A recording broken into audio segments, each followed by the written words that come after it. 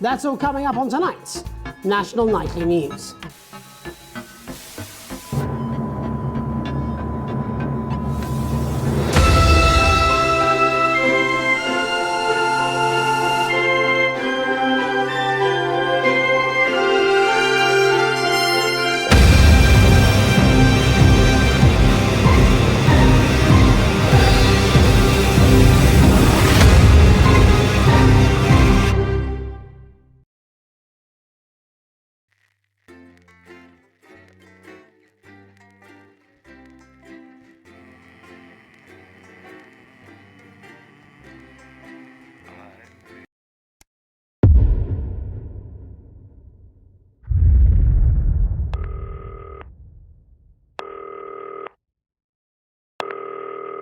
Hi, David, I have a call for you. I'm just putting it through. All right, mate. Dave here. Listen, I know you've only come in to clean up the place, but I've got a bit caught up, so you're going to have to run the news tonight. Now, don't worry, it's not hard, and I'm going to stay on the phone and help you. First, I'm going to give you a quick tour of the broadcast room, so if you're not doing it already, look forwards towards all those screens. Right, look up at the top. That coloured bar is your audience. You want to keep the viewers going up and not down. Underneath that, you've got the screens. The one on the right is the broadcast screen. That's what the viewers are seeing at home. It's only a couple of seconds behind the master screen there in the middle. That's the one you control. Now, the four small screens on the left show the different signals coming from the studio, and you can choose between them using the numbered buttons on the vision mixer at the bottom left. Don't worry, I'll talk you through it and you'll pick it up in no time. Now, have a look to your left. These plugs control everything in the studio. I've left them set up for you, so provided you haven't fiddled with them, all you have to do now is throw the master trip switch and we're in business. Once you've got the power on, face the front again. Mate, you've turned the trip switch back off. There's no power. You can see on the broadcast screen that we're in the end titles for the show before us. Fortunately, they go on for fucking ages, so there's plenty of time for me to explain... Oh, right, okay, they're over, so we haven't got long now till the broadcast. Right, quickly, mate, look down under the desk. You can see a load of videotapes on the left. They're your adverts. Pick any three and load them into the machines on the right. When you've done that, look up to the front again. On four old ladies from East Grinching. That's followed at 8 p.m. by a award-winning documentary series, The Shape. Right, won't be long now till the signal starts coming through from the station. Stay on your toes. All the bigwigs are in tonight because of the election, so we better not make any mistakes. At 9 p.m, sit back and relax with multiple award-winning movie, The Freedom. When you get the signal, select screen 1 with the vision mixer and we're ready to go. Prawn and mayonnaise? You know seafood makes me go out in pustules. Yeah, I thought it might increase our viewing figures. Every day. You offer me prawns every day. 10 seconds, everybody. That's how I show love. You're trying to kill me. And yet you persist. Going in 5, 4. But now, it's time to join Jeremy Donaldson. Good evening, I'm Jeremy Donaldson. Our main stories tonight. Okay, we're all good. Next is going to be the throw to the news titles on screen 2. There'll be a countdown, but I'll count you in as well. Just relax, mate. It's all gravy. Buys Honest Andy's Totally Independent and corners the flowered market. Top chat. Sports fans everywhere celebrate as popular footballer Johnny Hamsleeves wins Sports Personality of the Year. And a spoonful of sugar. Meghan will be chatting with movie star Lawrence Blunderclatch about his new movie, The Medicated. And, of course, we'll be going live to Advance headquarters to hear what the leaders of this fledgling party have to say on their historic... Right, button 2 in 3, 2, 1. Lovely, mate. Next thing is to throw back to Jeremy with button 1 when that globe in the middle shrinks down and vanishes.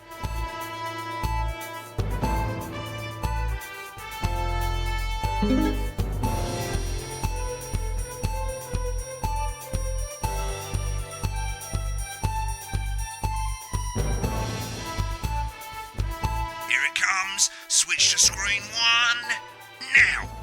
But first, Screen 1, Jeremy. Decisive win for Advance. The landslide victory, with an astonishing 81% of the popular vote, is the biggest election win in living memory. Advance appealed to voters up and down the country with their bold promises of permanent change. But critics have accused him of a severe lack of actual policies and of being deliberately vague. The opposition parties have all conceded defeat to Advance's overwhelming mandate, but have yet to appear publicly. However, former Home Secretary... Right, it's going well. All you've got to do now is play the advert at the end of the segment. Make sure you don't play it too early or we'll all get fired. Now the clock at the top is counting you down to the advert. When it reaches 0, press one of the 3 play ad buttons over there at the bottom right. I normally play the first one at the first break and so on, but you can play them in any order you want. I'll count you into it as well, but keep your eye on the clock. To hear the co-leader's acceptance speech. And 3, 2, 1, advert.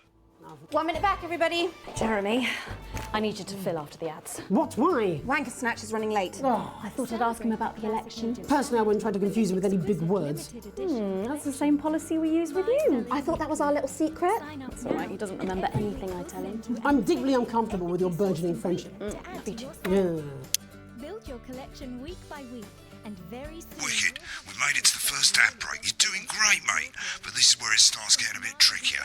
This next sequence is what we call a multicam sequence, because you're going to be cutting between multiple cameras to keep things interesting. A lot of it's down to personal taste, but here's 3 good rules of thumb. 1. Try and keep the shot on whoever is doing the talking. 2. Don't stay on the same shot for too long, 10 seconds at the most. So if you're on the person who's talking, try and throw in the odd reaction shot or pull out to the wide shot for a bit just to keep it interesting. 3. Don't stay on reaction shots for too long. A couple of seconds is usually enough. Then the audience want to see who's doing the talking, yeah? Stick to these rules and you'll be fine. It's not as complicated as it sounds. You've seen programmes on television, haven't you? Make it look like those. Might as well get screen 1 selected now. No need to wait for the broadcast to start. Try and stay ahead, mate. Quiet in the studio. Thank you so much for... 10 seconds, everybody. This exclusive offer is available for a limited time. Going in 5, 4, 3. Welcome back to the National Nightly News. Later we'll be hearing from shock election winners Advance. But first Get ready to go to Megan on screen 4. Is here with a star of both stage and screen. Megan? Thank you, Jeremy. Megan Wolfe, culture correspondent. And today I have a guest who starred in everything from Shakespeare Right, to go the to Blunderclatch on screen 3 when she says his joined name. today by none other than Lawrence Blunderclatch. Thank you so much for coming on. Oh, my dear. Go to 3, go to 3. Tell you that being with you here today is among Switch to the 2 for the wide now. May I say, having you here with us is among ours. Right, now just try and stay on whoever's talking. Your latest movie, which is called The Medicated. The medicated, yes. Wow, what was that like? Well, as I said to Peter at the Rat, that's Peter Jensen, the director. Give us a look at Megan's reaction. Lovely. Now back to Thunder Twat. I've worked with him on several movies, all terribly successful. I said to Peter, what a wild ride this has been. And do you know what, Megan? I really meant that. Wow, that is fantastic. And am I right in saying that the character you play in this movie is quite an academic one? Absolutely right. A scientist. Was that a challenge at all? What exactly are you implying? But seriously, yes, you're right. It was a complete departure from my last starring role when I played Sergeant Brock Rockman in Bullet Man. You'll remember that that was the true story of one soldier's fight for a love that surpasses all others. A love, of course, for freedom.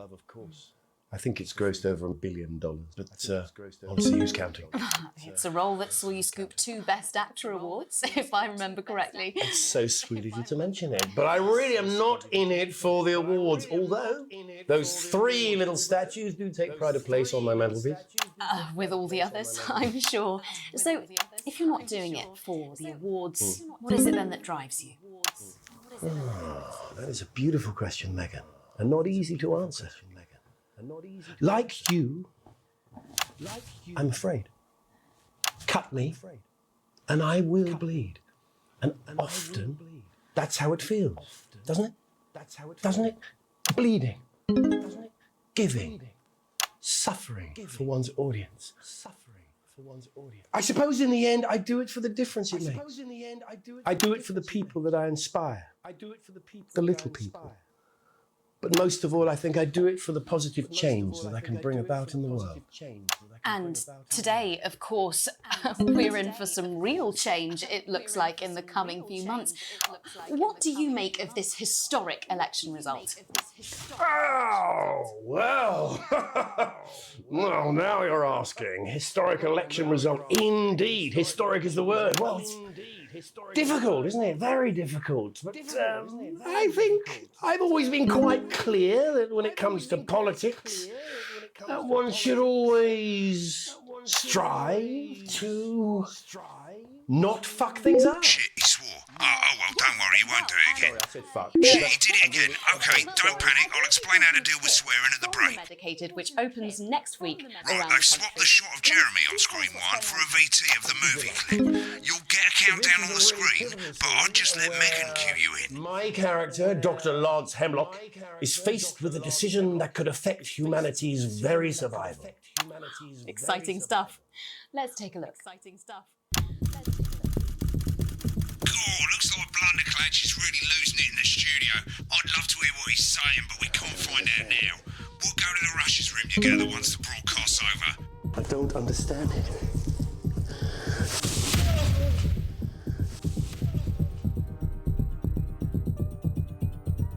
It's not your fault. You think I don't know that?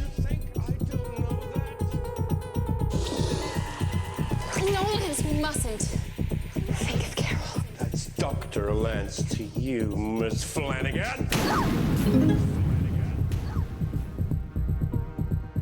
I did it for you, baby. All for you. Dr. Hemlock. We're gonna change the world, you remember? Won't I listen to you? Dr. Hemlock. You told me, but I didn't listen. Doctor. I'm drowning, Lance, you said. You need to see this. No, it's all too late. Look at this!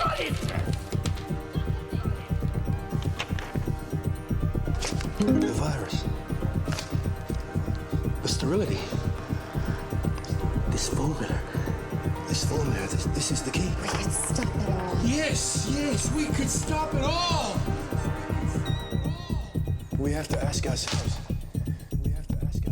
At the end of the clip, you'll want to play another ad.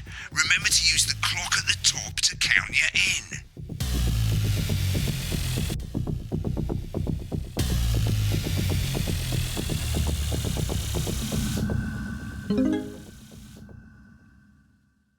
Right, I guess I better explain how to deal with bleeping out swear words. As you've probably noticed, the broadcast screen, here, is about 2 seconds behind the master screen, here.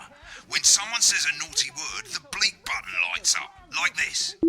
2 seconds later, you'll hear that swear word going out on the broadcast, and you need to hold down the bleep button, or the spacebar on your keyboard, for as long as the swear word lasts.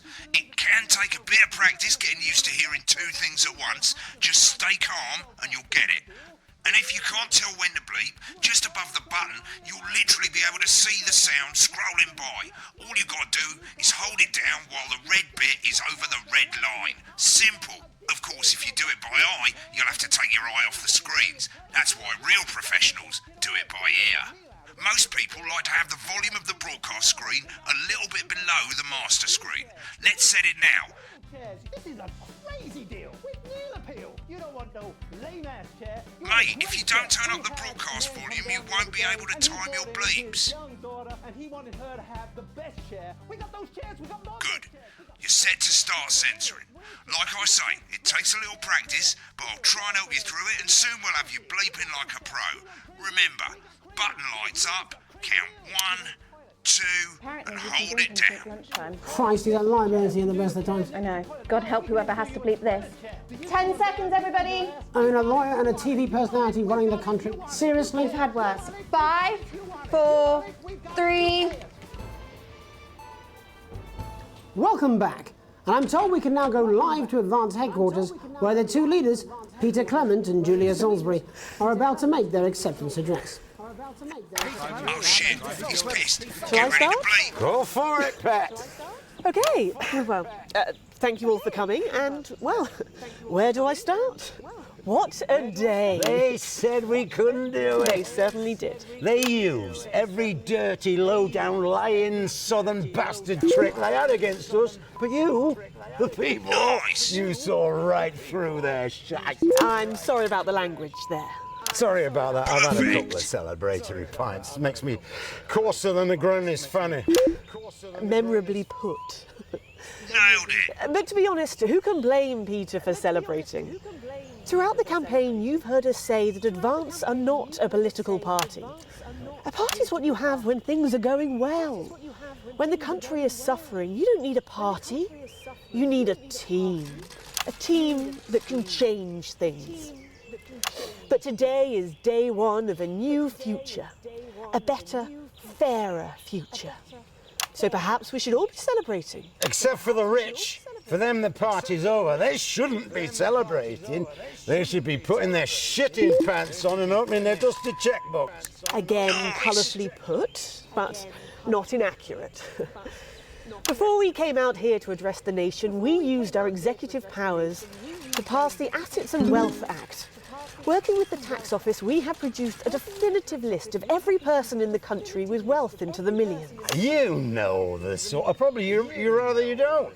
Because the likes of you and me are not welcome in their gated communities. Tomorrow, we will be introducing a sweeping reform of the tax system in this country. No more hiding wealth offshore, no more trust funds or creative accounting. A simpler, fairer, unavoidable set of tax laws. So, all you bastard public school snobs have got nowhere to hide. And earlier today, we revoked your passports. You want them back? You want to leave like you threatened before the election? That's fine. But first, you're going to pay up. Remember the You're going to pay back. Advance are going to turn this country from a nation of warring individuals into a team. To properly fund health and education. To raise the living standards of us all. The pundits said we'd have to raise billions. But you'll see when we've reclaimed what's ours, that's absolute ferret shite. So to you posh twats. The people who pay you a pittance to serve them drinks in their private clubs. The people whose children you raise. So they've got time to get even fucking richer. Advance have this to say to you. It ends today. We are coming for your sports cars and your mansions and your vineyards. It ends today. We will put the wealth of this country back where it should have always been. In the hands of the people who created it. It ends today. Yes, it ends today. And tomorrow, we'll start making it fair again. Just like we promised we would. And until then, ladies and gents, I suggest we all get pissed. I can't argue with that. Thank you for your time. Well, an interesting acceptance speech there from the leaders of Advance, and our apologies for the fruity language. Hopefully we got that bleeped out for you in time. If not, someone's going to be in trouble. So, as the country braces itself for new government, that's all from us this evening at the National Nightly News. We'll be back tomorrow with full coverage of the first day under Advance. I'm Jeremy Donaldson. Have a peaceful night. Right, looks like you've got it now. Thanks for all the help, mate. I've got to go. Ferry's about to leave. Probably won't be coming back. Job's yours, mate. Good luck. Old boring politics then. Is this some weird fever dream? Am I dying now or something? You should be so lucky. I'll see you tomorrow night. Not coming for a drink? No, got a date. Lucky you. Try not to get murdered. And experience a holiday that's simply unlike any other. When the programme's finished, you'll get a broadcast report. It's 3 pages. This first page shows you how well the broadcast went. Each sequence and an overall grade. Remember, grades mean bonuses, and they keep the boss happy. If you want to know more about how it went, select more info. If not, select continue to move to the next page. Right, this is an optional section for when you really want to understand what happened during the show. You've got a graph there showing you what the audience did. They're a fickle fucking bunch. And of course you can really drill into the details if you want to get better at making TV.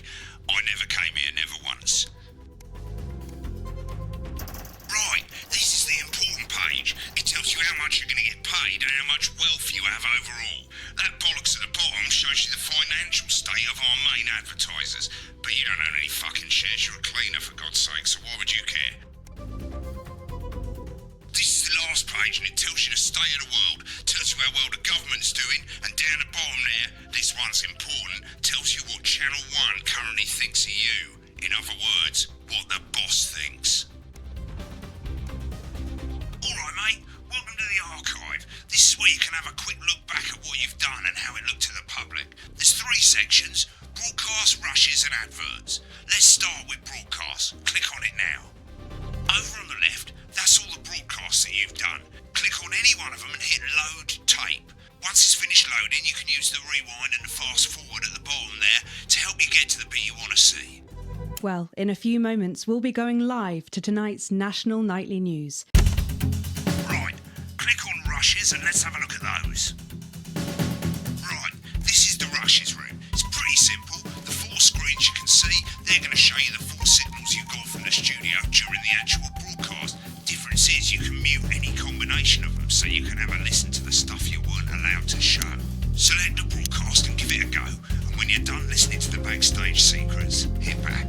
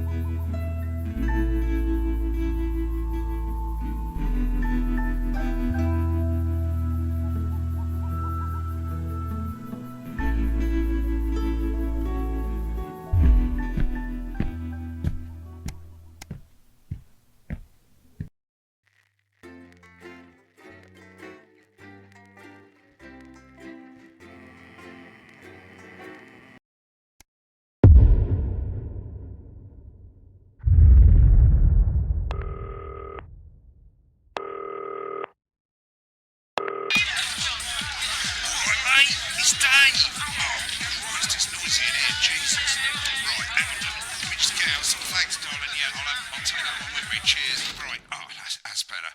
Let's get set up and get on with it, so I can get back to my guests. First of all, let's get the power on. You need to get at least the bottom 4 plugs on.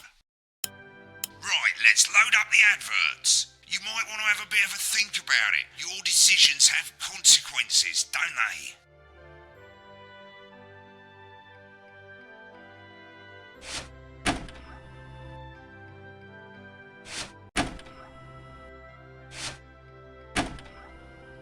Right, you can see they finally got the old headline system up and working again, and the vision mixer's already in headline mode because headlines always come at the start.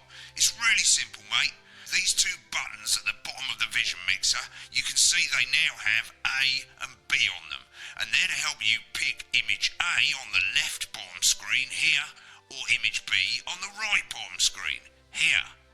It's really simple. This little clock here will count down the number of seconds you have to make your decision. Now you're in auto headline mode, so if you don't bother to pick a photo before that clock runs out, the machine's just going to pick one at random for you. I just want to say one more thing, mate. The pictures you choose to show of these people, well, that's how the public is going to perceive them, and that's going to affect their lives. So like with the adverts, choose carefully. And we're off. Good luck, mate. If I get time, I'll call you back in the next break.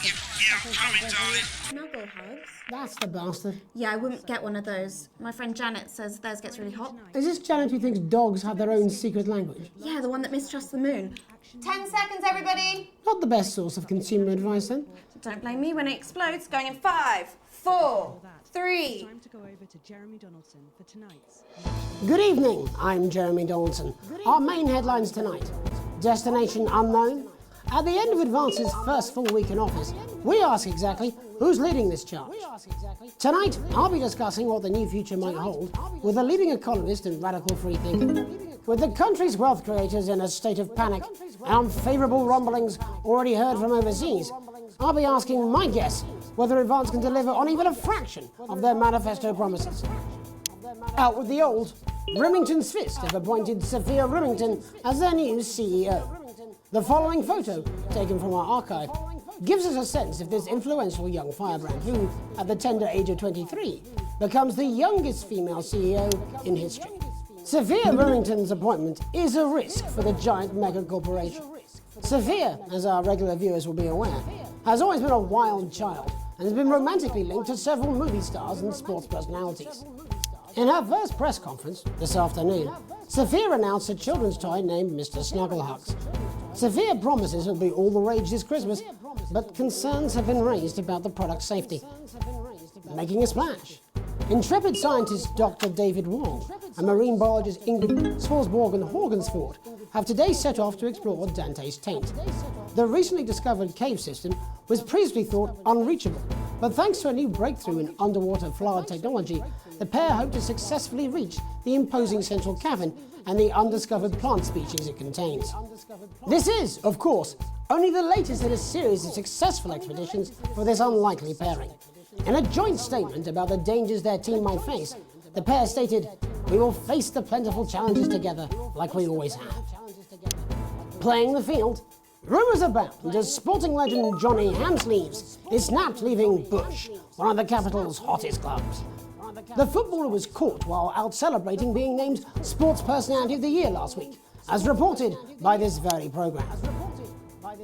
Johnny is seen here with socialite and performance artist Tiffany Lamour, whose recent show, Snatched Inside My Snatch, has kept her firmly in the public eye.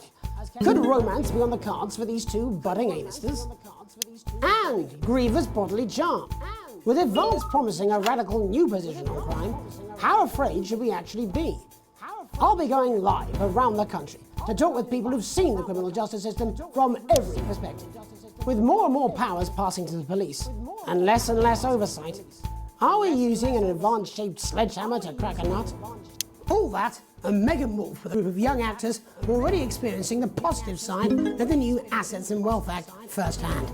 They'll be talking and performing later. That's all coming up on tonight's National Nightly News.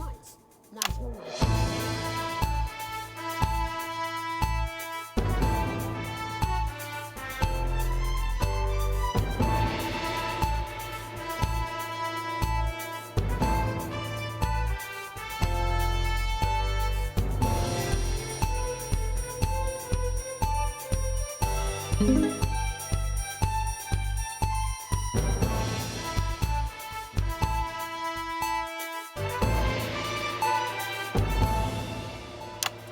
the wake of the government's swift enactment of the Assets and Wealth Act, we're talking about Advance's first week in office and what the new future holds. Joining me are Katie Brightman, a leading economist, and Alan James, author of Alan James is Right, The Free Man's Guide to Waking Up. Alan, the government certainly haven't dragged their heels on delivering some of the legislation they promised. But what does the Wealth Act mean for us? Nothing, Jeremy. We're still vassal slaves, we're just in prettier cages. A confident dismissal there.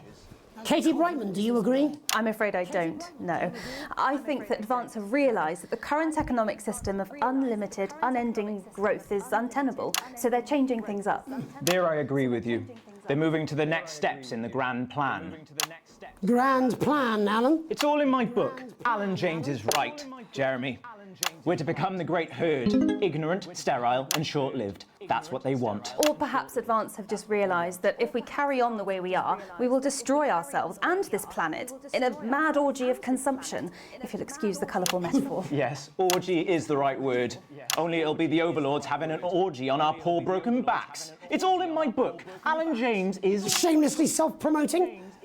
Katie, how do you think the rest of the world will respond to this new approach? I think they're watching carefully. Advance are the most disruptive threat that the world powers have faced since the last Great War. Yes, Katie's right. War is inevitable. Thank you, but that isn't... And this will not be a war like we've ever seen before. We're talking millions of deaths. We're talking high-tech weapons that can level entire cities. We're talking... Out of the wrong orifices? Mock me all you like, Jeremy, but when they murder your parents and they poison your food and they take you away to their camps for hypno-brainwashing, we'll be laughing then. That might be a great way to sell books, Alan, but you know full well that isn't going to happen in a democracy.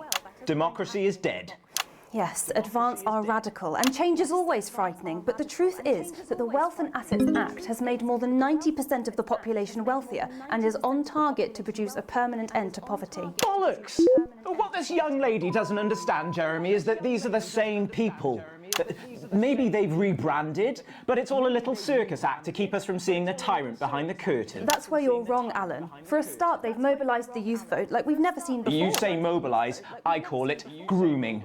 The grooming of an entire generation to walk happily into eternal bondage. They're like psychic paedophiles. But based on the facts, Katie, what are your predictions? The Assets and Wealth Act is only the first step.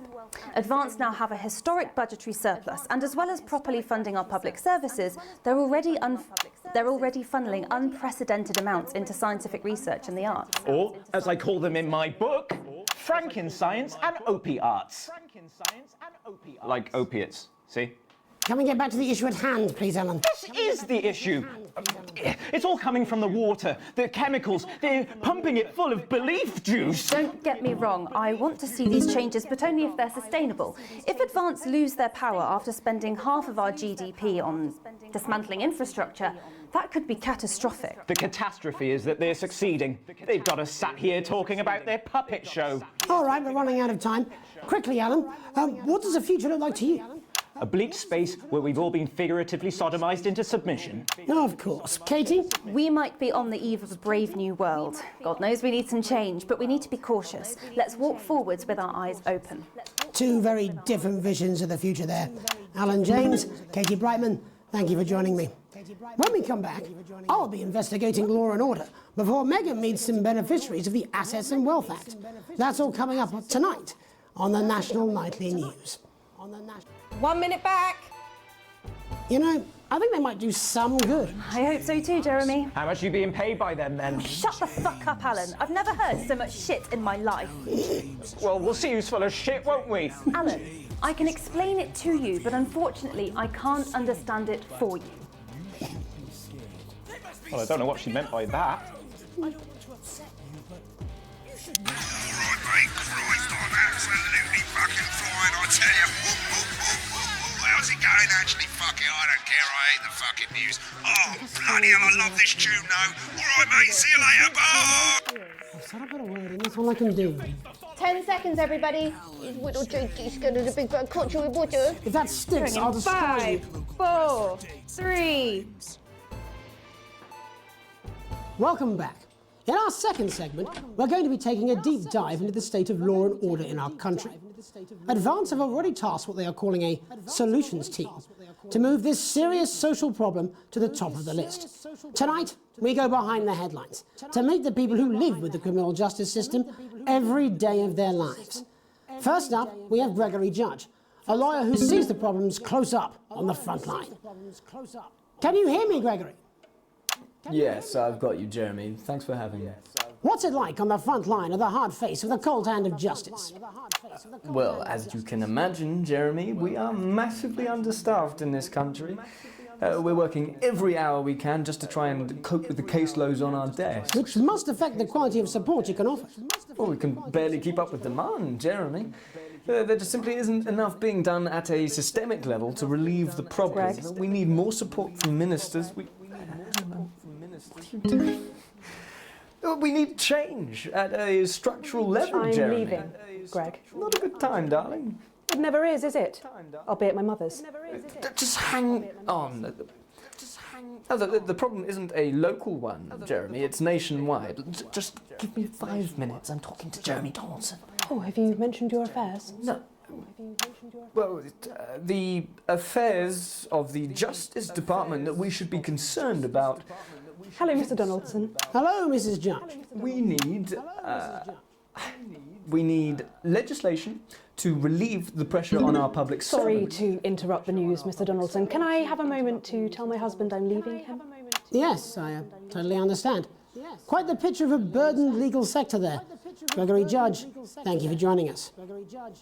Next, I'm joined by Police Chief Constable Bob Peel, a man with a very different perspective on our nation's crime. Do you think there's a problem with the system, Bob? I'm sure we all do, Jeremy. I'm sure we all long for a return to the days when you could safely walk the streets of your community at night, looking in through windows and generally enjoying your neighbours without the risk of being terrorised by some thug with a knife. Or kosh. So you feel the streets simply aren't safe anymore? Where have we gone wrong, Bob? Well, that's not a simple question, Jeremy, but I think it all comes down to moral decay. We've diluted our culture and lost touch with what it means to be a citizen of this once great country. Also, as the vicar noted in Sunday's sermon, we probably shouldn't have banned hanging.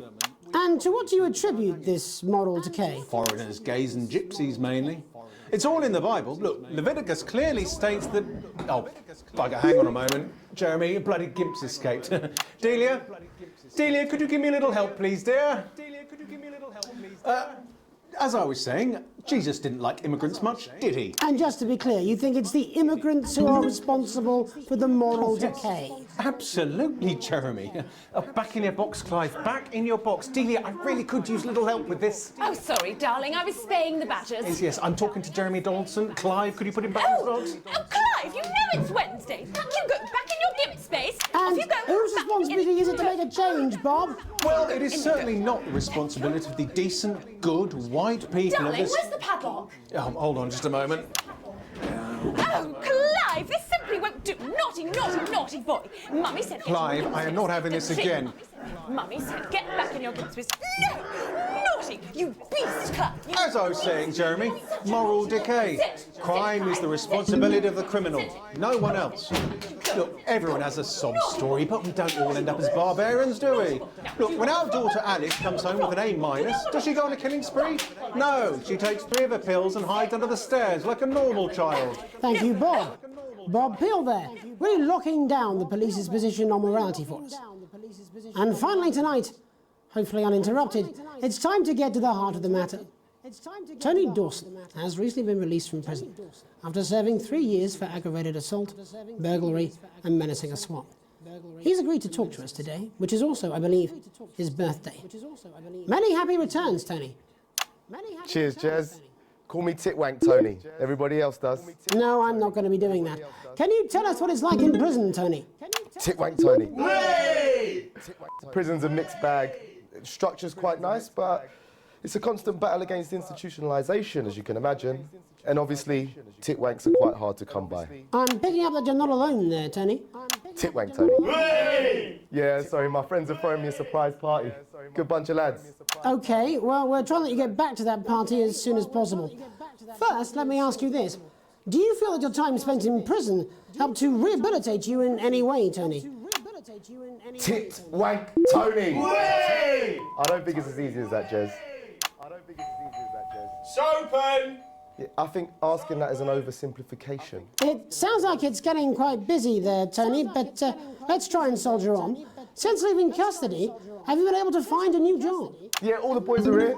Big Chris, Oi, oi. Little Chris, Oi, oi. and Vampire Chris.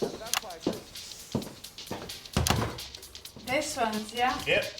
One sec, love. Tit wank Tony's on the news. Rehabilitation's difficult with the current system, Jez. Just not set up for it, you know? It's inherently unjust. Open! So, do you feel tempted to... I'm sorry, who's this now? Open! You are joking. Chrissy Free Bollocks has only got Mr. Fancy, oh. Not now, fellas, I'm on the news. It seems like we've caught you at a bad time. The little boy. Oh, I can't really hear you, mate. It's getting a bit busy here. Jesus. Yes, we seem to be losing a signal here, Tony. No fucking way, let's believe that! Well, we're just trying to get that signal back. I think we... Yes, Tony? Tony, I mean, we're literally away for 2 seconds. How has this happened, Tony? Can you hear me? Well, we seem to have lost our train of thought there a little.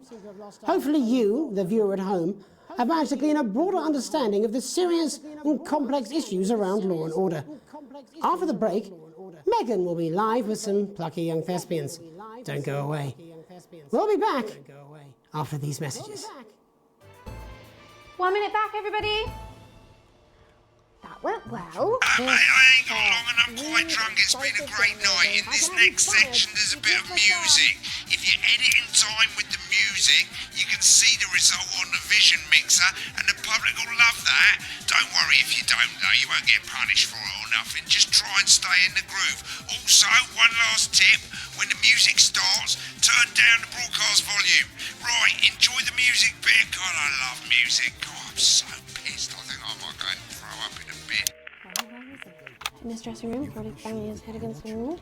Look, it's all right, I've got this. I'm sure he's on his way. Come on, it's welcome back. How hard can it be? This is on you.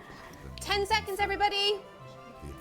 We're going to open on Megan. Camera 2. Going in 5, 4, 3.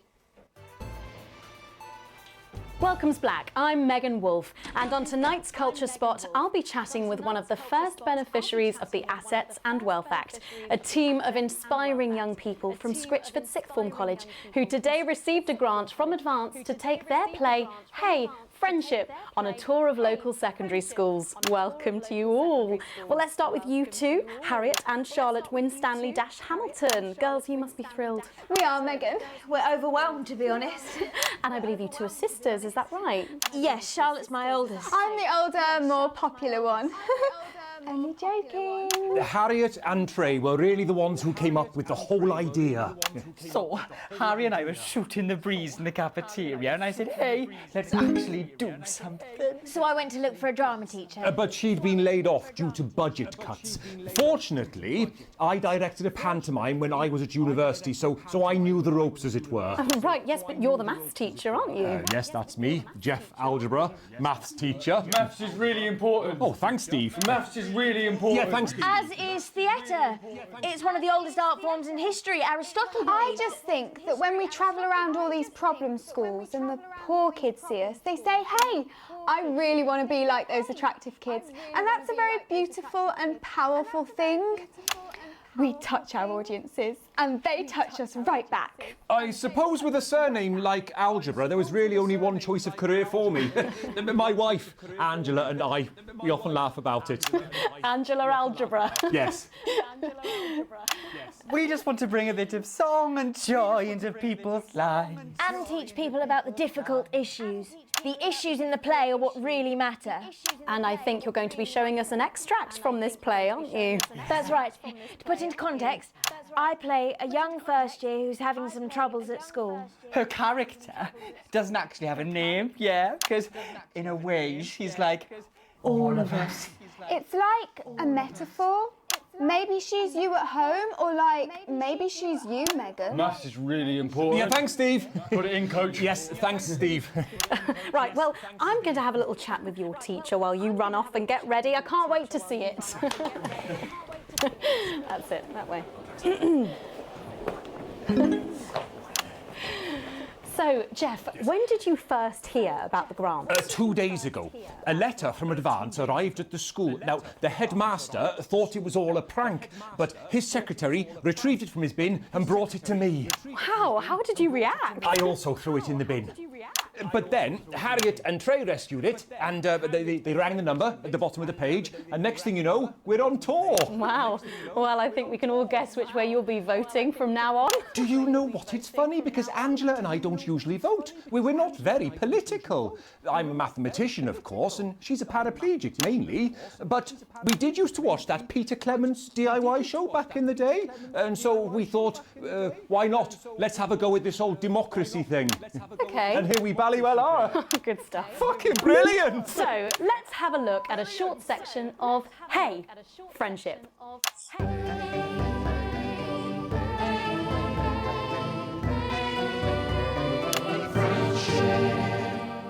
Dear Diary, I'm not sure I can take another day at this school. Another day of tears. Tears. Another day of fears. But still I walk the corridors alone. Alone. Dreading what might be around every corner. What's around the corner? What's around the corner? What's around the corner? Oh, hi Gary. Oh, heavens no! It's Gary the Fist! Gary the Fist! Going somewhere, little first year? Great. I've been looking for some poor victim to bully all morning, but will this make me feel better about my violent father? Violent father. Excuse me, I'm late for maths. It's my favourite subject. And so important. Maths is for losers. What? Maths is for losers. My arm's stuck, coach. Keep going, for fuck's sake. Right, maths is for losers. Now, give me your lunch money. Double lunch for me today, but why am I only truly happy when I'm eating? Not today, Gary the Fist. What do you mean not today? Who are you? What do you mean not today? My arm's free, coach. Brilliant, keep going. Right, who are you to stand up to me? I'm Gary the Fist. And you're just a sad little girl with 2 gay dads who's all alone. That's where you're wrong, Gary the Fist. These are my 2 new friends. Vanessa is captain of the netball team. Yeah. And Blake owns a motorbike. Yeah. But I can't fight all 3 of you, and I don't have any friends of my own.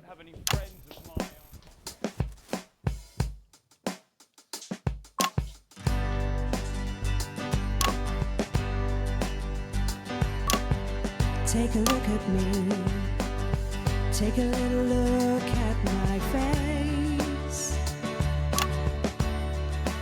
I could be you. She could be you. And you could be me.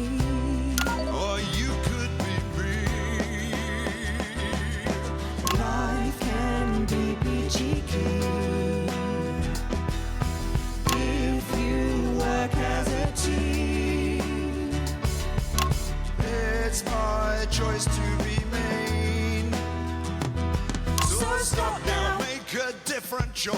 Listen to that inner voice. Hey, listen up, I won't take no crap. Who said middle-class girls can't rap? I ain't afraid of your cruel lads. I'm a mother-loving rebel, but I still love maths.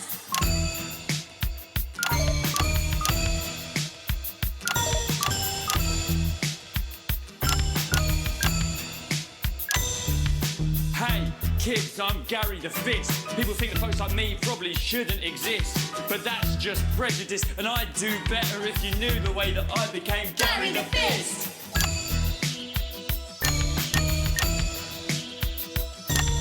I grew up on a council estate. The park was hip, but the flats weren't great. My dad used to come home drunk and late, and he'd hit my mum, and for dinner he had to wait. Where's my dinner, woman? It's not ready. Where's my dinner, woman? Don't make me ask you again. Hitting women is wrong. I guess life's pretty hard on a council estate. Life's pretty hard on a council estate. Life's pretty hard on a council estate. Life's pretty hard on a council estate. Life's pretty hard on a council estate. Life's pretty hard on a council estate. Life's pretty hard on a council estate.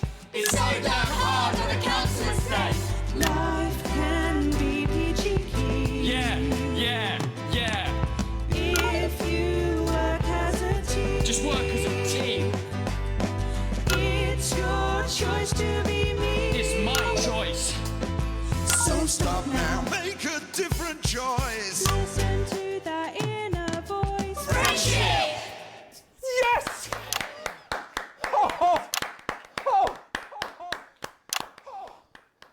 Well, thankfully that's all we have time for tonight on the National Nightly News. Join us tomorrow night for all the headlines from across the country. My name's Jeremy Donaldson. Have a peaceful night. And we're out. Oh, that was brilliant! What the literal fuck was that? I believe that was art. I believe I've got a 14-inch cock, but it doesn't make it so. I have a similar belief about an adequate paycheck. Oh, someone please get these twats out of my studio. Monoxide right from your pores to give you the crisp, brittle skin you've come to expect.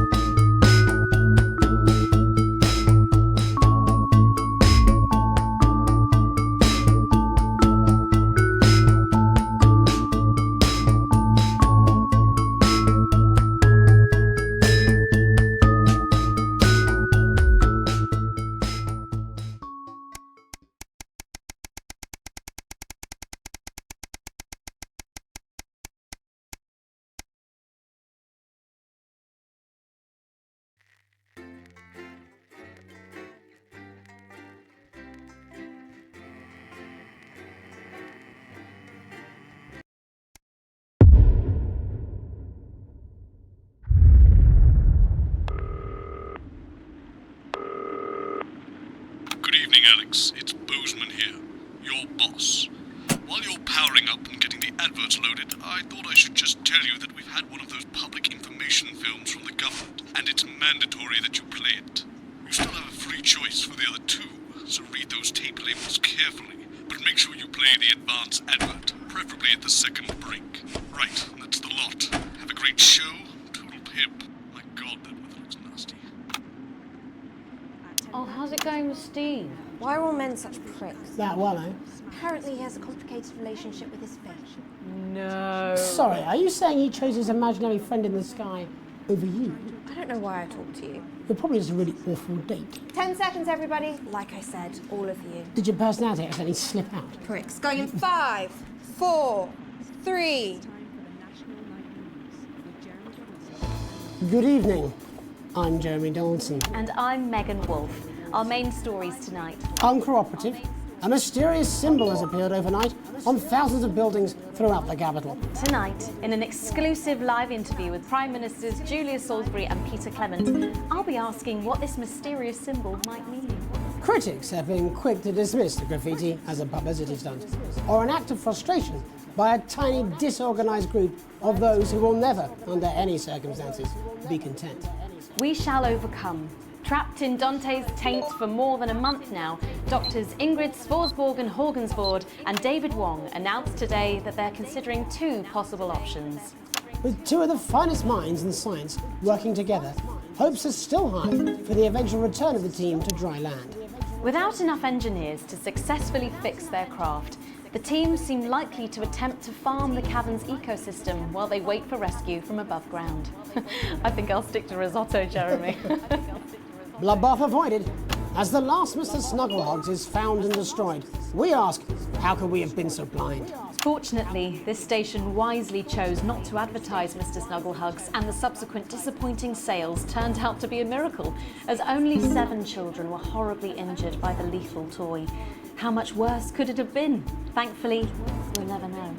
Questions have been raised about the government's judgment, with Prime Minister Peter Clement forced to apologise this morning for seeming to endorse the self-combusting plaything in this publicity shot taken last Christmas. Let's hope his niece recovers quickly. Table for two. Johnny Hamsleeves and Tiffany Lamore were spotted having a private moment out at lunch today. The popular couple have certainly been on a roller coaster since they started dating late last year. And this image is sure to place them firmly back in the tabloids.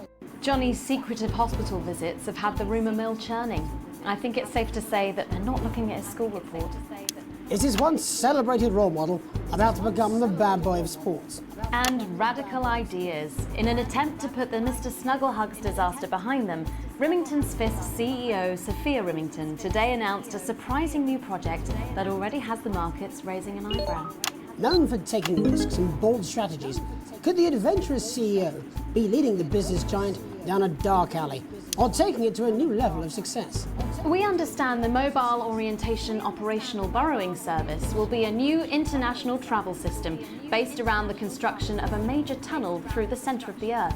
Sophia Remington claims it will make travelling from one side of the world to the other the matter of an afternoon. Geologists are concerned about the implications of digging a hole through the planet, while flat earthers claim it should be quite easy. With that exclusive Prime Ministerial interview coming up later. And our very own Patrick Bannon live at the first annual Sports Board final. You won't want to miss a second of tonight's National Nightly News.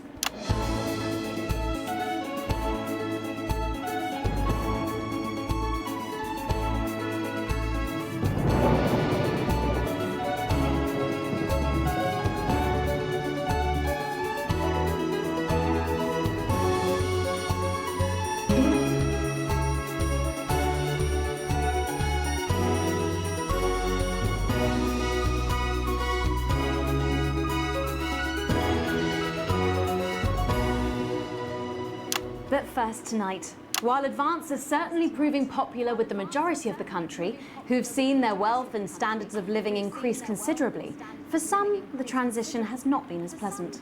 That's right, Megan. The formerly aristocratic members of our society have had to make major adjustments to come to terms with the new regime. Robin Short is in suburbia investigating rumours that these previously privileged people may be planning some kind of protest. Robin? Thanks, Megan. I'm here in Moderate Hatchings to talk to Wentworth and Penelope Somerset Bentley, who were relocated to the house you see behind me after Advance passed the Assets and Wealth Act on their first day in office. Tell me, how are you settling into your new lives? Well, quite frankly, Robin, we're not settling in at all. Our neighbours are whitewatters. It's simply untenable. I hope you'll forgive my language, but it's as steaming as a Wednesday hatch basket with too much spadding. Steady now, Penelope. Sorry, Robin, my sister's under a lot of pressure. She had to dress herself this morning and she still hasn't quite recovered, Robin. My goodness, that must have been quite a shock. She really struggles with ribbons, Robin. Well, at least you've been rehoused in a nice big house. Big house? This grubby little gaddis spatch only has one staircase. And the breakfast room and the dining room in the same bloody place. Imagine that, having all one's grub in one room. One room, Robin. So what would you say to the people that feel that your family has had it far too easy for far too long, and that these redistributions are both fair and just? I hardly think we've had it easy for fussle's sake. Only one of our swimming pools was even heated. But realistically, what can you do? Well, you've asked the right waddy question, Robin. Thank you, Wentworth. I wasn't the youngest ever editor of the Swinstead Middle School Inquirer for no reason. I think our toilet butler was from Swinstead. Dear George. Oh, I wonder what happened to him. Yes. I remember! Daddy tried to shoot him in the buttocks and he ran off into the woods. Oh, good times. No, that's probably my last happy memory, Robin. Tragic, but what can you do? We will rise and rebel. We wage war on our revolting rulers with righteous words and rebellious writings. Our best guess in our quest for redress is to divest our breast in an undressed bare chest protest. Oh, what's that? Daddy! Daddy, it's Daddy! something! Please don't do that. We can't show this on the news. Right, you buggers! Carry home! Tilly! Get the dog! Tilly's our mummy. She's proper cracked off too. Well, at least you are showing some shame.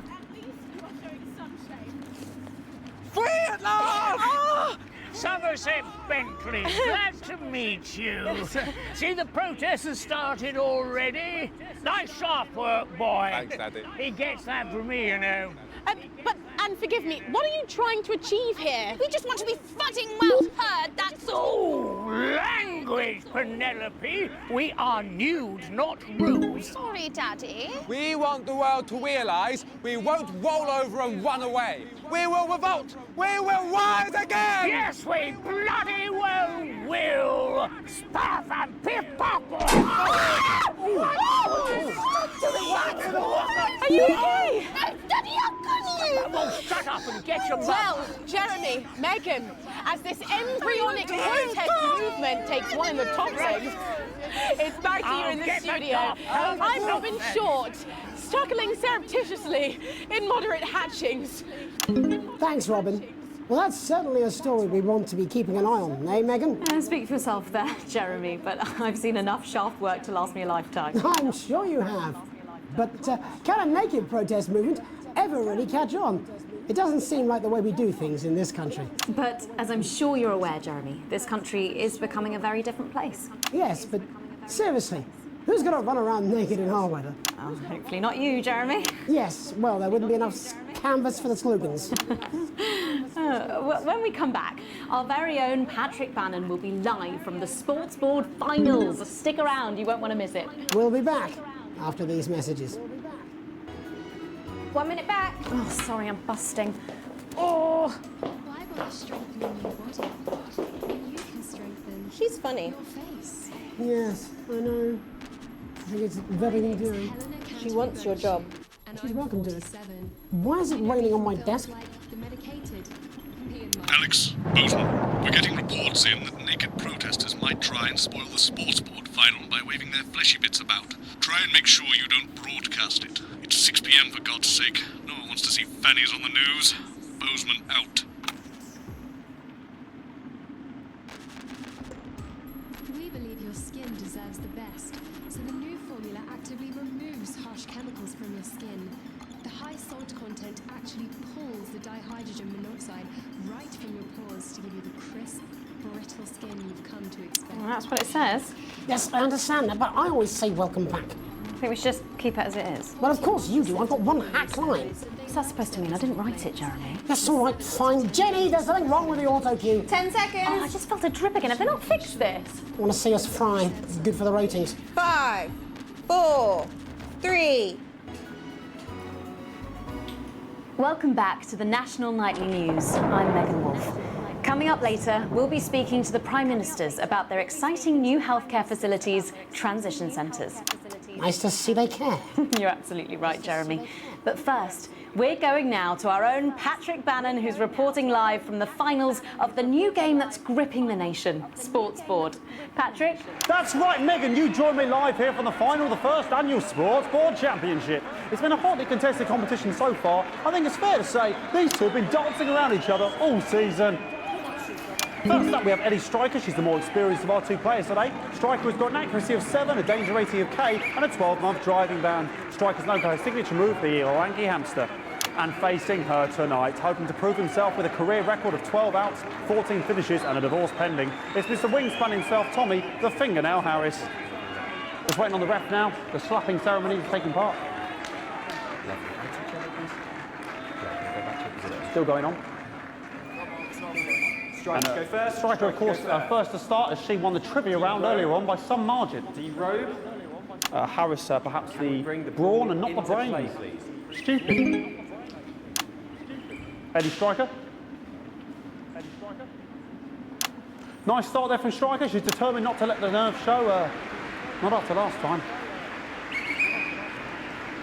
On to Mr. Harris now. Tommy. Using his arm to pick up the ball. Not a bad shot there from Harris. Back to Striker for shots number 3. All right. She's gone to sort of throwing it under her legs. Not bad if you ask me. Was there contact? Don't know why you complained. To Harris. Bit of business with the ref, but it got sorted out. Back to Harris now. A ball in the hand is worth 2 in the bush. Football. Move back. I'd say that's fair, but what do I know? Oh no, and Harris is not going to be happy with that. So really not a good start there for Tommy Harris in round 1. We can only hope that round 2 treats him a bit better. But first, of course, after the arguing with the ref section, it's time to change ends. Now we have the ceremonial changing of the ends.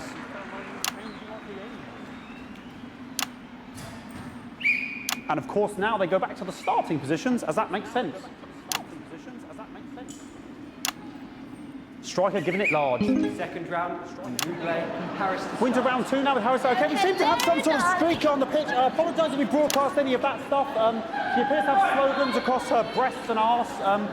Try and ignore all of that. Security, I'm sure we're going to take them out as soon as possible. Apologise if we broadcast any of that. As I said, we're going to get the situation resolved as soon as possible. They're trying to carry on play, but it's proving a bit difficult, and I'm struggling to follow because it's quite an eyesore. And women's bodies, yeah. All right, great. Okay, so back into round 2 now, and Harry's absolutely determined to close that massive gap. Eddie Striker. No, it's just some of the tightest play I've seen ever. Harris. And with that offensive thumb screw, we haven't seen that since the heats. What a brilliant move. Back to Striker. And we know what that means, ladies and gentlemen. That is, of course, the ground sound. Excellent bit of play here on both sides of the bucket. I don't know about you at home, but I'm finding the technical mastering display here absolutely blooming jaw-dropping. The ref has spotted something in Harris's neck or head. And Harris is having an absolute shocker. What a miserable start there for Tommy Harris. But he is a late bloomer, of course, the boys said that. And after all, it is a game of 2 halves, 4 rounds and 7 subgenres. But now, of course, it's time for the half-time show. Sponsored by Remington Smith. On my whistle, on my whistle. Nice piece of music here to start the half-time show. Okay, another posh protester loose on the court here. We can only apologise for that. We'll do our best to shield you from having to look directly at it. Is running around here with his genitals on display for all to see. And ruining what was shaping up to be quite the dance interlude there. Now he's thrusting himself in Harris's face. Security's on it. And the bucket has been knocked over. I cannot stand it when the bucket gets knocked over. Hopefully he'll get taken out now. Genitals flying around for all to see. Really, if you ask me, not Sunday morning television. And out of there, hopefully taken away, never to be seen again. Final poses. Ball boy cannot be in the final pose. And a lovely finish there on both sides of the bucket. I wouldn't like to call that one. And as we head into round 3, I'd love to know what's going on in these 2 players' heads. But unfortunately, because of science, we can't. Thank you, thank you, thank you.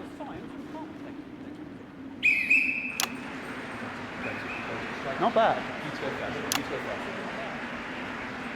So that ball boy's giving me the eye all day. I don't know what's going on there. Striker there, not a great start. She looks a bit flustered, I think, after all that swinging around. Back to Harris here. God, what I wouldn't give to be that ball. I'm all right, ladies. Tommy Harris. And it dribbled down his arm, which is actually a really good move, because, of course, if it dribbles down his arm and goes on the floor, it's not going in the bucket. Back to Striker.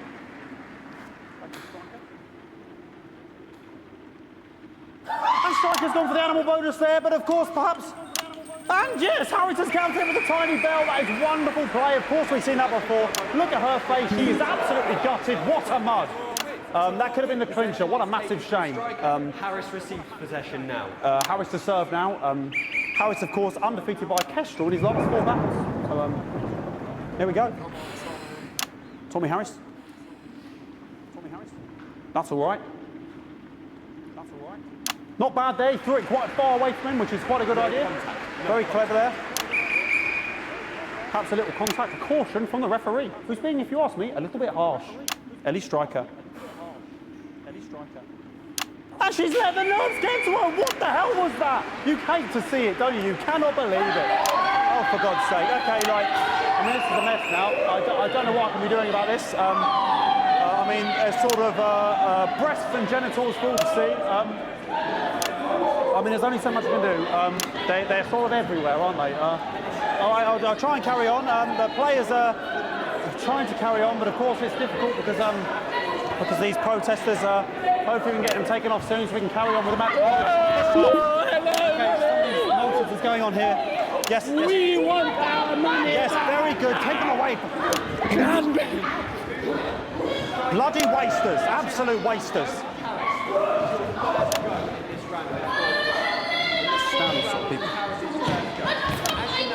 Oh, jog on! This is the mine round. It's an absolute bloody... Okay, and now we're going to go into the final round. And of course, as it's a Tuesday, the final round is a mime round. Who could believe it? Nice imaginary shot there from Harris. It really could go anywhere at this point. Really high-level play here from two absolute juggernauts of the sport. Hold. The bucket getting moved back to its proper place. About time, if you ask me. She's juggling it around from her hands. Interesting. Juggling it around from her hands. And she's put it in her mouth like as if it was an egg. And now she's and she spat it out. She did the egg spit. So a wonderful move there, quite late on. Illegal spit. From Striker. But she's in it to win it. Harris's ball. On it like a car bonnet. Tommy Harris here, having a bit of beef.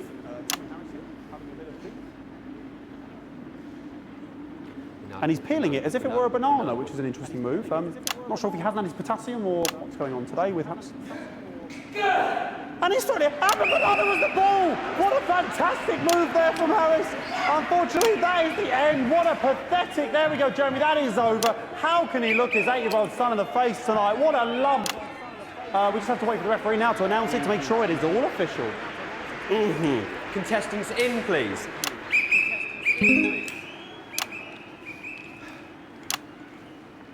And the winner of the first annual Sports Board Championship is everyone! Okay, the ref has agreed once again a win for everyone, including me as my 15th win in the Sports Board Championship. I'm going to be celebrating tonight with my wife and children. Another wonderful victory for me. Here come the on-site security to collect their medals, their 6th and 7th respectively. And thanks again for watching the Sports Board Championships. What more is there to say? I'm Patrick Bannon, looking forward to celebrating tonight. And all that's left to say, Jeremy, is back to you in the studio. Patrick Bannon there had an extraordinary final. Historic sports board, Jeremy. I didn't know you were a fan. Oh, yeah, I can wrench a doubler with the best of them, I'll have you know. I certainly wouldn't bet against you. When we come back, I'll be talking live with Prime Ministers Julia Salisbury and Peter Clement, who apparently have a big announcement you wouldn't want to miss. That's coming up after these messages. 1 minute back. Fucking microphone shocked me. What? Fucking microphone just shocked me. Where's that sound guy? Everything okay? Oh, the mics are just trying to kill us now, apparently. You'll be fine. You're unshockable. I'm immune to your cheap flattery. I'm wearing you down. Bozeman again. Just heard from the chaps in maintenance. The storm is playing havoc with the electrics, and you might notice the odd spark. Nothing to worry about. Happens all the time. Dave got shocked into a coma last year, but he was up and at 'em the next day. Anyway, our compensation package is parallel to none. Good luck. Bozeman out. Sorry about all these buckets. We seem to have sprung a leak. Well, several, actually. You're going to need a whole new lining up there. Triple C. We'll look into it. Minister, it's so good to see you again. Miss Wolfe, your star seems to be in the ascendant. It's a great time to be alive. Too bloody right, Peter Clement. Megan Wolfe. My, but that's a firm handshake you've got there. She's tougher than she looks. Am I here? Here, with Mr. Clement on your left. Right you are, pet. Is your seat down? 10 seconds, everybody. No, mine's fine. Have you had a little accident? Cheeky cow. 5, 4, 3. Welcome back. I am delighted to be joined by Prime Ministers Julia Salisbury and Peter Clement. Welcome to the National Nightly News, Prime Ministers. Oh, please, it's just Julia and Peter. We don't believe much in titles. It doesn't seem very advanced. We're delighted to be here. Well, firstly, I should ask how you feel about the graffiti that's been springing up across the capital. Should we be worried? Oh, no. No, you definitely shouldn't be worried. Well, not unless you've got a fatal paint allergy, anyway. But yes, it does seem that there are still some people we haven't been able to help. You know, whingers mostly. People who've yet to benefit from the many advantages of the new future. And you know, Megan, as my old mum used to say, there are some pissants who just don't know how to be happy. We're working hard to reach these people, find out what they're angry about and how we can help. The door to my government is always open. Someone's dripping on me. But we didn't come here to talk about what may yet turn out to be some alternative arts project. Which we no doubt will have funded. When we want to talk to the nation about something far more exciting. Yes, your office briefed us that you have an announcement to make, but they were being surprisingly secretive about it. Let me ask you a question, Megan. Oh, okay, it's not usually how it works, but... What scares you? I mean, really scares you? It's death, Pet. She's talking about death. We're all afraid of our deaths. It's part of being human. Sorry, are you saying that Advance have cured death? That'll be a vote winner. Yep, that was definitely a drop there. But while we may not have cured death, we hope we found a way to make it much less scary. And much less painful and much less expensive. Look, which is me close-up camera, Oh, Beth? sorry, it's camera 4 right there. When I was 13, me mam came and got me from school. He was to go to the hospital. Me granddad, he'd collapsed that morning, so we'd all to say our goodbyes. And I went in to see him. He were all frail and pale. And I was scared because I'd only seen him the week before, and he'd been fit as fiddle. And he said to me, Peter, he said, it's the right time. I don't ever want to be a burden to the people I live. Was that the last time you saw him? Nope, 3 days later he were back home. He lived with us for 9 miserable years after that. He had to be fed with a rubber spoon. He had a commode, so he'd just take a shit right there in the lounge while we were watching football. He wouldn't even wait till half-time. That sounds... It was awful. It were awful for us, and this is the point. It were awful for him. He could see it was destroying me, man, watching him slowly fade away. And he would beg her to turn off his breathing equipment at night, but she couldn't, or she wouldn't. It were a crime, you see. And she didn't want to lose the children, as well as her old man. No family should have to suffer like Peter's did. And now no family will have to. The health service is today opening the first of 300 new transition centres. The transition centres will handle everything for your last days. The legal, financial, medical and emotional costs are all catered for and paid for by the government. So even the poorest citizen gets to pass on with dignity when they choose. And that choice is important. This is a service only for people who choose it. For people who feel they've run their course and don't want to burden themselves or their families with a slow, long, humiliating decline. Jesus! Fuck! This microphone pack has just given me electric shock! Are you okay? I don't know, I think it fried my asshole! Oh, we're still on the air, Peter? No, yes, sorry, my apologies. Are you not worried that this new system might be open to abuse? In what way? Sorry, I've got sacked again. Can I get a little bit of help here, please? That the older generation might feel somewhat... Jesus, I rolled your face, fucker! That one was massive. Right, no, this bastard's coming off. That the older generation might feel somewhat coerced. Coerced into spending their final days eating gourmet food and drinking fine wine and luxury spas and gardens. Look, I am perfectly capable of... that grandmother with a rutty twat! Prime Minister, please watch your language. For fuck's sake! Go get yourself sorted out. Right. We're launching a government information film tonight. It should tell your viewers everything they need to know. You really do move at a breathless pace. It's hard to believe you've yet to be in office a year. Oh, Megan, we're only getting started. And on that note, thank you both so much for being here. Jeremy. Right, yes, that's all we have time for tonight. Thank yous go out to our guests.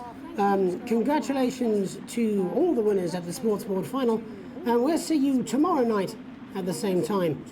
My name's Jeremy Donaldson. If you can, have a peaceful night. And we're out. Good job, everybody. This is Crazy Neil's So they just... It seems so. I don't suppose there's any way this could be a good thing. It's for my nephew, so we transitioned the moment I saw the leak.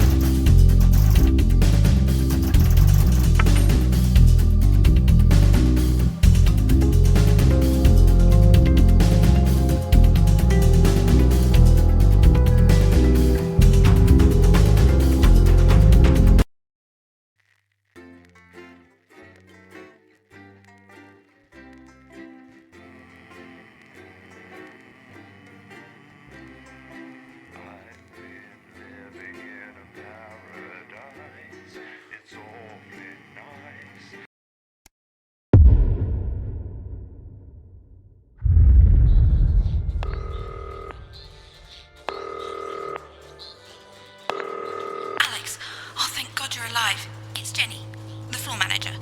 Are you okay? Alex, you need to get it together. Look at the broadcast screen. Just look at it. That's all we've been putting out since you went down. You have to fix it, now. Look left, Alex, out the window. See? They're all over it, the little bastards. Turn on the Snuggles app by pushing the big red button and it'll deal with them for you.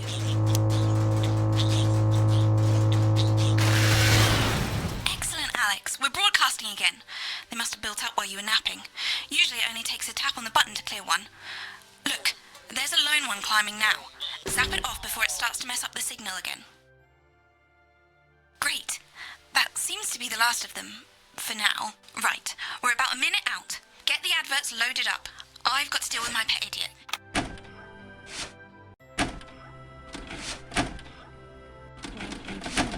We'll be going live to the National Nightly News. But before that, let's take a look at what's coming up later on. This has no credibility, Jenny. On Channel 1 at 7 o'clock. No professionalism. What's wrong with this picture? It's not a mess. Everything is where it should be. It's ramshackle and characterful, and I'd expect you to know the difference. That's followed at 8 p.m. by a... Of course Megan's place looked lovely, but I can't see it, can I? Thanks, Jenny. How's lock-in with the boyfriend going? Decided to take his chances on the wild streets, eh? Rather than endure another romantic comedy. Electric Fever Dream, starring Lawrence Blunderclatch as Helen... Jeremy, Jenny says your hair looks stupid. Yes, I can hear her. As she says she's not talking to you. Yes, I know, I can hear her. Shall I count us in? Make it so. Okay, 10 seconds. Break a leg, everyone. Preferably a furry one. It's the National Weather Report.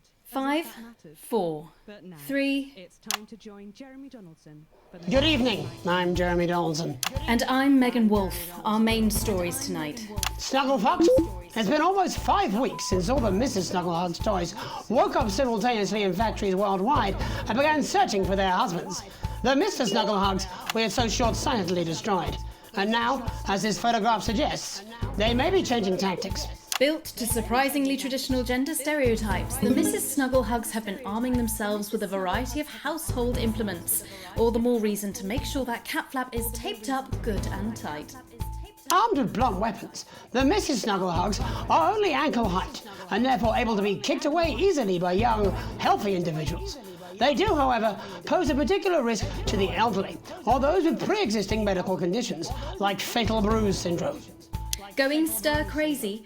With no signs of Mrs. Snugglehugs' batteries running out, and the government lockdown now in its 31st day, domestic relationships across the country are taking some unexpected turns. Dramatic reports are beginning to emerge of uncharacteristically bold behaviour in homes across the country. And we're not talking about the model planes that occupy so much time in the Donaldson household. In response to a nationwide lack of toilet paper, which was of course raided by the Mrs. Snugglehugs to construct their vast hives, many of the nation's adults have turned to a more childish solution, or at least that's their excuse. Transformation.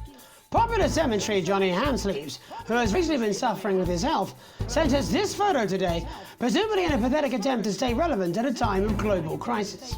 Since receiving his test results, things in Johnny's life have taken a surprising turn. He's certainly using the lockdown to reinvent himself. It seems that rumours that Johnny has been ill were just that, and that he has, in fact, developed superhuman powers. Renaming himself Captain Ham, he has pledged to fight crime, mainly in the agricultural sector. The shape of things to come? In their own version of a lockdown for more than 45 years now, the descendants of Doctors David Wong and Ingrid Svorsborgen-Horgensvoord and their unfortunate team today managed to get a personal statement to the surface using flagellized imaging equipment. Many of the Svorsborgen-Horgensbrood, as they've come to be known, have certainly captured the public imagination, with a recent vote naming Helvetica Svorsborgen-Wongensvoord the most likely to survive a massive electric shock. Helvetica Svorsborgen-Wongensvoord here with a little update from Dante's Taint. This year's going to be our biggest ever harvest and autumn's just 2 weeks away. Or at least that's what we think. There's no real day or night down here and all the clocks broke a long time ago. But if our calculations are right, we think that for you up there it is Wong's Day the 4012th of Jamboree, or as you call it, Pissmouth Day. Or possibly Boxing Day if we're a bit out, so happy Pissmouth! I hope you get all the presents you asked for left under your Pissmouth fee. I'm hoping to complete my collection of rocks. See you in September. Helvetica out. It's hard to believe they've been down there so long now. But everyone knows time moves differently underwater, Jeremy. That's why baths take so long. That's right. And as anyone will tell you, the deeper the bath, the quicker the relativistic forces of temporal causality will have a measurable effect upon the fixed dimensional parameters of your environment. Yes, I've said that many times. Papers, please. With the lockdown becoming ever more rigorously enforced, having a passport is becoming increasingly important, Alex. The government caused controversy today by announcing a fresh charge of passport fraud with an imaginative form of punishment for those found guilty of this brand new but incredibly serious crime. In what's being called a draconian measure, the government has reinstated the ancient right of trial by custard. Just like in the old days, if you float, you're executed on the spot. But if you sink, well, you'll go well with profiteroles, Jeremy. And Advance speaks out. With the snuggle struggle proving a test to governments around the world, Advance HQ released a curious statement this afternoon. In the accompanying release, they asked us to stress that they have been listening and that this should be taken as a response to how the people really feel. We've certainly done our bit on this show to contribute to the political climate. But let's not forget, how we behave in our home lives is what really matters. Let's hope it's not just me who filled out that questionnaire, Jeremy, or we're all in trouble. Let's play that statement. Good evening. I know many of you feel lost right now. I know I do. Which has nothing to do with the waning support for the government, and I don't know why you keep saying that. We're doing loads, okay? We have scientists looking into the lifespan of lithium batteries. Good ones too. Not the red wine cures cancer kind. And no, I can't tell you when all this will be over. So just stop asking, will you? Let's stop focusing on us and what we're doing and start focusing on you. Because I have some questions for you, actually. Why don't you think the rules apply to you? Do you really think sunbathing is classed as exercise? And since when was hummus essential?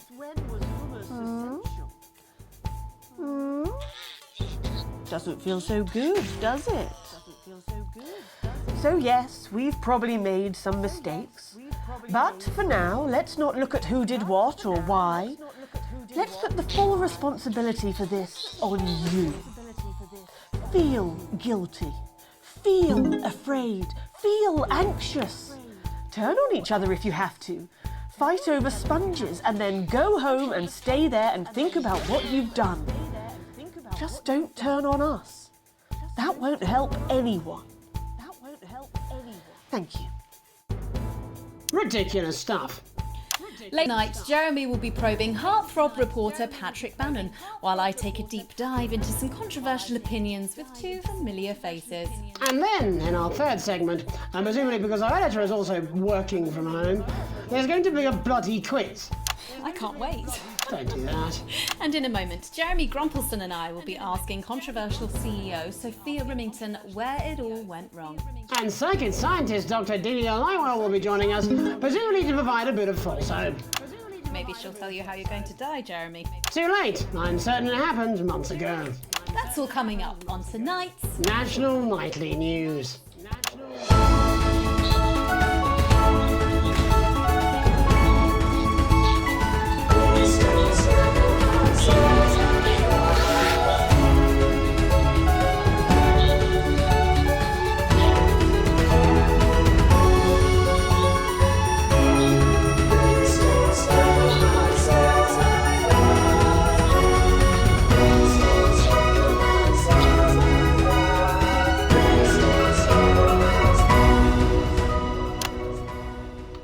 Tonight, how do we get here? Where are we going? And most importantly, who's to blame?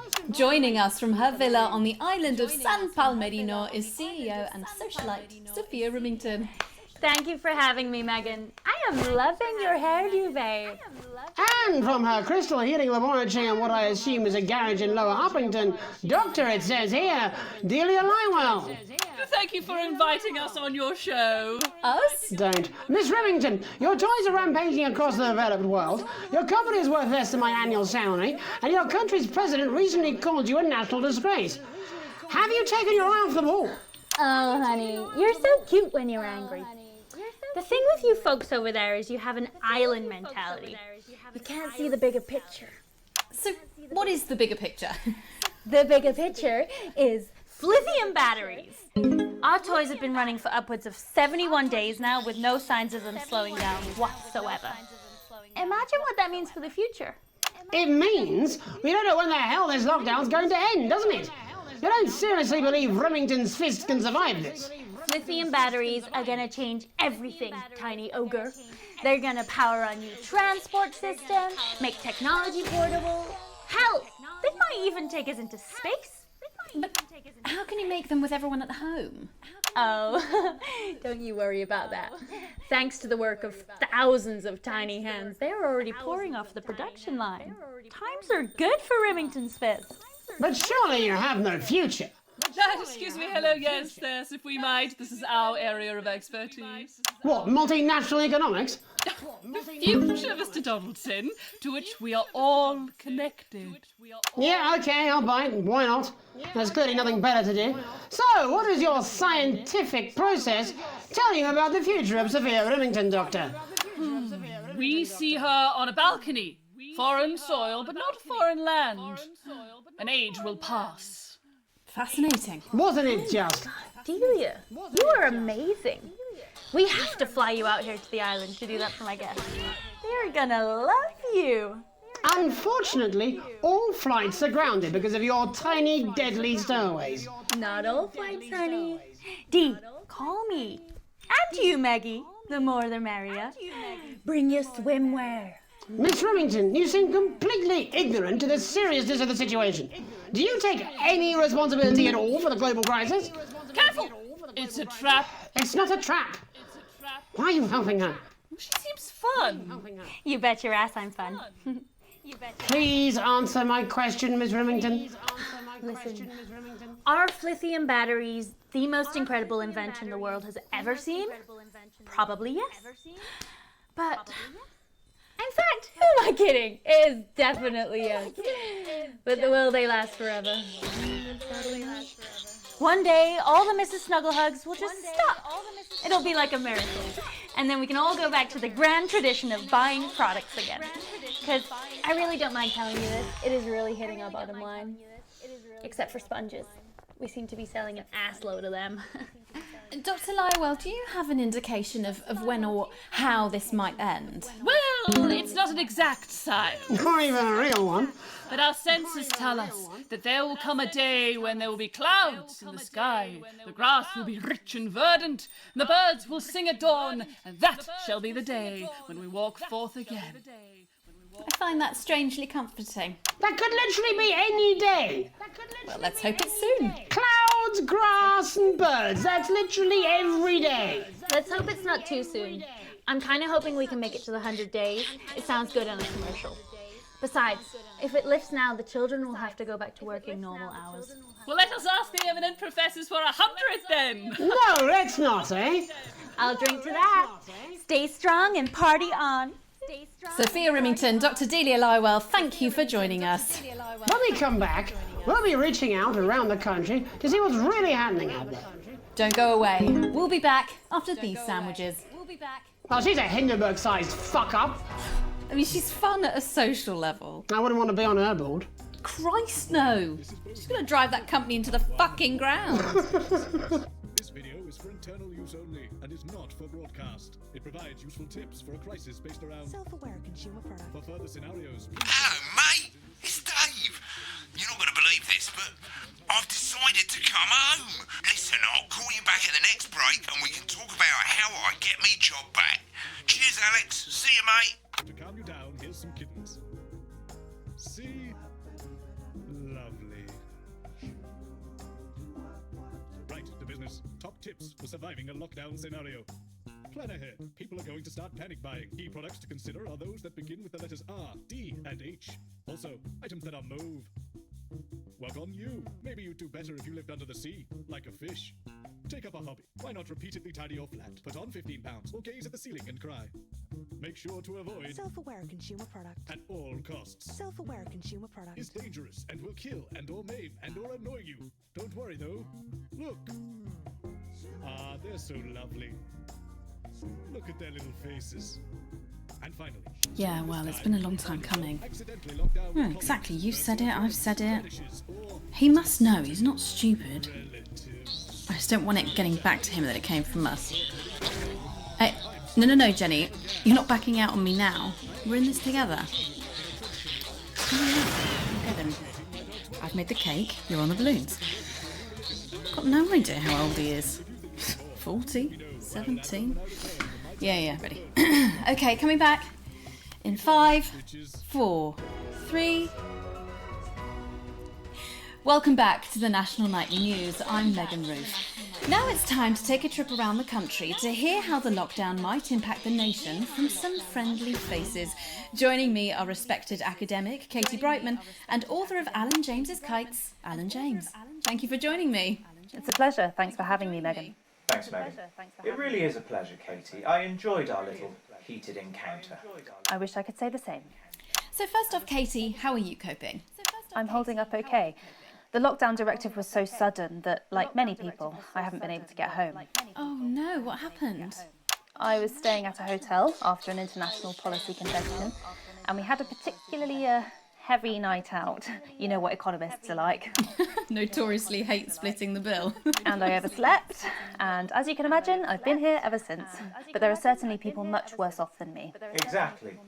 My tour has been cancelled indefinitely, and I've had to refund every single ticket, even the cheap seats. Oh, Alan, I'm so sorry to hear that. Yeah. People are being quite rude about it. They don't seem to realise I've already spent it filling the beach house with beef. The crisis claims yet another victim. So, this is just a reminder that my book, Alan James's Reich, is now available in paperback. Unbelievable. What was that? You're unbelievable. So, Katie, how do you think this might affect the economy? Should we be worried? Very, Megan. Not to sound dramatic, but this could be catastrophic. Unemployment has skyrocketed, and frankly, it will be a miracle if a lot of businesses can survive this. There you go, scaremongering again, spreading this latest liberal hoax. That's what they want. They want us quiet. They want us compliant. And they want us inside. A hoax? How on earth can you say that, Alan? Well, I haven't actually seen one of these supposed toys. Have you? Well, no, but... Did you know 3,000 people die every year from regular toys? That's a lot of people. And this is no different. You're just as likely to be hunted down by a yo-yo or a tennis racket. He makes an excellent and persuasive point, Katie. Don't listen to her, Katie. The press are the enemy of truth. She's agreeing with you, Alan, you absolute shit! Well, then I must be wrong. Alan, are you now recanting your statement that these toys aren't dangerous? People are saying they're just like normal toys, and that simply isn't true. Corrupt media lies. And Katie, how do you respond to Alan's claims that Mrs. Snugglehugs might be dangerous after all? I suppose I guess I'm agreeing with him. Thank you, Katie. I appreciate your support. A lot of folks are saying this Mrs. Snugglehugs situation will all blow over, but it won't. Yes, right, exactly. We need decisive action from the government. We need huge financial support to protect our workers and our businesses. We need to support the vulnerable, and we need to repent. Exactly right, Katie. We brought it on ourselves with all our liberal indulgences like art, cake, and healthcare. We need to act now and begin sacrificing our firstborns, or to push a beloved family pet. Absolutely, Alan. If we can all successfully come together as a community and perform the ritual, hopefully we will appease the great ancient. Katie, could it be any worse? Luckily, over the past few years under Advance, they've invested heavily into health, so the system can actually bear the strain. Is it lucky that the Llama Lords have unleashed a horde of man-made monsters on its own people to conceal the enemy within? Will you just stop for 5 fucking seconds? The Global Alliance of Fish People are amassing an army. Amassing an army to kidnap.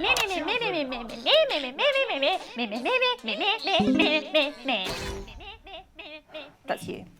That's what you sound like. That's you. That's what you sound like. But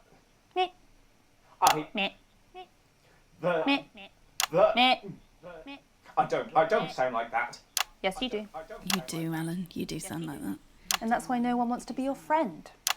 I've got loads of friends. No, you haven't. I don't think you do, Alan. Yeah, stop lying, Alan. I'm not lying. You are. Oh, good one. Oh, good one. Well, I'm telling. Alan James, Katie Brightman, thank you for joining me. Some real food for thought there from two of the territory's leading minds. Any moment now, I'll be heading over to Jeremy, who is going to be bringing us an up-to-the-minute report of the status of the nation. Over to you, Jeremy. Thank you for what I'm sure was a reasonable debate which really contributed to the national conversation. Next, out on the streets, someone who's always doing exactly that. It's Patrick Bannon. Are you there, Patrick? Hello, Jeremy. Yes, hello, I'm here. I'm here live. Apologies for the quality of the broadcast today. Couldn't find any cameramen or women brave enough to come and join me, so I'm out here on my own. Right, and can you tell us what it's like out there? Yep, I can. It's as you can see behind me, the streets are currently completely deserted. But my question, Jeremy, is just how long? I mean, could there be danger lurking just around the corner, waiting to end the fledgling career of this young, promising journalist before his full potential is even realised? Will he die, underappreciated by management, and frankly, if you ask me, very, very much underpaid? I don't think there's any danger of that, Patrick. What's that on your jacket there? Oh, that's actually a sponge. What I've done here is made a snuggle-proof jacket, Jeremy. The network didn't bother sending me any PPE, so I've been forced to improvise. In fact, showing the sort of resourcefulness that would make me an ideal candidate for, I don't know, for example, an anchor position starting whenever they'd like. From your point of view, Patrick, just how safe are our streets?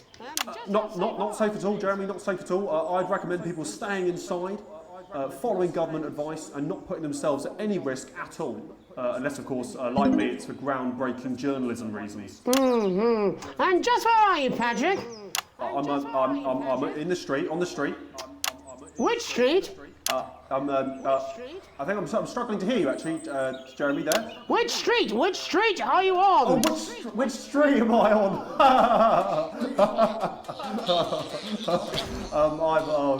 I'm just looking for a sign. There it is. I'm on Bannon Avenue.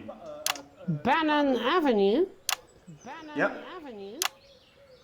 Bannon Avenue. Yeah, no, I can hear you fine. Yep, I'm on Bannon Avenue on the sign, it says there. Like Patrick Bannon? Oh yeah, that is like, that's strange, that's a weird sign. I don't know what's going on there. Where are you really? I'm on Bannon. Alright, fine, I'm not on Bannon Avenue, I'm at home, to be honest. Alright, fine. Well, I'm in my bathroom technically, but you know, I couldn't face it, to be honest, mate. It's you know, it's terrible out there. I don't want to go outside. They're everywhere. I'm sorry for lying.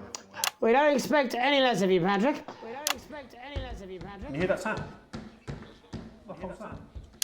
I can, yes. I'm no expert, Patrick, but it sounds unmistakably like a tiny fist tapping on your door there. Oh, fuck, it does. Oh, fuck, Jeremy, shit, no! Oh, bollocks. Perhaps there's a small queue of tiny fists, each wielding a different gendered household implement, ready to bash in the heads of lying little roving reporters. But you're lying, aren't you? Oh, shit, fucking, listen to me, you bastards! If you're out there, just to piss off, you little fucking snuggle fucks! I'm too talented to die! Oh, too talented to die! What the fucking hell?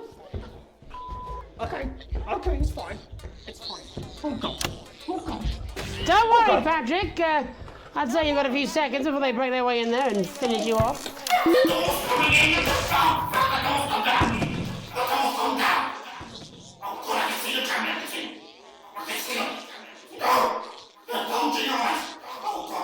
What do you see, Patrick? I see only the devil. I see only Satan. Oh, God, no. They're coming to me. They're coming after me. No, you fucking little shit.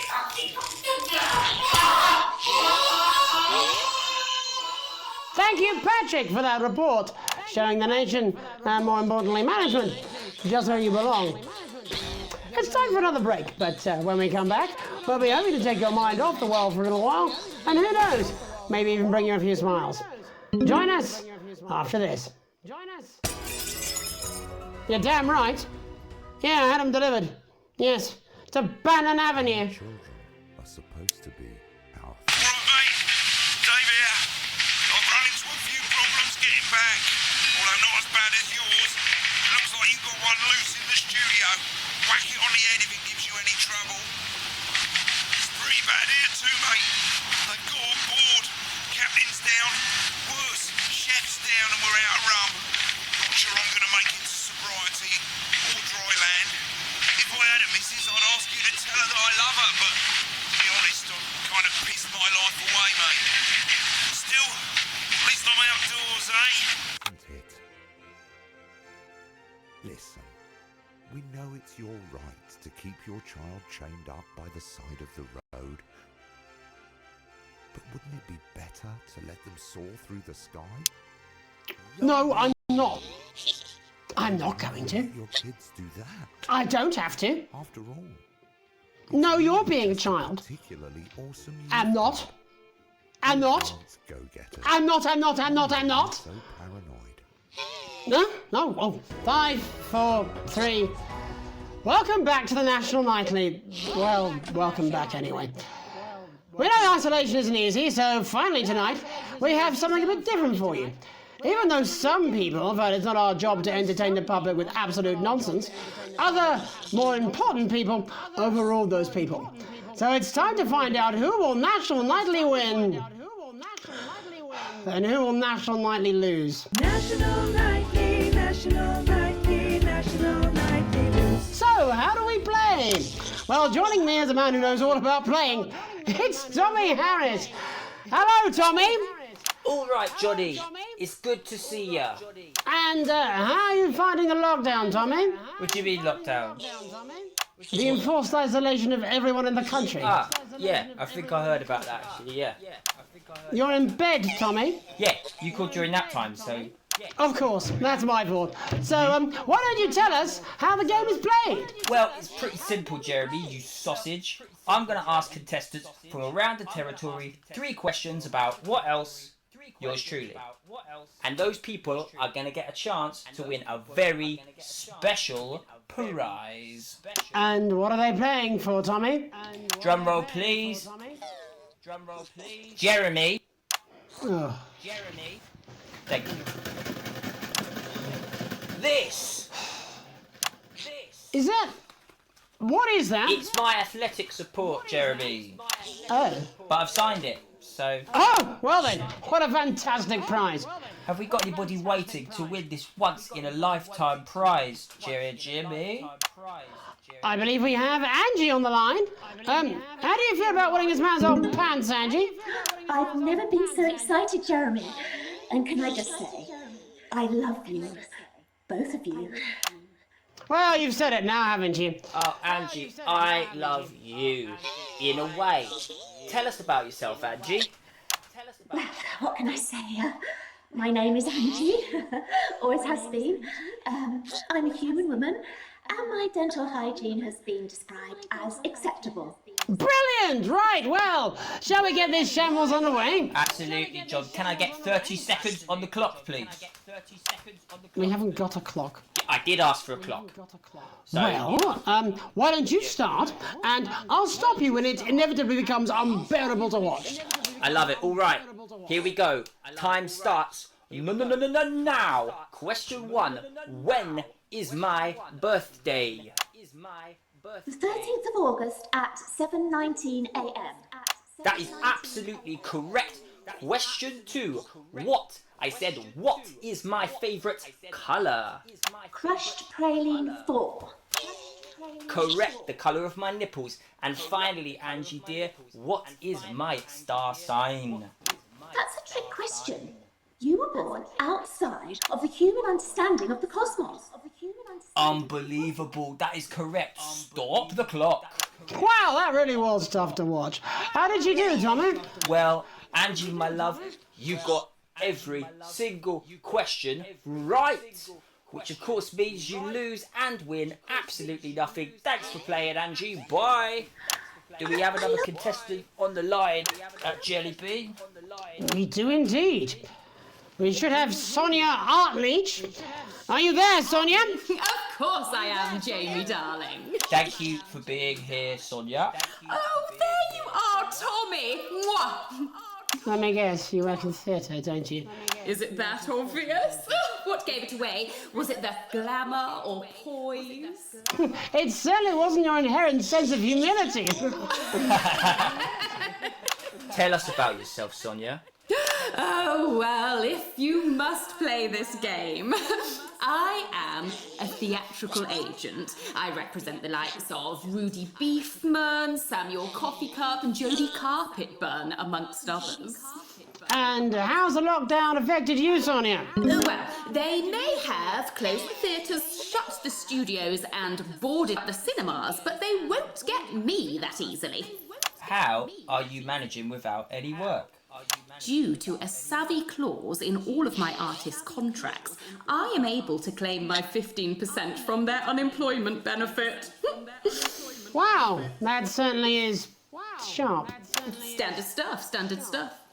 And can I ask, where are you speaking to us from? Well, I work from home, you know, to keep costs down. And who's this? Oh, well, you know, when they gave the order, I was actually mid-meeting with a client, so we've been isolated together. No fucking way! What the fucking fuck? Is that Tommy Harris? I'm a huge fan. Can I just tell you how bloody brilliant you are? Actually, Jeff, we're about to play a game, aren't we, Tommy? We've got time, Well, if it's not too bold, I think I am in love with you, Mr. Harris. No, it's not too bold. That's all right, don't worry. Hey, I'd love to show you some of my stuff. I've been working on some new shit. Well, at least you're already aware. During lockdown, we've been workshopping some of Jeff's ideas for much younger children, haven't we? People still let you near their children, do they? Yeah, that's right. Yeah. I've been developing some shows for younger children. Well, We'd love to see it, wouldn't we, Gerbil? Absolutely dying to. Right, so, what do kids love? Timely child support payments from their absent fathers. Shallow and overproduced musical numbers. That's right. Animals! So, I'm trying to address the things that kids need to know, but through a medium that they'll understand. Do you understand? I think... Yes. I think so, yes. Jeff's one of my best clients, aren't you? I am, yeah. So, the first one we've been working on is called The King of the Jungle's Mortgage Repayments. It's about a lion who's having problems with his interest rates. I see. Does he have a broker? He does, yes. He's a porcupine. How did you know that? Well, your work is universal, darling. It speaks to people. I'm going to say something to you, mate. I think you're onto something here. Oh, the bear, Yes, right. This one is much better. So, this one tells the tale of Mr. Bear. Now, Mr. Bear is a very sad bear, because all of the other bears don't think that he'll amount to much, and they tell him that his plays are lazy and derivative. I think you're onto something there. Now, Mr. Bear is a tragic figure. Picture this. He's at his lowest ebb. The trees are closing in. He can't even face his salmon, can he? But then he meets someone that will change his life forever. This is fucking gripping. That's right. He meets a wise old octopus who takes him under his wing and says, "No, Mr. Bear, don't be sad. You're not like all the other bears. You have this ambition and these dreams." Such fucking dreams. I think I love you, Jeff. And what you need to do, Mr. Bear, says the octopus, probably doing an 8-armed gesture or something. What you need to do to find happiness in this crazy old forest is you need to set yourself more realistic goals. It's called Mr. Bear Lowers His Expectations. Wow, you really have taken yourself to new depths. And what do you want children to take away from this? Oh, fuck shit, fuck. What? I said a more realistic worldview. Are you all right, Jamboree? It's Jeffrey. My name is Jeffrey Donington. No, stop. How does it end? We need to know how it ends. Well, all the animals learn a thing or two about inevitable mediocrity. Yeah, and Mr. Bear settles down near to his parents' cave, stops trying to make his band happen, and he goes into bear telemarketing. Becomes a bear maths teacher. Oh, and we end... We end on a big musical number. Oh, there's dancing. It's very repetitive, so it's catchy but not too challenging. Well, if you like, I could go and get my boombox. Yeah, I might be able to... Hang on, can we get Angie back? Why not? The more the merrier, as they say at orgies. Right, I'll just fill then, shall I?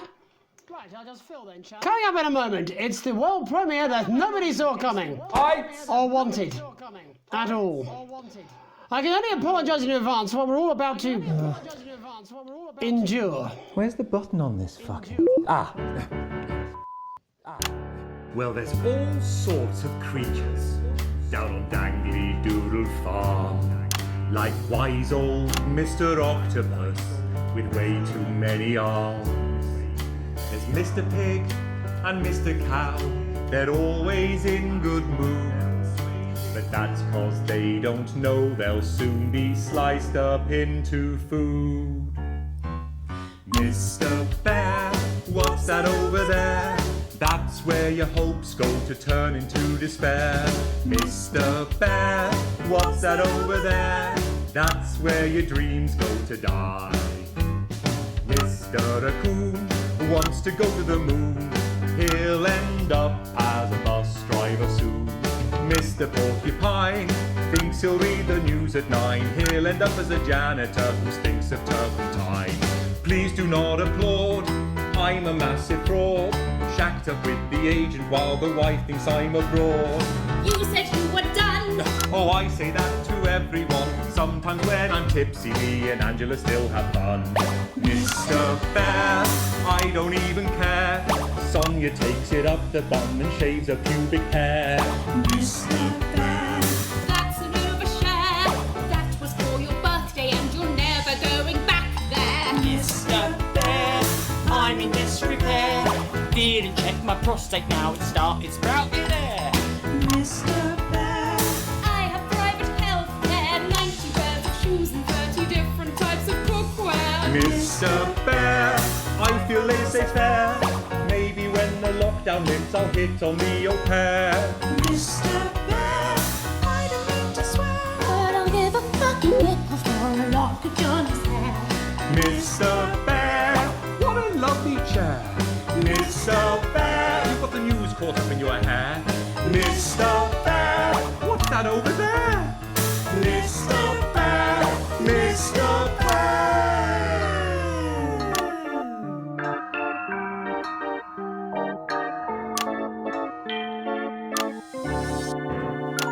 Mr. Bear, what's that over there? That's a hat entirely made of avocado pear. Mr. Bear, what's that over there? That is a cutlery pie. Mr. Bear, what's that over there? That's the sound a mushroom makes opening a deck chair. Mr. Bear, what's that over there? That is a suit for a fly. That is a goat in a tie. That is a dream when you fry. Well, that seems to have pretty much run its course. That's all we have time for tonight. But before we go, I just wanted to leave you with this final thought.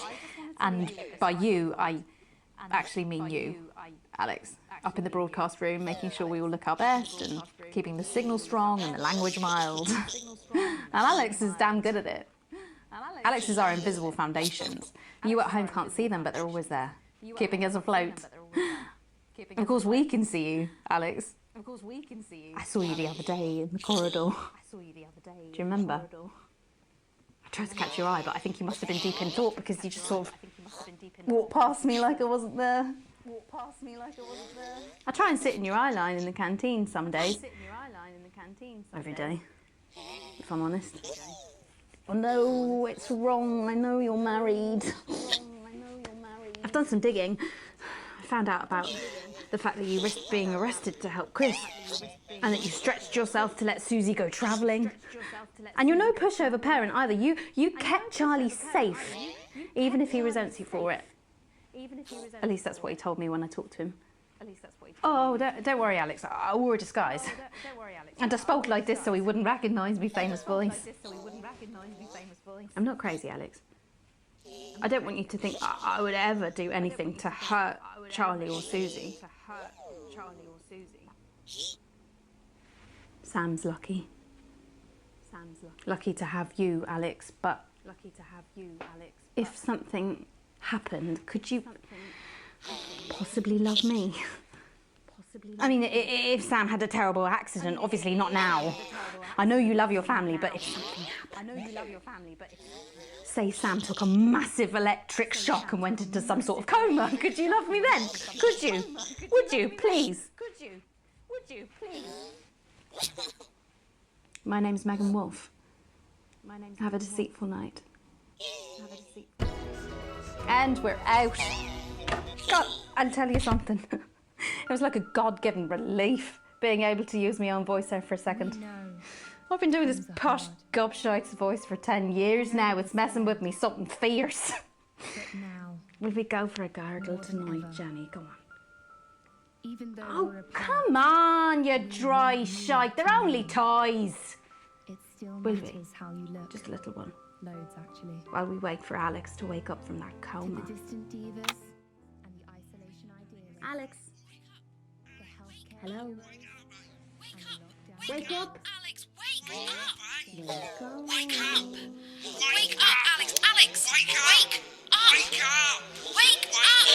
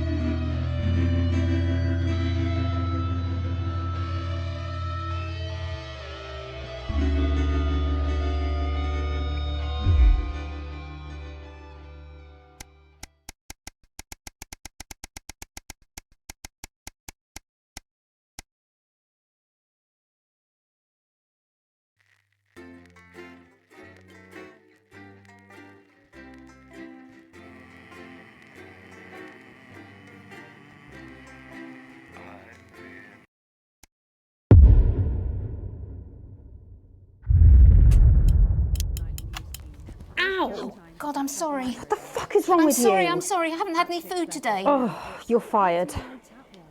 What? You're fired. What for? Facial sabotage? Jenny? Problem? I want her fired today, now. Don't worry, Kath, it'll be all right. No, it won't be all right, Kath. Pack up your weapons of optical destruction and get out. You realise you're beginning to sound like me? I mean it, Kath. Stay where you are, Kath. Jenny? This is not Jenny's decision, Jeremy, or yours. It'll be all right. I'll talk to Bugs. Oh, good. You can tell him I'll return his wife's casserole dish at our dinner next week. Jenny? And his very first guest is popular parrot. I'm sorry, Kath, you're going to have to leave. At 11:30, it's a double bill for popular transatlantic comedy, That Nun. Letting it go to your head. She nearly blinded me. 10 seconds, I everybody. thought we were all part of a team these days. Things are better, Jeremy, you know that. Just stop being so Three, high and mighty 5, and do your job. 4, You'll have me fired too. 3. Don't tempt me. Megan and all the team at the National. Good evening, I'm Megan Wolf. And I'm Jeremy Donaldson. Our main headlines tonight. The establishment strikes back. The World Council has agreed today to impose punitive sanctions on the people of this country. The sanctions, which are broad-ranging, include restrictions on the supply of oil and gas, food, clothing, and even some medicines. But how should we react? We asked the public. So how do you feel about the sanctions? I actually think that with Advance in charge we'll be fine. Of course the rest of the world will want us to fail, or it will be their billionaires next. But I trust Julia and Peter. Thanks, Patrick. Important stuff. Controversial Prime Minister Julia Salisbury attempted to assuage growing public concerns with the following official statement released earlier today.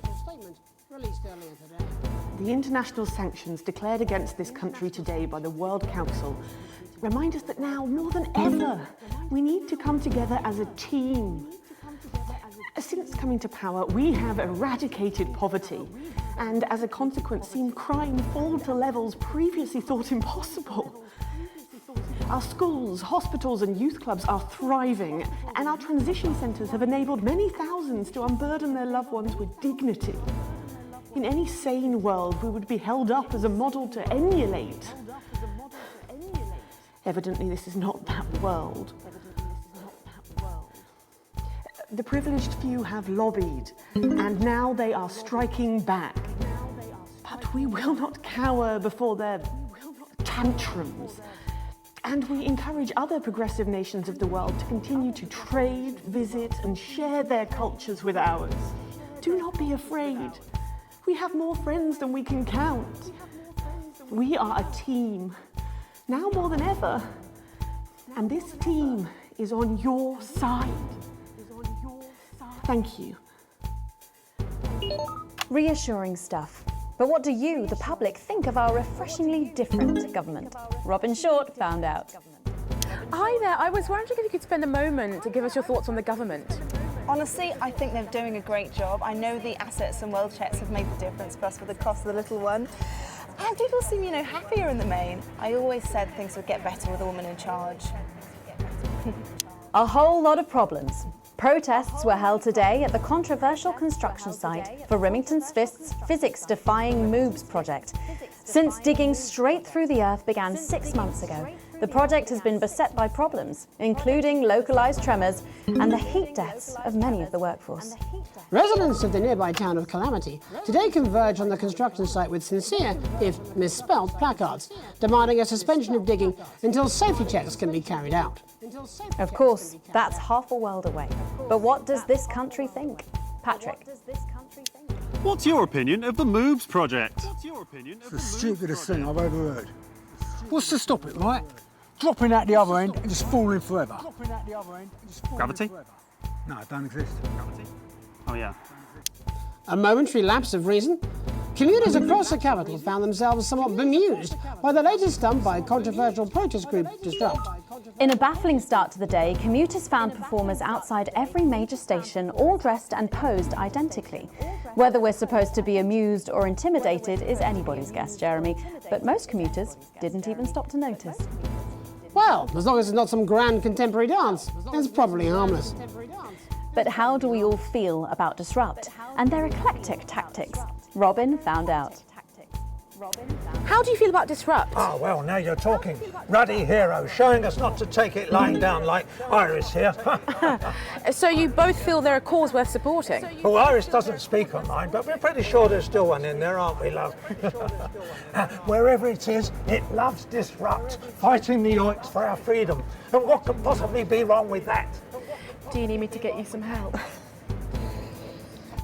Feast or famine?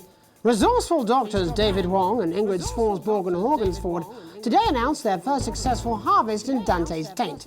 Although they can currently only grow a few fungal strains, the scientists seem to be staying positive, as the following picture shows. The undauntable scientists chose to try and survive in the cave system while the complex rescue operation inches forward up here on dry land. Let's hope they like stroganoff.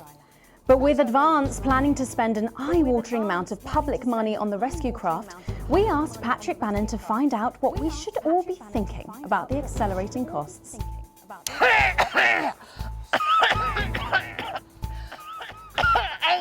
Yeah, don't worry, they're going to cut all this, aren't they? It's disgusting. Right. Oh, Jesus, wept. Christ, have you thought about quitting smoking? Right. No, I'm fine now. Okay. What were we talking about? The trapped scientists. Oh, yeah, right. The trapped scientists. Brilliant. I am not a number. Applications finally opened today for the new Advance Team membership cards, a scheme by the government to allow fast access to all the new public services being introduced daily. The team membership cards are entirely voluntary, but will be recognised as legal identification by all major organisations, including the police, banks and, rightfully, pubs and bars. And of course, there's no charge, Jeremy. It all seems too good to be true. Well, you've always been a cynic. But most importantly, what should you, the public, think about the new team membership cards? Team membership cards? Oh, yeah, fantastic. I'm applying today. I mean, why wouldn't you? What are these protesters doing? They don't want us to know who their names are. Besides, have you seen the savings you can get? I'm getting one for the little one as well. Oh, how adorable. Yeah, gonna be a proper little team member, aren't you? Yes, he smiled. He smiled. And finally tonight, Hospital Pass. New images reach us today of brave Johnny Handsleeves and his doting partner Tiffany Lamour in their ongoing struggle against his horrific mystery illness. Tiffany was forced to cancel her latest show, These Hotel Sheets and What I Did on Them, in order to devote more time to selflessly looking after the much-loved multimillionaire. I'm sure the art world will recover. With some critics questioning her motives, what should your opinion be of the controversial artist for at least appearing to stand by her man? Don't really care, love. Your thoughts there? Tonight, in a break from our usual responsibilities, Jeremy will be taking popular rapper J-Zuss to task over his street credibility. And then we'll both be meeting the team behind the new play that's got theatre critics buzzing with anticipation. That's all coming up on tonight's National Nightly News.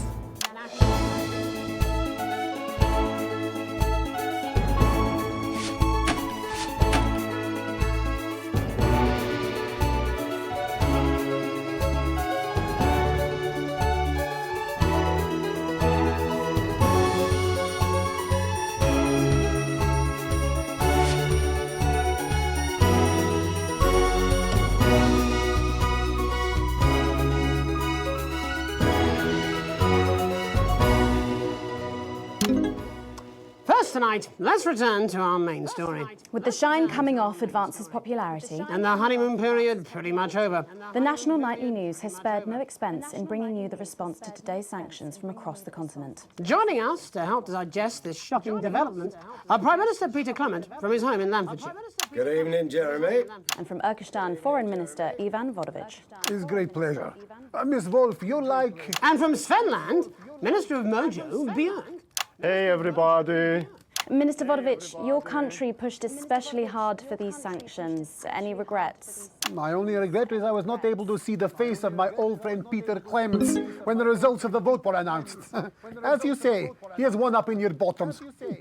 In Finland, we try not to gloat, actually, because it's seen as really ugly and dangerous to some small creatures, yeah? Oh, don't worry, Minister. Ivan and I go way back.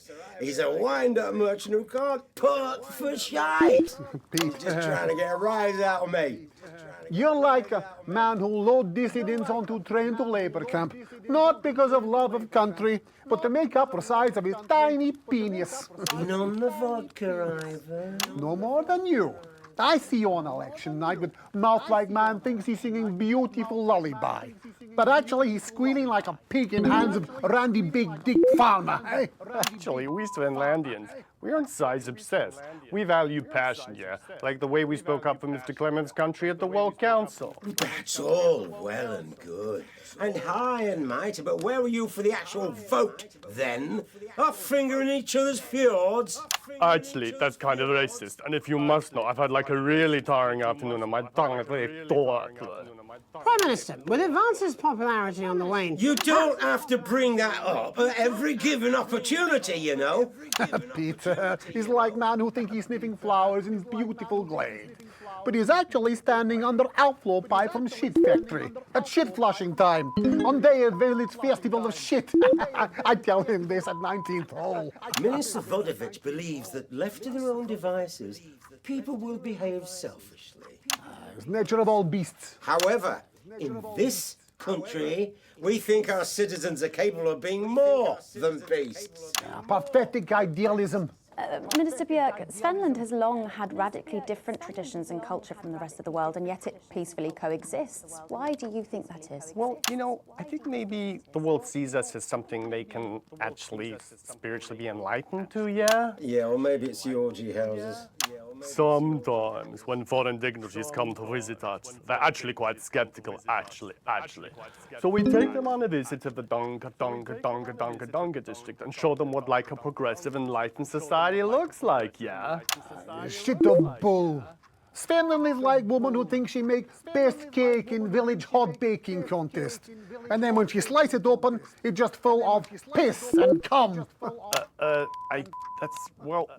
That's just really gross, actually. Svenland is a teeny tiny country. With population smaller than number of people, Peter Clements is sex with his teeny tiny penis. It's not all about size, actually. Yes, that's what Peter Clements always claimed. I'm talking about population size. And I'm talking about Peter Clements' teeny tiny... Oh, fuck off, Ivan! Oh, Prime Minister, please. It's so easy to sit on your pile of money and gloat, isn't it, pal? You're a shite leader. A fucking god-awful golfer. And quite frankly, as my old man used to say, you're a bit of a cunt. Prime Minister, please. It's you who is cunt. Minister Vodovich, please. Your people are fucking starving, pal. We will see how well fed your people are when the sanctions start to bite. You think you're man like big, scary wolf person terrorizing village, when actually a pathetic goose person searching puddle for tiny dropped-off penis. Why are you so obsessed about small cocks, mate? In Svenland, we believe like the size of your penis isn't as important as the love it contains, yeah? Oh, fuck off, yeah. Okay, if everybody could just calm down. You're so smug on golf course. They're like man who fuck pig and somehow give birth to beautiful lady girl. But now you start to see, yes? The people never happy. It's never enough. It's certainly true that Advance's popularity It's on the fucking wane. Yeah, let's go with this bollocks again. Shall we? Actually, you know what? Nah, fuck this. I'm done with this. Prime Minister, please don't storm out. No. I have had enough of you, Mr. Jeremy Donaldson, and your snide asides. You think you could make a better job of things, do ya? Because it's not that fucking easy, let me tell ya. Your channel is a fucking disgrace. You insinuate and edit against us and pick your headlines so people don't trust us. The sooner you roaring monsters are taken into public ownership, the happier everyone in this country will be. Well, we've not got long until the adverts, so... I'm sorry for the outburst, Miss Wolf. Julia thinks very highly of you, and I know you're not the one making the editorial decisions. Do any of you have anything you wish to add about the sanctions? My work here is done. I like man who happy he lie down with fatty, drunk, easy girl from village inn, who discover in morning he wake up next to beautiful news reporter lady. You know, I think it would be a terrible shame, yeah, if the people of your country were to suffer because of teenage grudges and personal rivalries, yeah. Thank you. Prime Minister? This country, this wonderful, civilized, creative, inventive country, we're not scared of these sanctions. There's no wolves at our door, only the best of people striving to help out. So no, Ivan, we're not afraid. In fact, I doubt we'll lose a wink of sleep because we're strong and we're well-resourced and we don't back down to bullies. And on that note, we have to wrap up. Ministers, Prime Minister, thank you for joining us. We'll be back after these messages. 1 minute back. Peter, you're so easy. So many buttons to push. Piss off, Ivan. Will I see you at Grange this weekend? No, I've got meetings. Some tossers impose sanctions on the country. Well, shit. I mean, wow. So that happened. Roaring monsters. Public ownership. You two are like a couple who think you are king and queen of village when actually you are just puppets on this string of evil city asked us to censor palatable or subversive. Press the censor button, spacebar on your keyboard. Toggle on this new gizmo. Turn it off again in the same way. Shouldn't ever need to. Important we do our duty, after all. Are you still meant to bow to foreign royalty? What? Should I just like curtsy? Hang on. Have they given you the Crown Prince report? What? Meghan? This is Jeremy, and he'll be interviewing you. Oh. Yo, thanks for having me on your show, man. It's quite all right. Yo, just a quick one. You're not going to ask me about the chimp, are you? Live in 10 seconds. Because he put that get up on himself. I'm just saying. Going in 5, 4, 3. Welcome back. I'm Megan Wolf.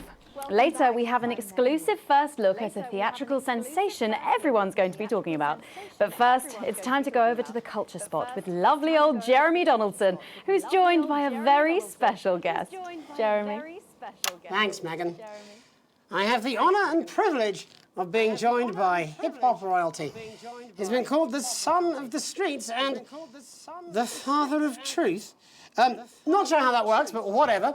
Let's welcome J-Zuss. Thanks, Jeremy. Yeah, it's a real honour to be here on your show, The News. You know, as a kid on the streets, I used to watch you through a window of the shop, so to be here right now is crazy. You've had quite the journey to be here today. Can you tell us about it? Well, you know, I try not to, well, you know, the past is the past, and I don't like to dwell on it. I understand. But yeah, man, the streets is all I remember. Like, my mother donated me to a charity shop soon after I was born. Elderly lady took pity on me. You know, she let me sleep on a pile of crime fiction until I taught myself how to walk. Wow, that's quite the childhood. And she died, died tragically. Right there in my arms, man. You know, I remember a tear falling as she laid there next to the used homeware.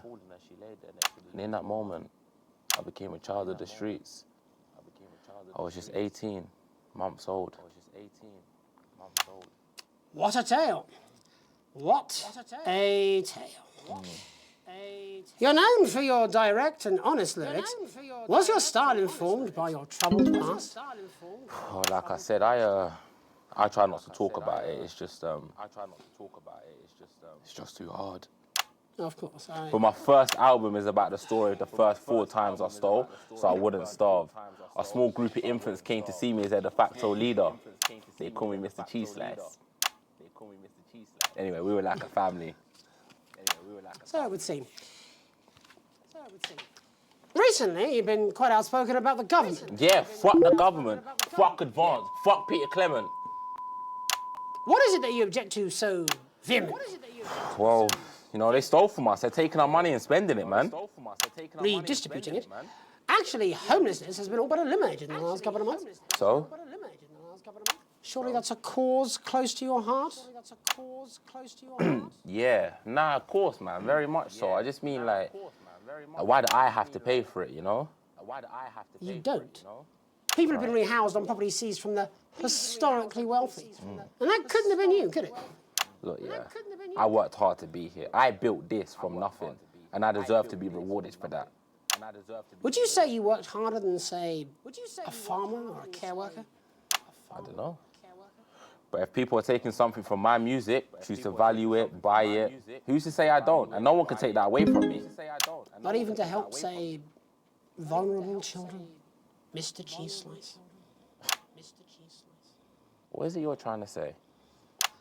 I just don't understand where you've placed yourself politically. I mean, is it ideological or is it tactical? Well, it's more of a... Or maybe it's hereditary. Stop trying to tie me in knots with your words, Jeremy. I let the music speak for itself. And the people agree with me. Well, that remains to be seen. But you have given me a very easy segue out of a conversation that I promise you was much more painful for me than it was for you. So here he is with his hit song, Mrs. Ludlow's Tears. Oh, no, I'm going to do something a little different. It's a new single I've been working on. Oh, so this is unapproved, is it? Yeah. You love it. Excellent. Don't worry, we've got a state-of-the-art censorship system. What's the worst that could happen? So here he is with a new song. Aren't we lucky? It's J-Zuss. First, you're gonna pay up. You're gonna pay back.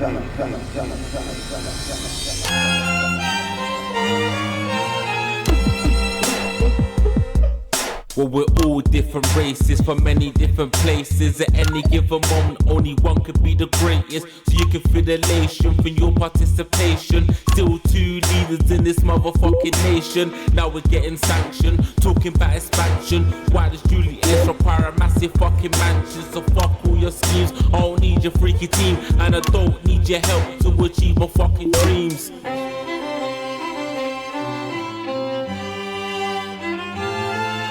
So don't make a fuss when you find you're one of us. Yeah, every single one of you's a bit J-Zuss. And you can call me crazy, cause no one ever pays me. But I won't waste a lifetime being motherfucking lazy. I may be inventive, my taste may be expensive. But why would I get out of bed with no fucking incentive? Although it's contravention of your obvious intention. I like to eat a little of the fruits in my invention. You make us the same, but we're not all the same. All our dreams, all our schemes, all our means are not the same. The best of the praise of the crest of the wave. Cause we're only equal people when we're motherfucking slaves. Take this fact, gonna stain it red. Gonna stab it into Peter Clemens' motherfucking head. Cause he's thick as shit, he's got a job he's unfit for. It's time to storm the castle with a motherfucking pitchfork.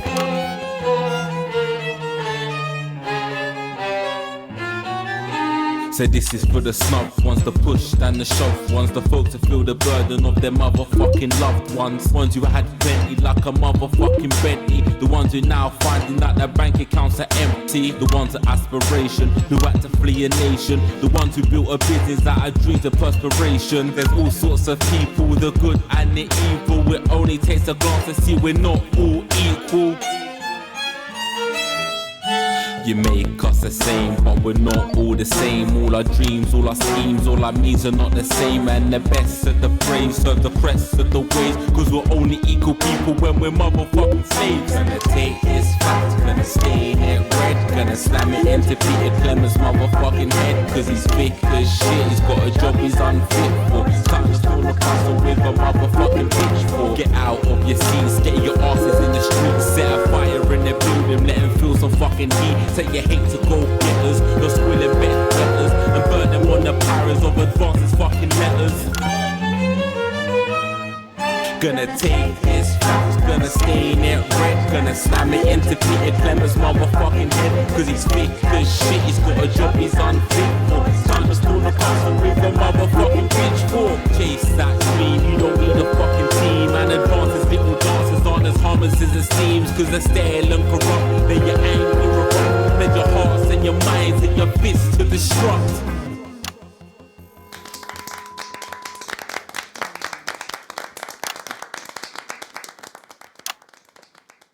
J-Zuss there with his new song. Thank you so much for joining us in the studio. I'm sorry. I may not agree with you, but I'd just like to offer you an apology. I've just been told that there was some kind of issue upstairs, and an attempt was made to censor some of your lyrics. What? Are you joking? I'd just like to say to you and everyone at home that this was a mistake. This is absolutely ridiculous. I cannot believe this. Here at the National Nightly News, we pride ourselves on remaining neutral, unbiased, and independent of any outside interference. You have my word. We will never censor ideas. Back to you, Megan. Well, a bit of dangerous language there, sorry about that. Well, thank you to little Jeremy Donaldson for providing our culture spot. Coming up, we'll be speaking to a couple of familiar faces about their upcoming dramatic outing. Don't go away. We'll be right back after this. That's the ad. Just to remind you, fixing that old VCR. No, this is Open a new ridiculous. tape. Last ad break. This is just a mix-up, I'm sure. Now, if you come with me, I really do have to ask Oh, you to trust leave me. it. My father's going to hear about this. I understand. This is unbelievable, Megan. I don't know what you're talking about, Jeremy. Gets their fair share of the abundant, nutritious food we grow right here in the territory. Your entitlement slip will be coming to you by post in the next few days, and it will let you claim enough food for the week, every week, at one of our many new distribution centres. Everyone will get their fair share, and no one will be left behind. So Oh, here we go. Oh, shut up, stop it. Look at him. If we could just get you in position. Oh, say no more. Say no more. Megan, Jeremy, you remember Mr. Algebra? Vividly. And Mr. Harris, and this is Ms. Radin. What? Philippa, please. We're back together again, eh? Who'd have thought it? Perhaps a lower order demon. Yes, it is awfully exciting, isn't it? Right, okay then. We're going live in 10 seconds, opening on camera 1. Let's keep on setting a shining example. 5, 4, 3.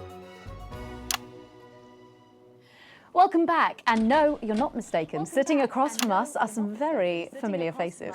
You really are too kind, Megan. It was only a yogurt commercial, but I'm still proud of it. Here to talk about his new show, we're joined by National Treasure Tommy Harris, the National Theatre's Philippa Radin, and National Deficit Jeff Algebra. It's so lovely to have you all. Tommy, would you like to tell us about the show? You know what? I'd bloody love to. It's about me. It's about my life. And where did the idea come from? So, right, picture this.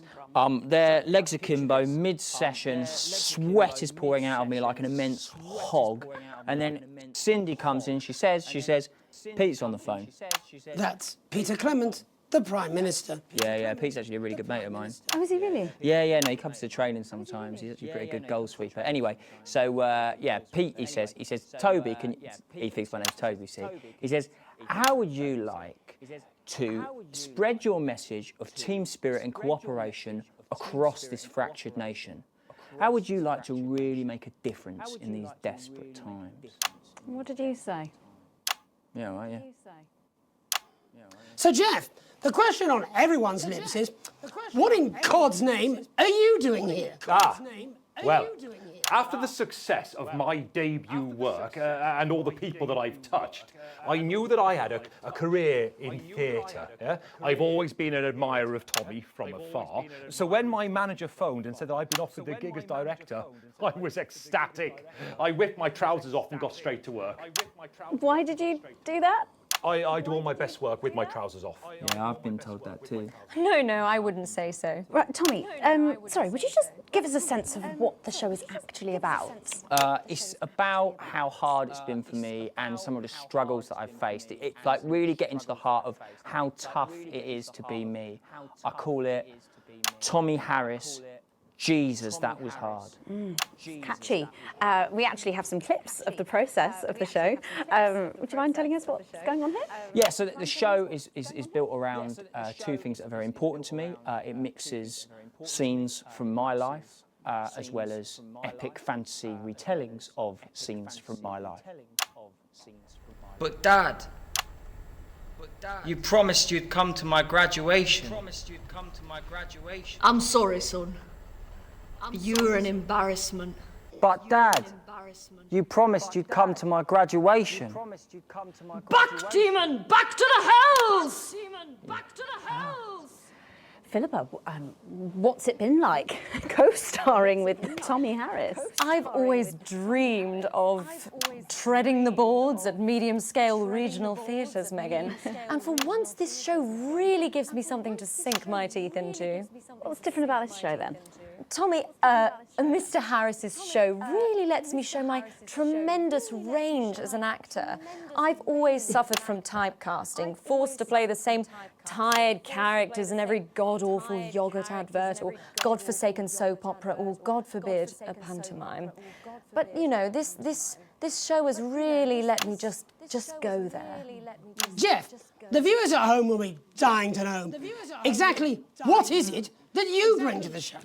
Oh, good question.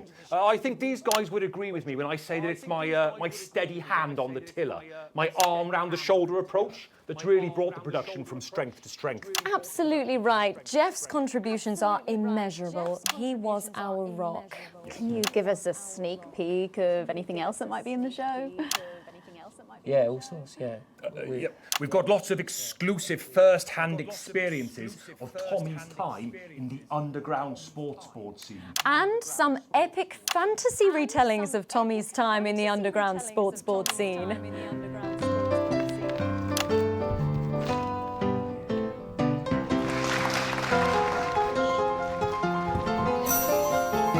You'll never take the sacred path!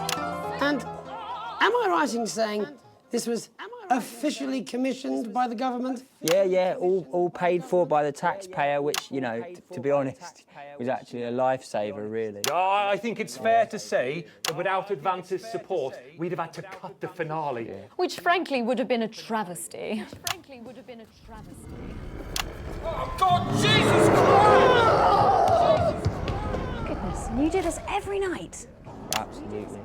It's a metaphor. For what? For what? Death. And the public are footing the bill, are they? Too bloody right they are. Between the cost of my tour bus and the dry cleaning of my ties, I'm barely scraping a profit here. Amazing. And where can the folks at home come and see this for themselves? We're performing all over the nation. And people can see it for absolutely free, all courtesy of Advance. Isn't that incredible, Jeremy? Yes, it's unbelievable. Yes. Well, thank you all so much for coming. Next time we see you, no doubt you'll have taken our jobs. That's all we have time for tonight. Join us tomorrow when I'll be interviewing the world's most attractive horse. I'm Jeremy Donaldson. And I'm Megan Wolf. And from all of us here, have a peaceful night. That's the ads. Let's get reset for tomorrow, please. Hey, we must stop bumping into each other like this, eh? I'm multi-billionaire Sophia Remington. You wish you could be me. Recently, I put an idea to my science guys, and they said it couldn't be done. So I fired those guys, and I got myself...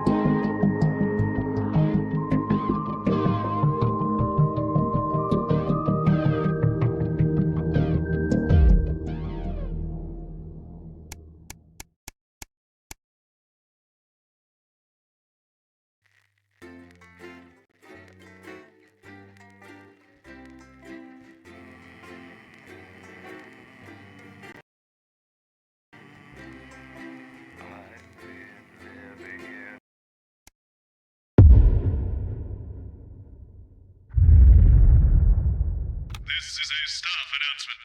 This is Mr. Bozeman, your boss. Now that we have this newfangled tannoy system up and running, I wanted to take the opportunity to remind you all that we value productivity and attention to detail above all other concerns. Also, that the salami sandwich in the fridge is mine and mine alone. Bozeman out. We'll be going live to the newsroom. But before that, let's take a quick peek at tonight's... I'm sweating like Peter Clement in an Uprising here. Okay, we're working on it. What, you've got someone to hose down the sun, have you? Yes, they've just strapped on their wax wings. Classical illusions are no substitute for air conditioning. You know, I genuinely thought you'd be in a better mood today. She's not even here. Yes, but he is. Our gun-toting handler. Who, Andy? I don't know what the fuck his name is, do I? He's here to keep us safe from people like Disrupt. More like keep us in line. I hate guns. Give me the willies. 10 seconds, everybody. So, we've got any actual real news tonight? Well, the world's on fire. That good enough for you? Going in 5, 4, 3. Let's go over to Jeremy Donaldson for the national... Good evening, I'm Jeremy Donaldson. Our main headlines tonight. Siege mentality. The World Council today established a military blockade to enforce the unjust and punitive sanctions now entering their 10th week. In a statement from team headquarters a short time ago, Prime Minister Julia Salisbury issued a commanding response to this unprovoked escalation. Ever since these illegal sanctions were imposed, we have gratefully relied upon trade and aid from our worldwide friends who, like us, refuse to recognise their legitimacy. Today's escalation, however, is nothing short of an act of war. We call upon our international allies to condemn this blockade absolutely, and we warn aggressors to this country that we are neither meek nor defenceless. Thank you. Blowing off steam. Ailing athlete Johnny Hamsleeves has announced today that due to general indifference, he'll be retiring from public life. Johnny, who recently split with long-term partner Tiffany Lamore, is still facing an uphill battle with a rare medical condition. But today said he will now be devoting his time to a new hobby in what could be his final months. Sources close to the star reveal he now goes by the Hammond Ball and can be seen breaking the sound barrier as he passes over the A7 just outside of Lambray. In it to win it. Exciting news from Advance today with the announcement of a new monthly prize draw for all team membership card holders. Every month, lucky winners from across the country will be picked at random to receive what Team HQ are describing as unique prizes worth more than money used to be. Take-up on the scheme has been much higher than expected, and if this lucky winner's delighted face is anything to go by, it looks like pretty soon everyone's going to have one. Glory Hole? Due to the overwhelming public disapproval of their controversial moves, Remington's Fist announced that excavations are to be discontinued and the unfinished tunnel repurposed. Speaking from her divorce lawyer's parking lot, pitiful CEO Sophia Remington admitted the attempt to dig through the earth was short-sighted and ambitious, and unveiled the future of the abandoned hole. Sophia hailed the planned underground amusement park as a visionary design. According to a spokesman, it's just like a regular theme park, but damper and more susceptible to cave-ins. The cost of a captain. The trapped scientists awaiting rescue in Dante's Taint have today been told who will be leading the expedition to bring them home. The announcement of the newly appointed captain comes amid reports that a lack of public interest has hindered fundraising efforts. However, Doctors Wong and Forsborg and Horgensford are said to be remaining hopeful despite financial concerns. Waving her normal fee, the team are calling the appointment of Captain Audrey Aerospace a real boon. But how will one of the most experienced and well-respected leaders in their field handle a journey with a budget lower than an accountant's honeymoon? Life during wartime. As if we didn't have enough aggressors on our borders, internal problems are growing for the government as radical activist group Disrupt caused chaos in Parliament Park last night. Scuffles broke out after the protests, resulting in multiple arrests and the injury of 3 community cohesion officers. Advance have yet to comment. As grassroots support for the movement grows rapidly, especially in those areas Advance have not yet been able to fully regenerate, people across the country are starting to fear a return to the bad old days of inequality, division, and multiple television shows about buying houses. All this, and I'll be talking to people with fascinating medical conditions, as well as one of the contenders in this year's Feline Football Championship, and her proud owner. That's all up on tonight's National Nightly News.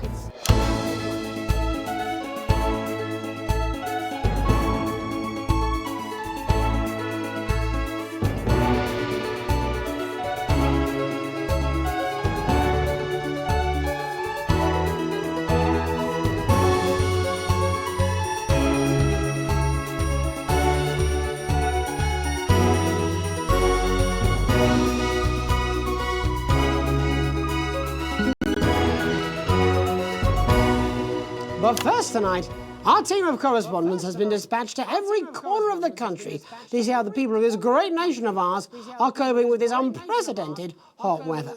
First, let's go to Megan Wolf in Shining-on-Sea to see what the scientific community has to say. Megan, how's the weather there?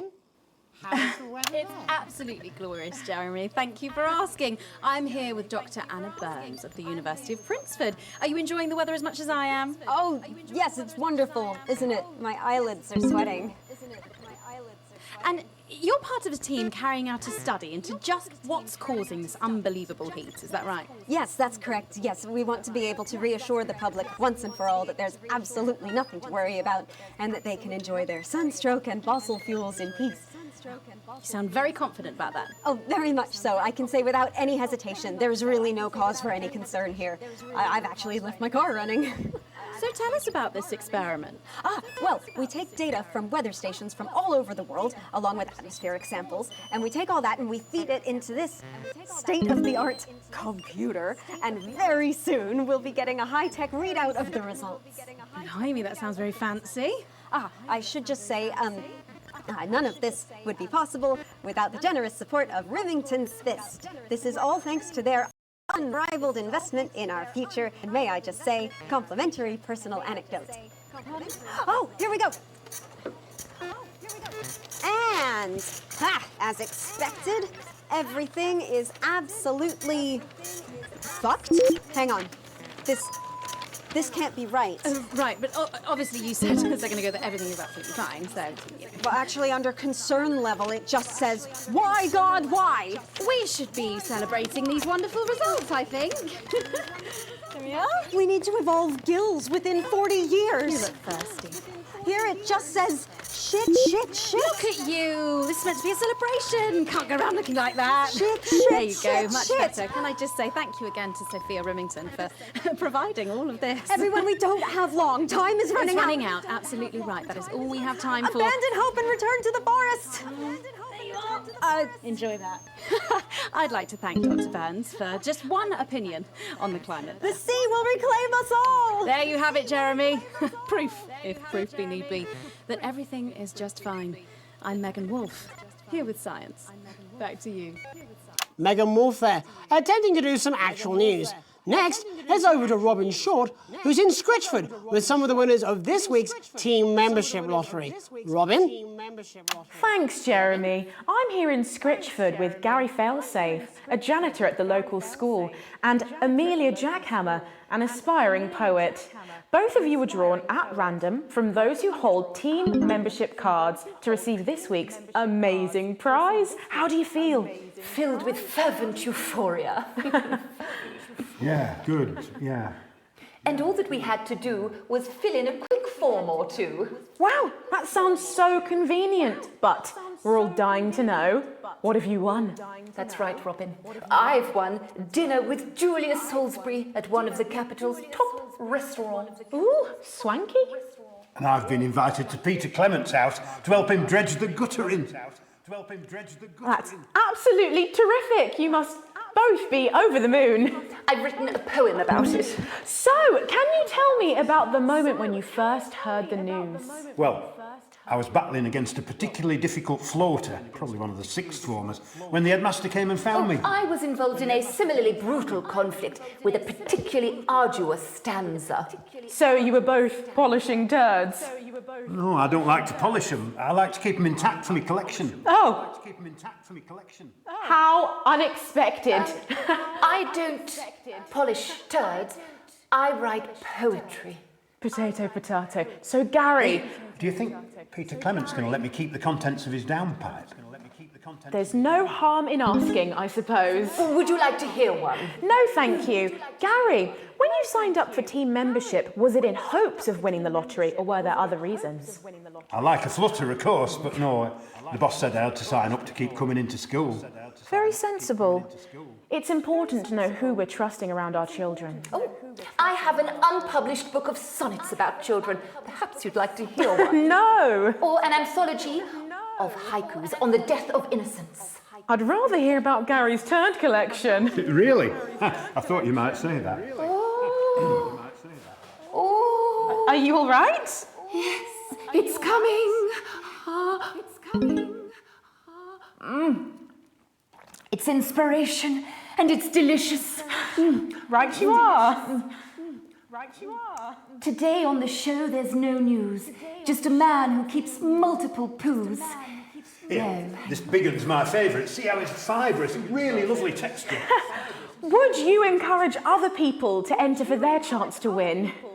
Well, if it's colour you're looking for, take a gander at old Blue Eyes here. The national news lost its way when it covered some crap on a tray. Some of these are quite rare. Maybe that was unfair. And that's all we have time for today. Back to you, Jeremy. Thanks, Robin. What a lucky pair they are. And finally in this segment, it's over to Patrick Bannon, who's gone to the smelliest town in the country to see how the unprecedented weather is affecting the locals. Patrick? Hello there, Jeremy. Hello, yes. I'm here live in Grizzleford, which has recently voted the smelliest town in the country. And I have to say that, you know, in this heat, the smell really is. I mean, it's something else. Barry Lardons, mate, you've lived here your whole life. How'd you put up with the stink? Well, we're just all very proud of our achievement, to be honest with you. You can tell that, look at him, proud as punch. Do you know what it's like, son, being the second smelliest town? No, I don't. Living in the shadow of Arseminster. Those smug fucks. But who's laughing now, eh? What, not me, that's for sure. So what happened, mate?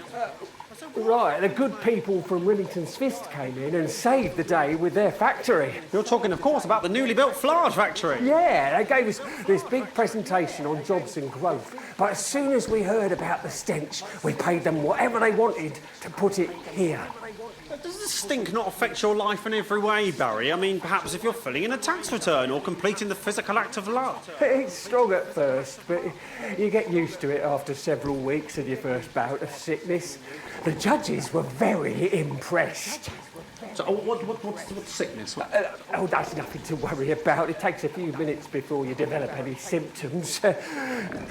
Now, folk are saying something about the production line and how they dump carcasses directly into the water main, but I think it's probably the few valves on the high street. On the high street? Should I see a doctor? What are the symptoms? Well, the first one is asking stupid questions. Then folk experience a loss of inhibition. Fuck off, do they? When was the last time you brushed your teeth, you stinking old tramp? Next recording is a period of randomly bursting into song, followed immediately by delusions of grandeur. Oh, that's not really a problem, I've never sung in my life. Hello, it's sexy Patrick Bannon, and he's wearing sexy shorts now. Oh my God, look at me. I'm like a stallion. I'm gorgeous, why didn't you tell me? I should take my shirt off. You know what? I'll even let you touch me if you want. That will be the bout of undeserved self-confidence. Love the Bannon, feel the Bannon. Oh, man, what's the point? And the ennui. All that's left now are the hallucinations and unconsciousness. Nano Dotty? Is that you? Why are you made out of elbows? You know I don't eat opinions. Oh, don't worry, folks. Once he wakes up, he'll be just fine. We'll just find a place to stick him where it won't matter how many times he evacuates his bowels. Right, that's all here from Grizzleford, a town that's really making a stink. I'm Barry Lardons. Back to you, Jeremy. Thanks, Barry. With a naval blockade being set up around our coastline as we speak, when we come back, I'll be talking to 3 members of the general public who appear to be here purely for medical reasons. Don't go away. Unless, of course, you've got something better to do. We'll be back after these messages. 1 minute back. This next section features a potentially controversial guest. Advance may request some censorship if he goes too off-topic. You've done a great job so far keeping everyone happy. Let's keep up the good work. Don't forget about that pesky power button on the fan. Jeremy? My mic is stolen.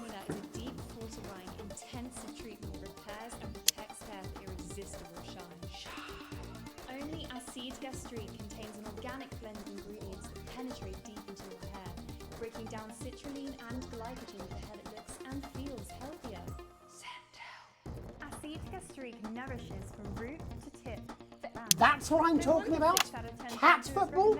We should be doing an interview with the War Minister, or a report from Grantham Downs. Even the weather would be more fucking relevant than this. Jeremy, please, just breathe. It's just something light to keep people's minds off things. Exactly, which is wrong. People's minds should be very much on things. Christ, it's so fucking hot! Please take your seats as quickly as you can. I can't do this anymore, Jenny. I've had enough. That's it. This is just 10 seconds! Get over yourself, Jeremy. Why don't you stop feeling sorry for yourself for 5, 4, 3... Welcome back to the National Nightly News with me, your host, Jeremy Donaldson.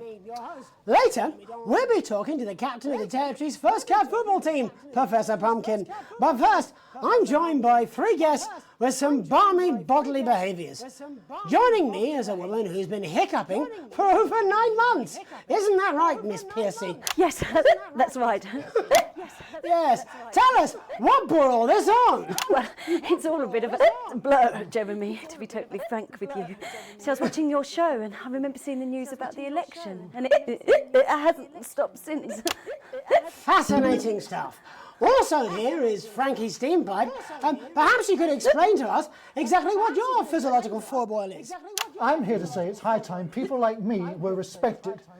We're constantly overlooked in the workplace, we're whispered about on buses, and we're asked politely to leave children's birthday parties. And it's disgusting.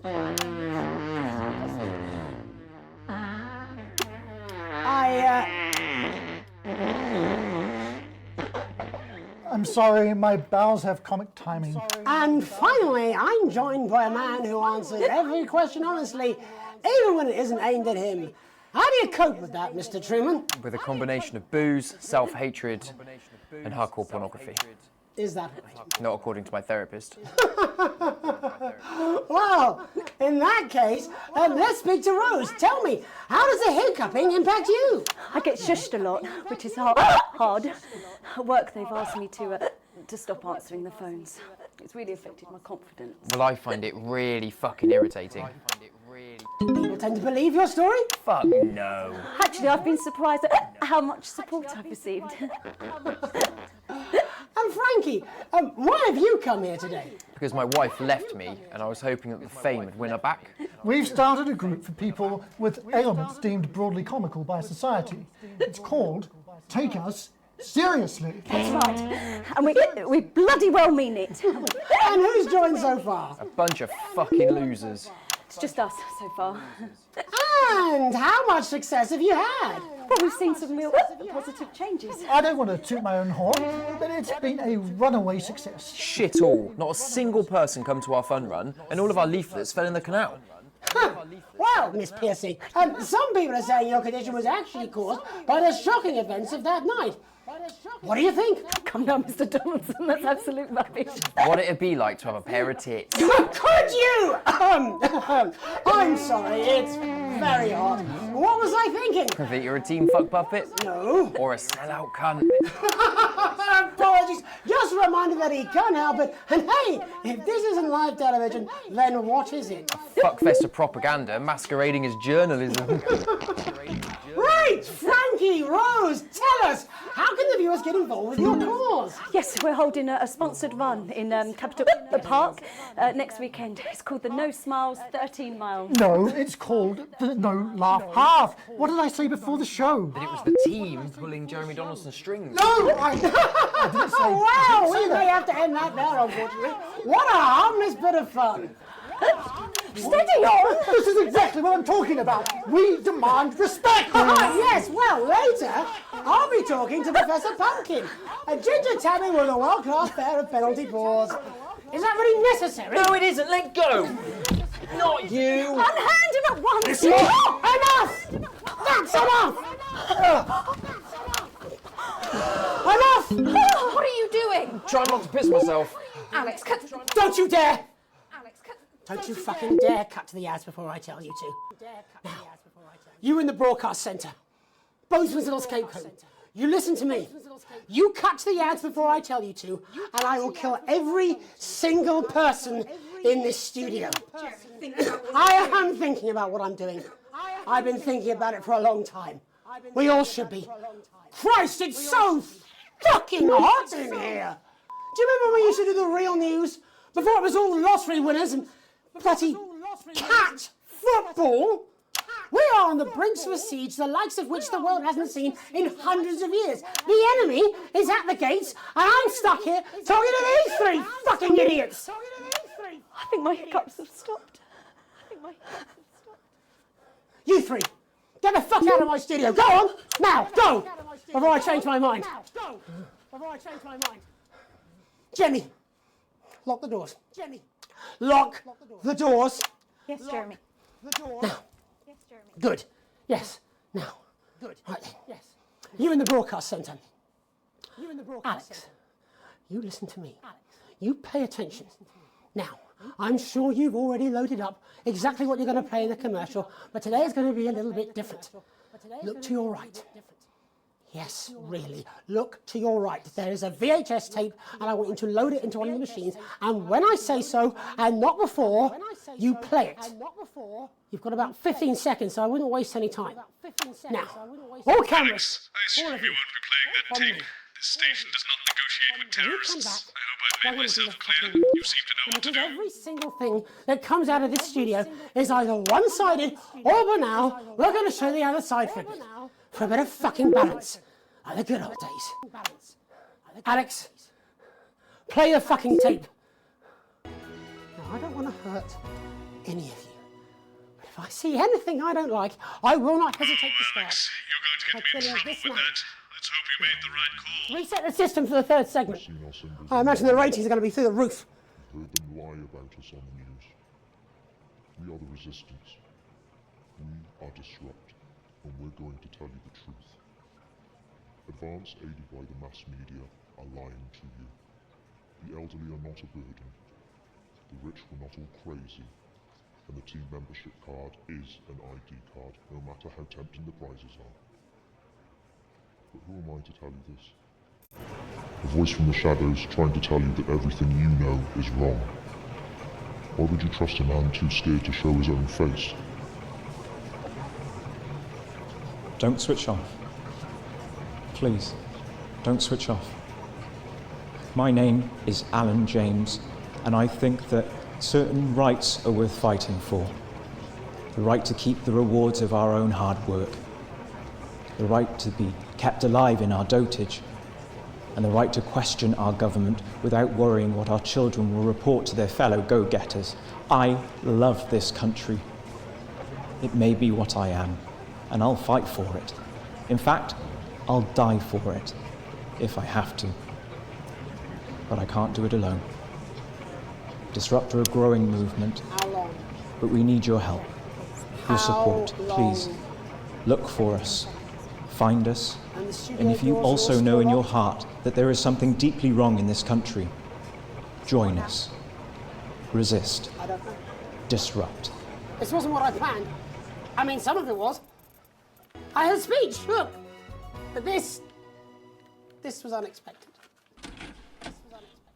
So what now, Jeremy? It was supposed to be your day off.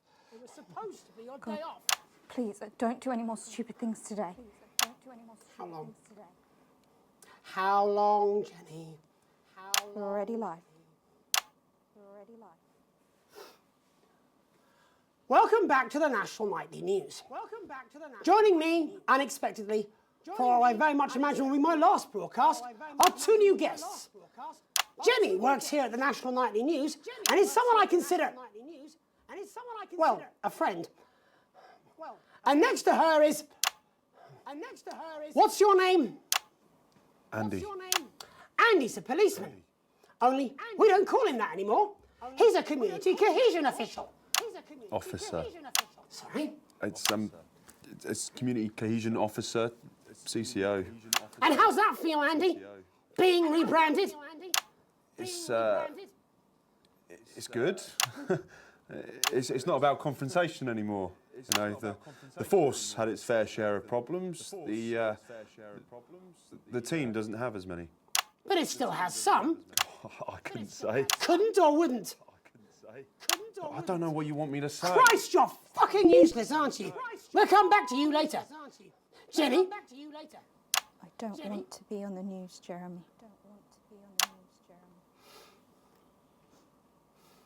That's perfectly understandable. Who'd want to do this? Jenny, why did you join the National Nightly News team? I always wanted to work in news. Yes, but why specifically this programme? The National Nightly News. It was the news everyone trusted. Do you really want to quibble semantics at gunpoint? Is there something else you'd rather discuss? There's a great big Alan James-sized elephant in the room you seem to be ignoring. What do you mean? I saw your face when that hood came down. You didn't know, did you? It's about the message, not the messenger. Like I said, you didn't know. No, I didn't know. The people I met were with, he wasn't there. I didn't know it was Alan James. I'm sorry. But seriously, Alan fucking James, you're flushing your life down the toilet for... God, I love you, Jeremy, but... He's a good speaker. He's popular in the country. That right? Look, forget Alan James. There is still something deeply wrong. And you know it, Jenny. And you know it, Andy. And you at home, you know it too. Meanwhile, I'm interviewing a guest who stinks of shit. Patrick is paddling about in shit. And Robin is literally interviewing someone who collects the fucking stuff. I mean, it's not sophisticated, but what a metaphor. We are sleepwalking our way into oppression, and the news isn't saying anything. We're not saying anything. Says who? Alan fucking James. What are all those scientists working on at Grantham Downs? What are they testing underground at Altergrave? Andy, your turn. Make yourself fucking useful. How many people have you brought in for consultations just because they weren't carrying or didn't have team membership cards? Oh, well, there's other forms of identification that we will accept. For how long? We're just here to help. Then why do you need these? Not really help when it's offered at gunpoint, is it, Andy? Let me demonstrate it for you. Let me help you. You read these cards with my notes on it, and you'll probably digest a fact. That'd be helpful, wouldn't it, Andy? Knowing a fact? What? I don't understand. Do you want my help, Yes, Andy? yes, whatever you say, yes. Security are here, Jeremy. Eat it. What? Eat the fucking news, Andy, or I'll force it down your fucking throat. Jeremy, stop. Go on. Really? Eat it. Eat it, you fucking bully. Jeremy, stop. They will kill you. Please, don't make me watch that.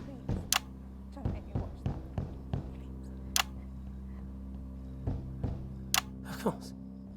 You're right. Sorry. Sorry, everyone. You can put the card down now, Andy. You can go now. You too, Jenny. Fuck off over there. We're nearly done. All cameras on me.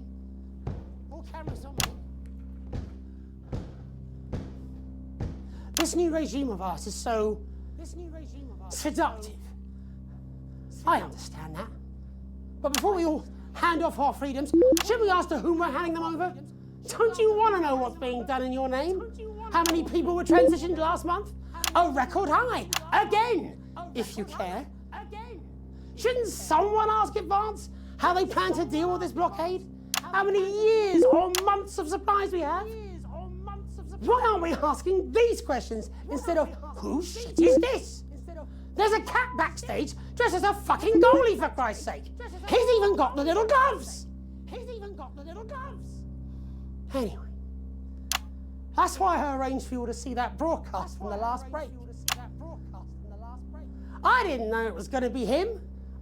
But I guess that just about sums it up. We are all up Ship Creek with a paddle made of Alan fucking James. Christ, it's all so fucking pointless. I was going to quit tonight. Take a holiday. Try something else. Out of the limelight. Maybe try having a relationship. I hear they're nice. Never tried. I loved the news. And now, well... Oh God, Jeremy, don't! I've tried my best to be honest with you, but this just isn't the news anymore. And I'm sorry. I've lost this fight. Alex, think of the consequences. I've let you down.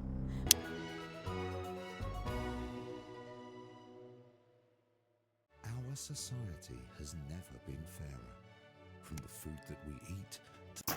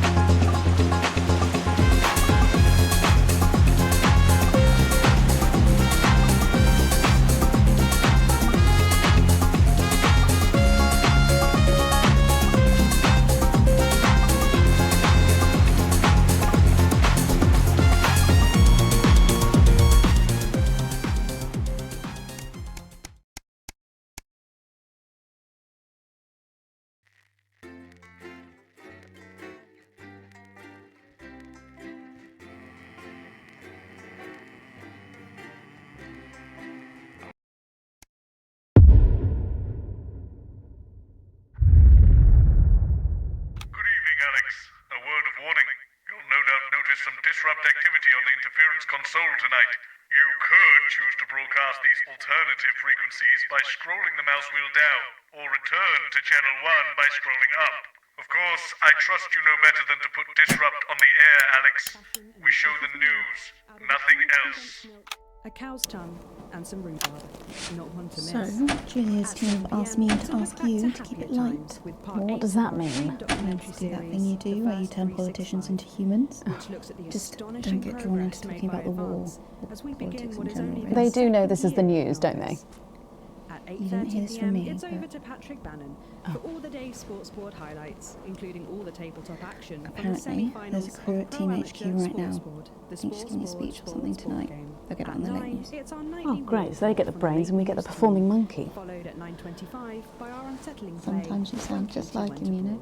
which tells the cautionary tale How of are one you? brave young lady's battles to survive the cruel administrations of our neighbours. It At is what it is. 11:25, it's Incisors. It And is what it tonight, Dr. Adrian Atkinson Blimey I'm will be missing getting his two, you know. teeth into Fiona from Hamble Bambleberry, who is 10 seconds, everybody. twist on the humble biscuit. Rumpelstiltskin. And that takes us, after the weather and public information Going in film, 5, into our close down. 4, But first 3. tonight, it's time to join Megan and the team for the National Night. Good evening. This is the National Nightly News. I'm Megan Wolfe. It's the 140th day of war. Our main headlines tonight. Company of Heroes. Skirmishes on land and sea again today as our armed forces tested the mettle of the World Council's illegal blockade. Advance's strategy of multiple small-scale incursions into the disputed zone is certainly keeping the enemy on high alert, unable to work out where or when the next strike will come. Proud parents throughout the territory find themselves ever more impressed by the bravery and commitment of their incredible children and the job they're doing keeping supply lines open against all possible odds. Don't starve.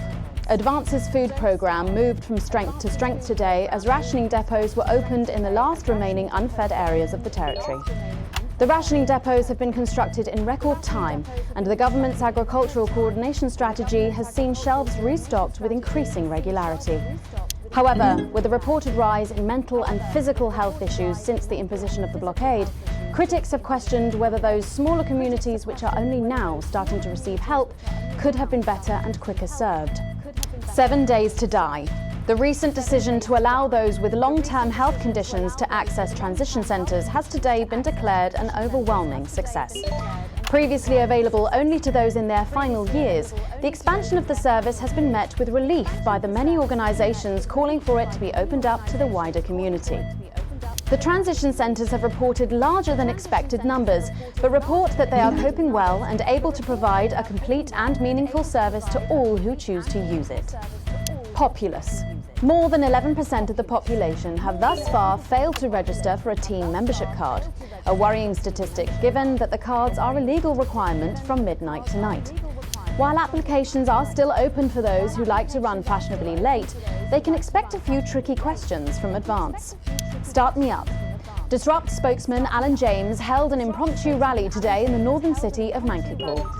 Large crowds gathered to hear the band speaker prove Disrupt are still able to capture the public's imagination. Community cohesion officers found themselves challenged by the unruly mob element always present at Disrupt events, but thankfully managed to keep violent incidents to a minimum. And finally tonight, our mutual friend. Bail was denied in the High Court today for shamed former National Nightly News anchor Jeremy Donaldson. The presenter will be transferred to new lodgings at Pension Ridge Prison, while the lengthy preparations for his trial, which is still 18 months away, begin. Following his very public breakdown on this programme 10 weeks ago, the once-loved presenter was disarmed and taken into custody by the Community Cohesion team. Let's hope doctors can help the once great man. But first this evening, with the war about to enter its 21st punishing week and people hurting up and down the country, I'll be grilling unpredictable Prime Minister Peter Clement in an exclusive interview from his home in Lancashire. That's coming up on tonight's National Nightly News.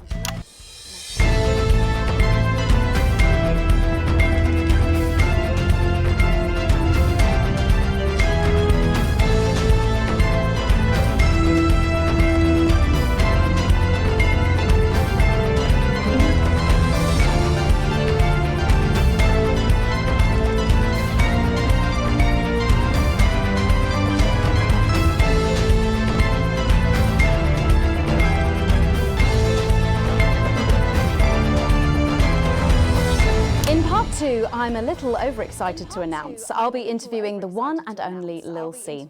And later we've got a new feature that's sure to keep you coming back for more. But first tonight, let's check in with Prime Minister Peter Clement, who's speaking to us from his home in Lanfordshire. Good evening, Prime Minister. Have we caught you exercising? Have we started? Yes, that's right, Miss Wolf. Just a few minor adjustments. I mean, nothing drastic. I haven't joined the gym more or anything. As my old man used to say, just because she won't take it up the shit, it doesn't mean you shouldn't try for a quick fiddle up the car park. Language, Prime Minister. Language, Prime Minister. What? Quick fiddle? What's wrong? Oh, shitter. It's shitter, isn't it? Yep, that's the one. And can you tell us what brought about this new you? Well, you know, Mrs. C and I were watching, you know, the night the blockade began, when Jeremy Donaldson, well, you know, and it was blistering hot, as I'm sure you all remember, and I were a bit wheezy from all the cigars and all that, and Mrs. C turns to me after the signal dropped away, and she were in floods of tears. And she says, Peter, she said, I couldn't go on without you, she said. So I made a decision. And since that day, I have stopped smoking cigars. Except for Christmas. My birthdays. Weddings. State dinners. As well as that, I got this useless running backwards doesn't go anywhere. And apparently I'm going on a walking holiday this Christmas, and that should finish me off for bloody good. Did you make the decision to holiday within the country this winter because of the blockade, Prime Minister? Well, Mrs. C has never liked travelling at the best of times. These are certainly not the best of times, on that we can all agree. And there's a lot of red tape involved in leaving the territories at the moment, as I'm sure you're all aware. Some of those forms are bastard long. All in it together. What? All in it together. Oh, yeah. Also, it doesn't seem very advanced to be going abroad when the rest of the country is grounded. And yet, Julia Salisbury announced today that she'll be visiting Svenland during this year's winter break. Is that really an example of team spirit? What? Did you know about this, Gail? No one tells me anything, Peter. You should know that. Why didn't you know? Well, leaving that for a moment, it says on this card that a body like yours must take some planning to achieve. What's your morning routine? Well, I have a frigid morning routine. Rigid? It's rigid, for fuck's sake! Oh, yeah. A rigid and demanding plan that my doctor and personal trainer... Who's your personal trainer? Some prick called Clark. Is that on your card? I thought you might wonder. Prime Minister, speaking of planning, with the blockade in its 20th week and the people of this country reeling from its effects, what plans do you have to get us out of this mess? Well, that's a very blunt question, Miss Surely Wolf. one for which you, the democratically elected Prime Minister, must have an answer. Don't you get smart with me, Pat. I was a fucking national treasure before you were a twinkle in the milkman's scrotum. You want to talk about plans? Let me tell you about plans. That's all we do. Fucking plans and revised plans and then meetings to discuss the implementation of plans and plans and yet more planning for fucking plans and yet more fucking plans. Well, that's good. That's good to know, Prime Do you Minister. know, I used to really like you, Pat. You were a breath of fresh air. But I've been watching you, and you know what? You get more like him every day. I will take that as a compliment. Prime Minister, later on this evening, your co-leader Julia Salisbury is going to give a national address from team headquarters. Can you give us a hint of what she's going to say? Yes. Well, I imagine that there Sorry, will be you the imagine? usual... No, what I mean is... You do know about this broadcast, don't you, Prime Minister? I'm sure I did. But Julia and I have no secrets from each other. We don't memorize each other's bloody diaries either. As my old man used to say, If you wanted to get a job done quick, don't get bogged down in the pubes. What else you got? Sorry? Only cards, what else? A little piece of my life you want to rustle through? Get out, refill my last. Get out, refill my last. Ah, come on. Come on. Okay. What music do you listen to when you work out? Well, Gail tells me that I'll work out to Little C, but I have absolutely no fucking idea who that is. Do you think the C stands for... It stands for collaborative, Prime Minister. Yeah, actually, that does make more sense, actually. How's rationing affecting you? It's hard, but we get by. You just have to learn to get by on the basics. Take comfort in each other. I've got Mrs. C and many a fine single month. I want for nothing. Except for a decent night's sleep, of course. Prime Minister, thank you for joining us. When we come back, it's time for the Culture Spot with Lil C and a world premiere performance of her new song. I genuinely can't wait to hear that. We'll be back after this. 1 minute back, everybody. And that is what happens when you wander from the car. I don't think he knew about her statement. I don't think anyone's supposed to know. When you mentioned it, Bozeman's face turned a colour that I think you call embolism. Am I in trouble? Bozeman? Nah, you're like the daughter you never had. I suppose the higher-ups might buy him, though. Who's Lil C? Or if there's any justice, me. Who's Lil C? Are you winding me up? What? I'm civilised. I read books.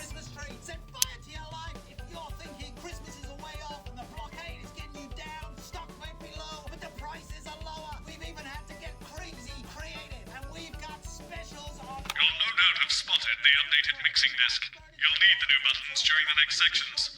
First, we'll need applause when the guest enters and before her song. Don't worry, I'll walk you through it when we get there. We got crazy Christmas dancing hats. We got crazy Christmas dancing hats and jumpers. If you're feeling hungry, don't feel down in the mouth. You can have a dog on a log. And remember, a dog isn't for life. It's just for Christmas to eat. It's a crazy deal at Crazy Meals. We've got elves on trees. We've got trees on elves. If you want to know where the elf on the shelf is, we've got elves on elves. Bend over and ready for you to take home. We got naughty Christmas nativities with naughty Christmas figurines. I've never heard of her before. Well, she's big, really big. Really? Is she any good? Nah, of course not. She's dog shit. But kids go mad for her, absolutely mad. Live in 10 seconds. Hang on, Colin, you've got kids. Yeah, I've got about 6 or 7, I think. What?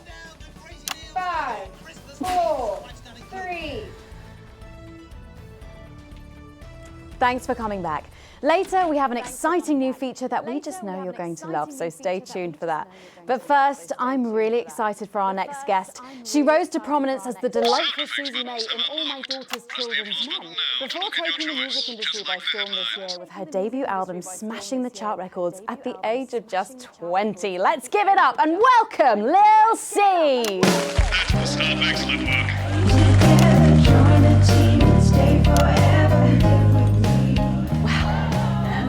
I just say, you look incredible. Oh, thanks, babe. I'm doing this new regime and it really does work.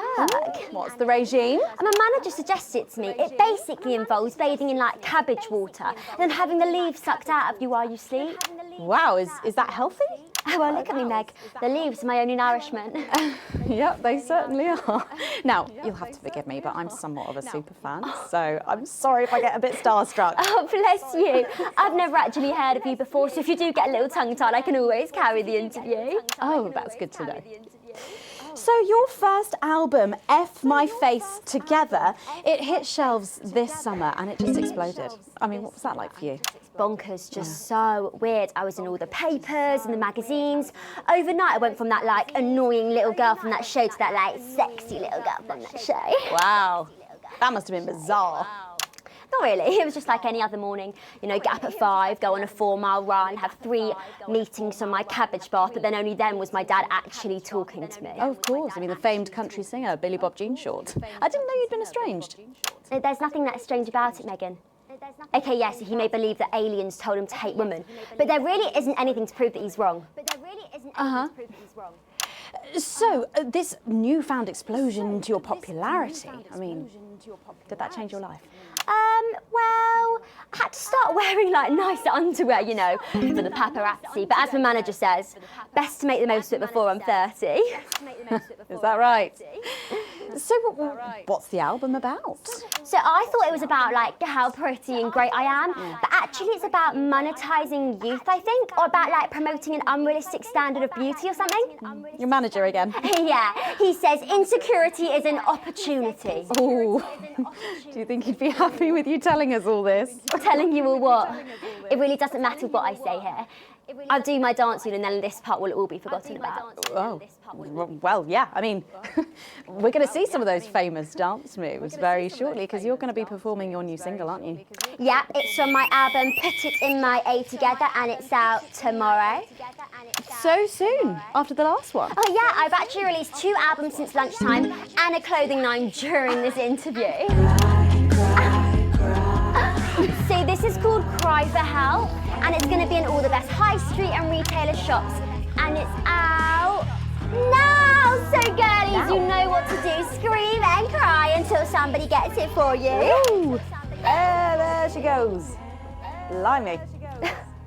All these projects, they're keeping you very busy, aren't they? It must be tough.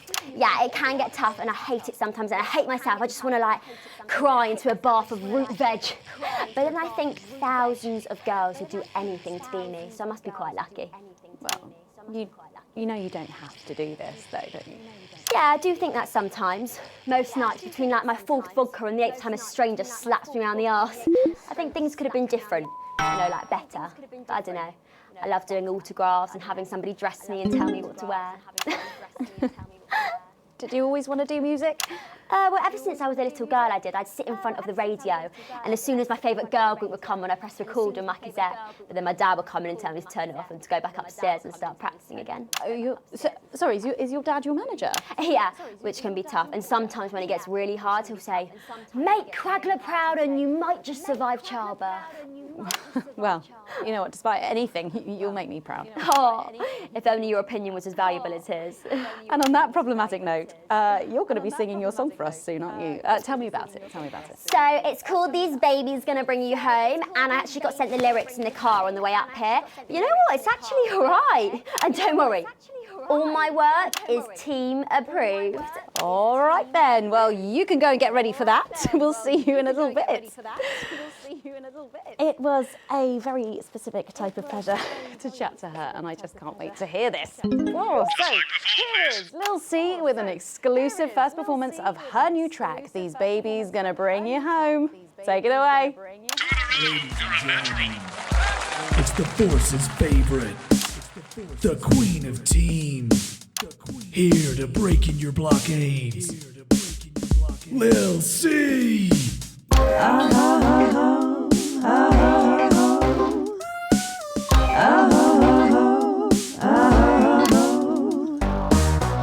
Oh baby, can't you see I'm hungry?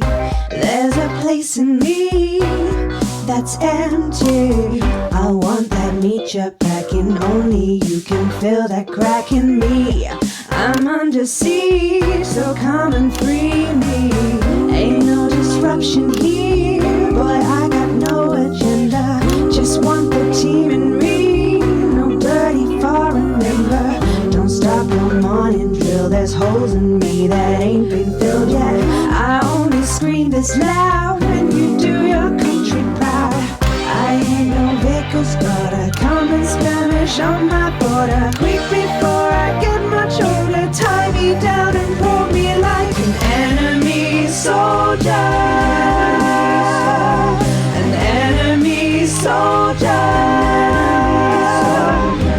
So let them try and break our dream. We fight and love and die a team. So what a Peter Clemens boys can come and use me as a toy. I wanna see some action, so come and break my sanctions.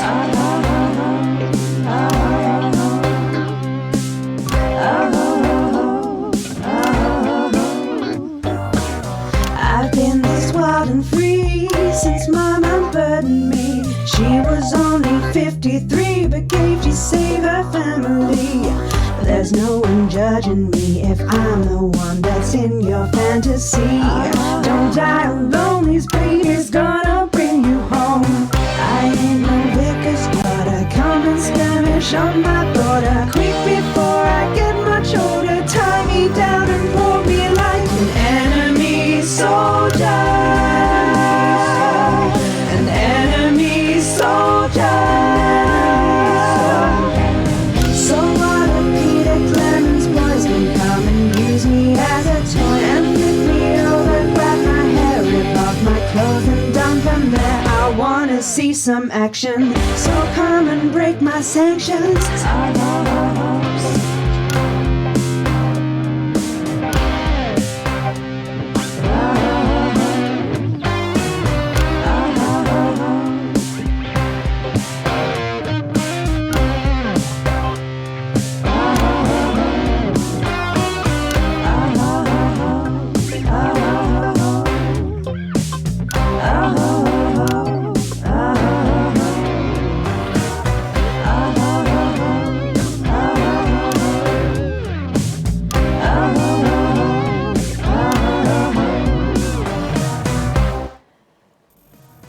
Well, if that doesn't distract you from the world outside, I don't know what will. I'd like to thank Lil C for doing that. Don't go anywhere. After the break, we'll finally be revealing the new segment of our show that we just know you're going to love. We'll be back right after this. And we're out. The enemy is all around us. A frightened world that looks at Can I just say, thank you so much for letting me do this. It really means a lot to me, you know. Yeah. To be able to promote myself on such a mainstream platform like the news. Well, don't worry about it. And you know what? Good luck for the future. Take care of yourself. This industry can be crazy sometimes. Watch out for that father of yours, won't you? Oh, no. I manage myself. It's just, you know, for the public to have that certain perspective. You know what it's like. Oh, right. And Michael! Michael? What about Billy Bob Jean Shorts? Oh, my dad! He's such a sweetheart. We both had the same agents, you know, like it just made sense. Both of us for our image together. Wow. And Michael, I want to see the revenue share for the clothing line and get me a G&T before my meeting with the lube guys. If they say for your pleasure, I'm going to stop needing it. together, that we encourage and educate our family, friends, and There's an X section we'll need you to use all four of the sound effects to look things on. Try and pick the most appropriate one at each given moment. The actors can't hear what you're doing, so they'll be trusting you to make the right choices. No, not anymore. I'm better than that now. I'll tell you what, just keep adding flowers until it feels like 12. Got it? Absolutely, right away. 10 seconds. we cannot lose this war. So join the winning team. 5, 4, 3. Thanks for joining us for part 3. We've been teasing you about our new feature all night, and now the wait is finally over. I can reveal that every night on the show, we'll be treated to an episode of an informative and hilarious new segment called The Notice Board. It stars some top talent, and we're very excited about it. But before we see it, let's have a quick chat with the writer, director, and phenomenon, may I say, Jeff Algebra, guys. Actually, I've dropped the algebra. I go by Jeff DePoon now. How'd you like that? Oh, yeah, very fancy. I suppose you need a new name now that you're a successful artiste. Well, exactly. I'm earning enough to pay taxes now. Oh. It's shit. And how does Angela feel about all this? Your wife.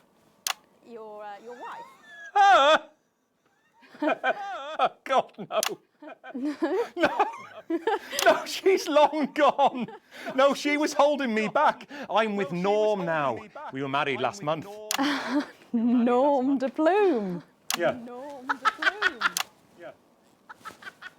And why did you write this? What was your inspiration?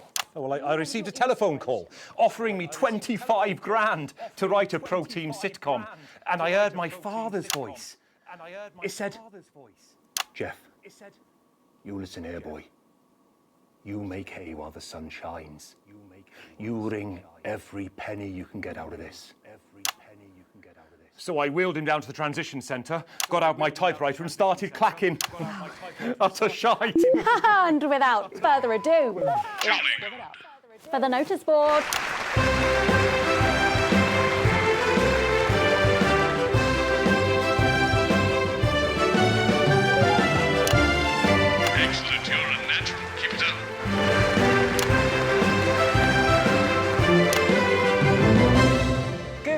morning, Miss Craven.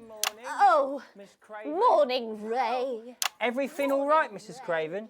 You look as worried as the vicar in closing time. Oh, Ray, it's those young louts. They've vandalised my shop again. No! Yes! They've written all sorts of obscene language and crude pictures, and I know it's those damn youths. I don't know. It could be the vicar at closing time. I'm just worried they won't ever become productive members of the community. What if they never see the error of their ways and end up as social outcasts, such as shoplifters or bong rats? Don't worry, Mrs. Craven. This is a very supportive community, and I'm sure that in time they will fit into this society like this key into this lock.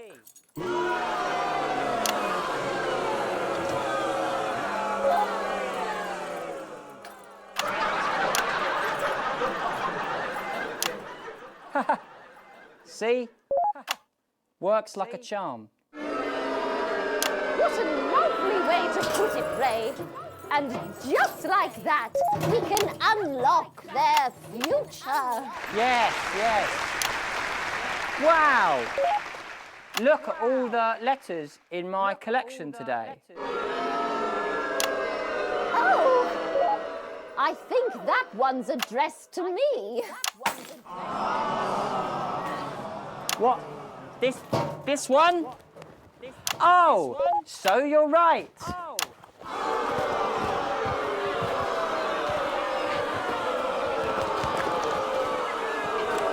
Here it is. It's a letter from my granddaughter, Brenda. She says she got an A on her maths exam because one of her friends has been helping her. She was always a team player, was our Brenda. What's up, losers?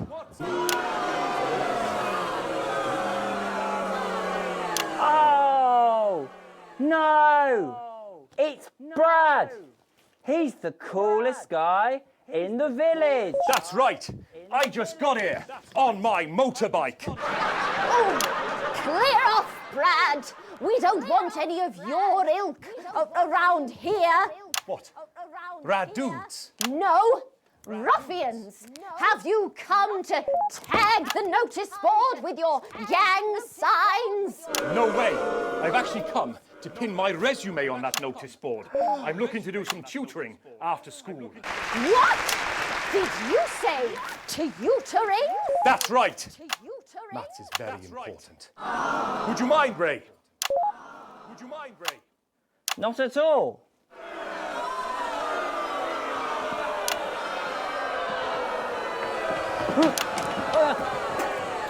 So you, a young person, have been spending your time helping others and not just urinating on churches or huffing glue?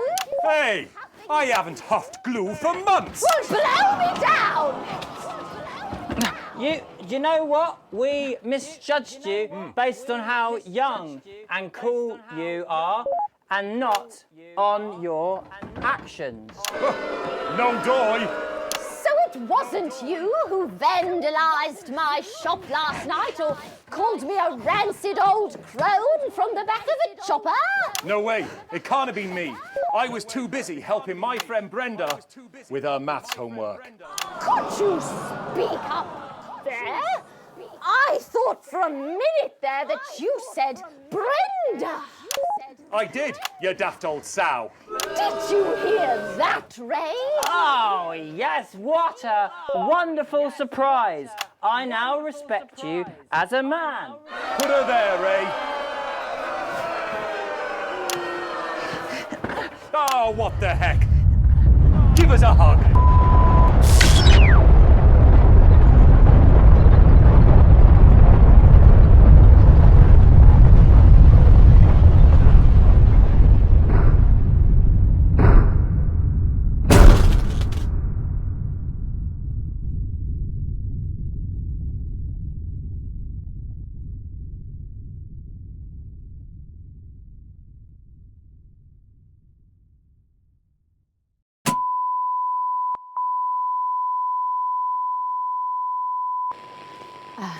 Sorry to interrupt the first groundbreaking episode of the notice board, but we are receiving some breaking news. I'm being told we are picking up reports from across the continent of what appear to be what appear to be nuclear explosions in 4 major foreign cities. Initial estimates put the death toll into. They put them into millions. I'm being told we're experiencing some power shortages as a result, so apologies for the interruption.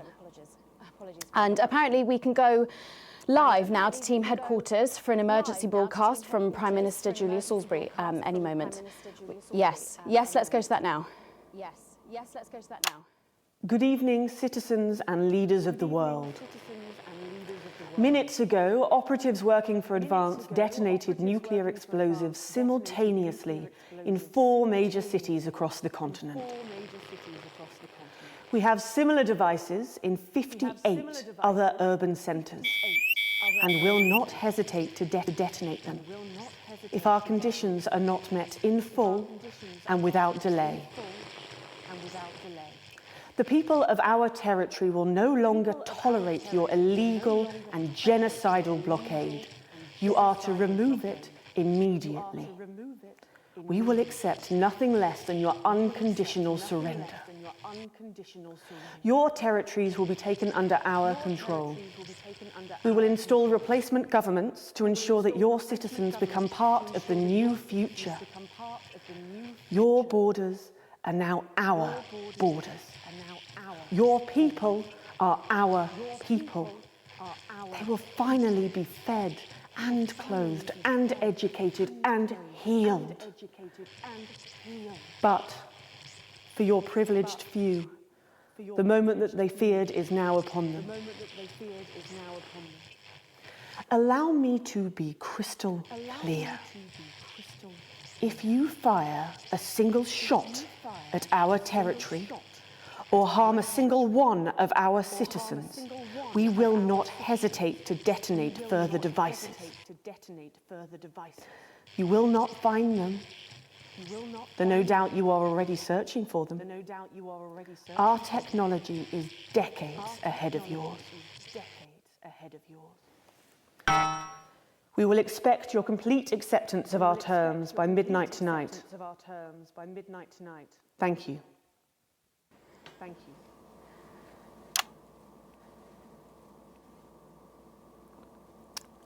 I don't really talk about my personal life in my job.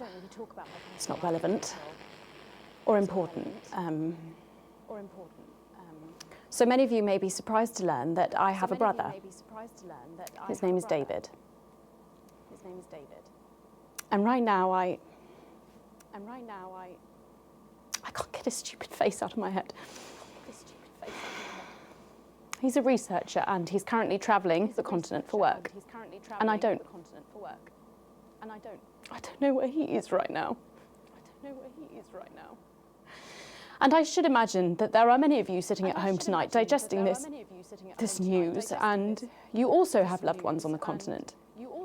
In Urkistan, or Havia, or San Palmerino, or Konislava, which is where David was when I last spoke to him 3 days ago.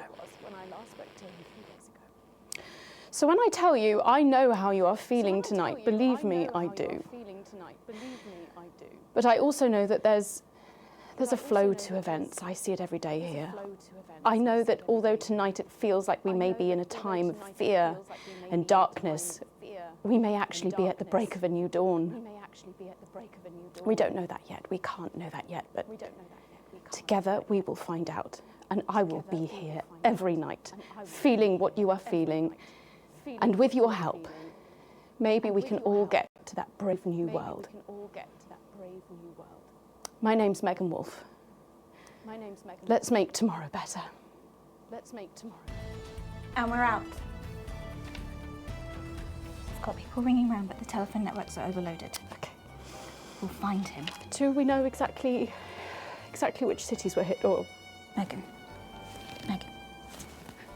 We will find him.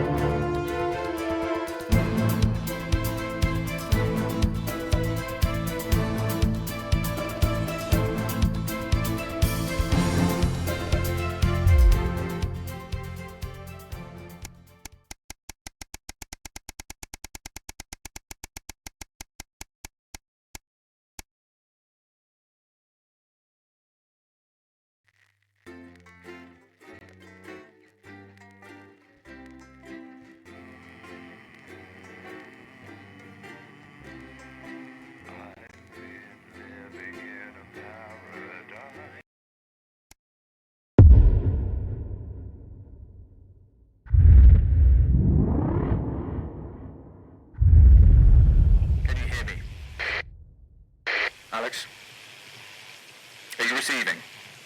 Calling. This is Alan James. The revolution starts tonight, Alex, and to be frank, we need your help. I know you've never been that sympathetic to our cause, but since the bombs, well, you've seen what happened. They have to be stopped, Alex. You know it in your heart, and tonight, well, it might be our very last chance. Play our tape at the second break. It's on your right. And please, when I hack in, let my message reach the people just once, just tonight, before advance can't be stopped. So? So what? How's he doing? How should I know? What, you haven't heard from him? He's a wanted criminal, Colin. So's my nan, but she never misses her birthday. Your grandmother's on the run, Colin. Yeah. Armed robbery, resisting arrest, double homicide of the same bloke. She's right laugh. I hope he's all right, though. No. He's got this far, and your brother was fine. I'm going in 10 seconds, everybody! Wonder what they're doing to him. Annoying him, probably. Not probably, definitely. Going in 5, 4, 3. Good evening. This is the National Nightly News broadcasting across the territories. My name is Megan Wolf. Our top stories tonight. Future legend. It's been 40 days since Disrupt conducted multiple attacks across the territories.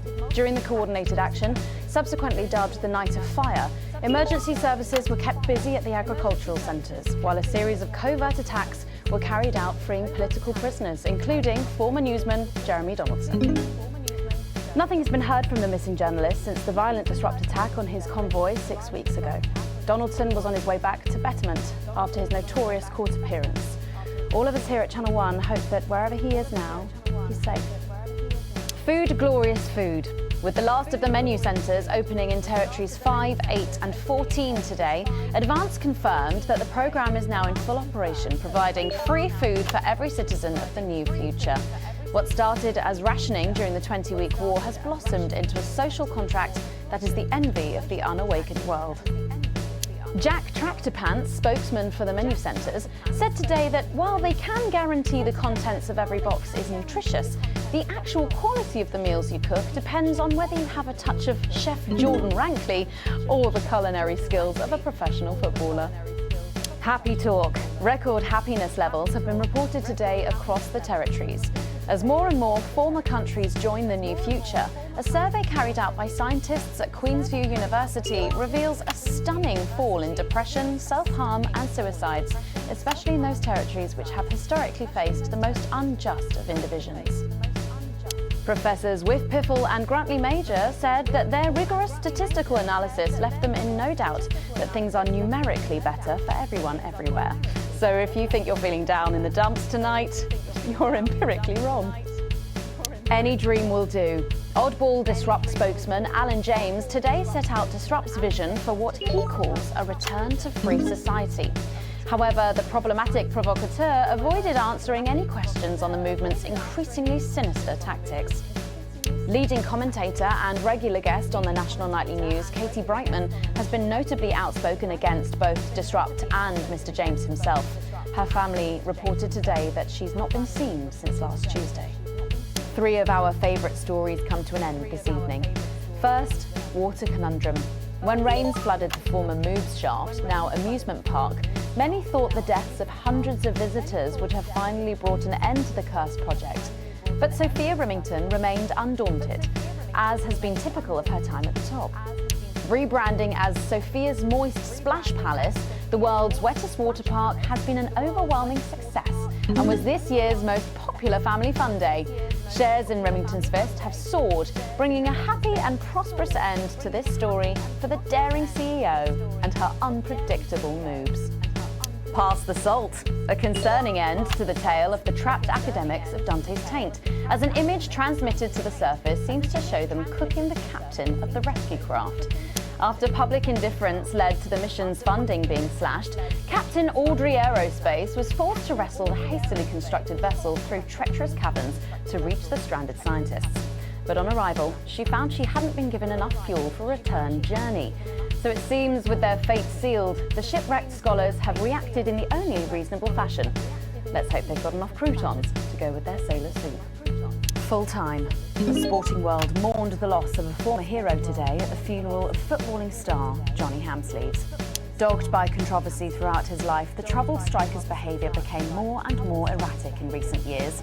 His tragic and avoidable death at the age of just 29 will come as a blow to his literally tens of fans around the world. All that, plus we'll be taking a trip dangly parts for the notice board, as well as getting a sneak peek at the hottest ticket in town. That's all coming up on tonight's National Nightly News.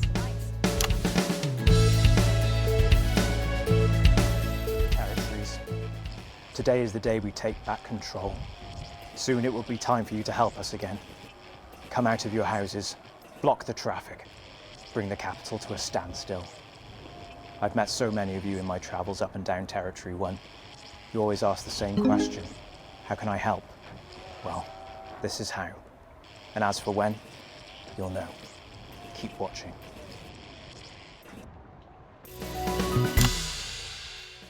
But first, 500 days after the loss of a fine leader and a great man, the start of tonight's programme is dedicated to remembering and celebrating the life of Peter Clement. Patrick Bannon is live from Parliament Park, where Julia Salisbury will be breaking ground on what will soon be a memorial garden in Peter's honour. Patrick. Listening to that old bitch lying through her teeth about missing that poor bastard. Patrick. I don't know what I'm going to do. We're live. Because I'm not being funny. Things were better with Peter, weren't they? Patrick. They were, and I don't mind saying it. They were, because he held her back. But now there's no stopping her. Hello, Patrick, we're Of live. course, can't say that, can I, Francis? No, not with public ownership. No, with public ownership, you can't say anything these days. She's lost it, mate. She's completely off the rocker. I heard from an aide that... Hello, Megan, you join me here live from the what? Hello, Megan, you join me here live from the what?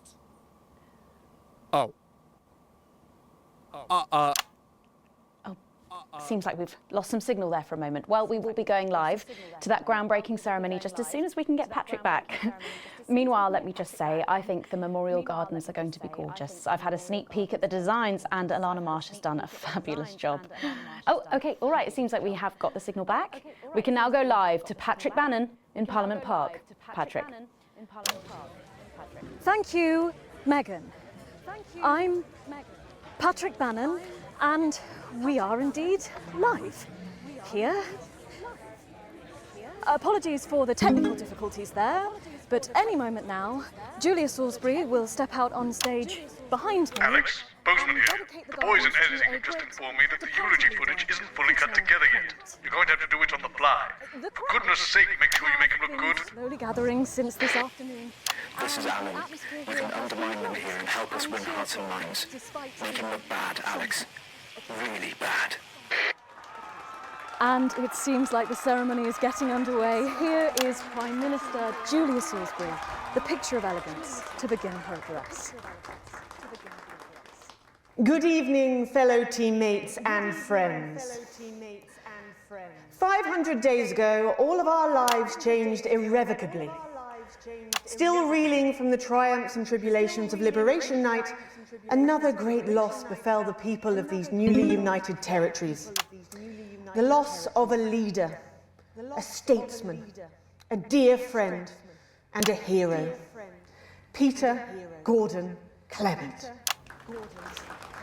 Peter's death at the age of just 62, of course, announced by the team on the 24th of December, just 6 weeks after Liberation Night. Born to a working-class family on a housing estate in Rotherham, Peter first trained as a carpenter before getting his start on television, first moving and building scenery, and then developing into the personality that we all knew and loved so much. Just the Job first hit our screens over 25 years ago, running for 11 series, winning multiple awards, and charming audiences up and down the country. Peter taught us, all of us, not to be content with the way things are, not to accept inequities, no matter how small. But he also taught us what it took to fight them. Courage, integrity, empathy, and hard, bloody graft. Across a career spanning 3 decades, Peter Clement was known for shows including Wake Up, It's Saturday, and much later, late night chat show Petey, which at its peak drew millions of viewers. Peter was by no means a saint. Trust me, he once told me he had more regrets than he'd had stolen dinners. He always did have a knack for a turn of phrase. But it speaks to the strength of his character that he chose to share with us his mistakes alongside his achievements, his faults as well as his talents. Peter had the heart to give it all he had for the people of these united territories. Famous for his potty mouth, it's estimated conservatively that Peter Clement uttered over 1.5 million swear words during his career, though some sources put this figure well in excess of 2 million F-bombs alone. Gripped by illness as he was in the weeks and months leading up to Liberation Night, he wasn't the man we loved. But his eyes still twinkled with that familiar joy for life, that spark of wit and wisdom of a life lived for others. Prime Minister Clement, of course, died from apparent liver failure after suffering from the long-term effects of alcohol abuse. I first met Peter nearly 20 years ago, moments before I was supposed to give a speech. Not unlike this one, actually. Only I'd spilt coffee all down myself, and I was young, nervous, desperate to be liked, and from behind me I heard, "Christ, pet, you've either pissed your kecks or sprung a leak, but either way you got a problem." And before I could even say a word, he stripped off his dry trousers and insisted I took them. That was the sort of man that Peter Clement was. Kind, compassionate, sensitive, a brilliant thinker, a natural leader, but mostly a good man.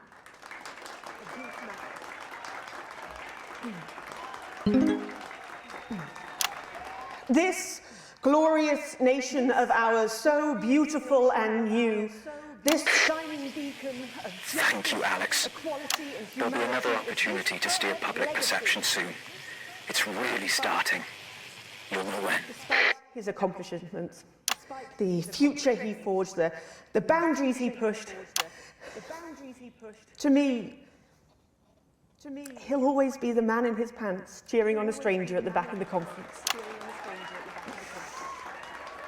It is my great honour to give to you the Peter Clement Memorial Garden. Shall we see if we can get a countdown going? Everyone with me? 10, 9, 8, 7.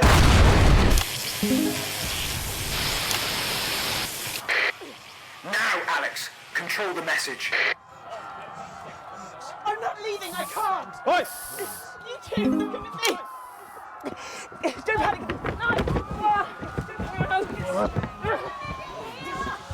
You're hurting me! Well, stop resisting then! Stop resisting and we'll let you up! I'm not resisting! Ah! Fuck What are you doing? I'm not resisting! You all saw! I'm not resisting! Don't resist! Turn the camera off! National Night News, you have the right to be here. Understand? I said turn the fucking camera off! Oh, who the fuck are you? Oh, I can't hear you. I can't hear anything. Yes, medics are coming, you sit down. No, I can't hear you. I'm from the National Nightly News. Well, then you can consider this payback. Salisbury's still here.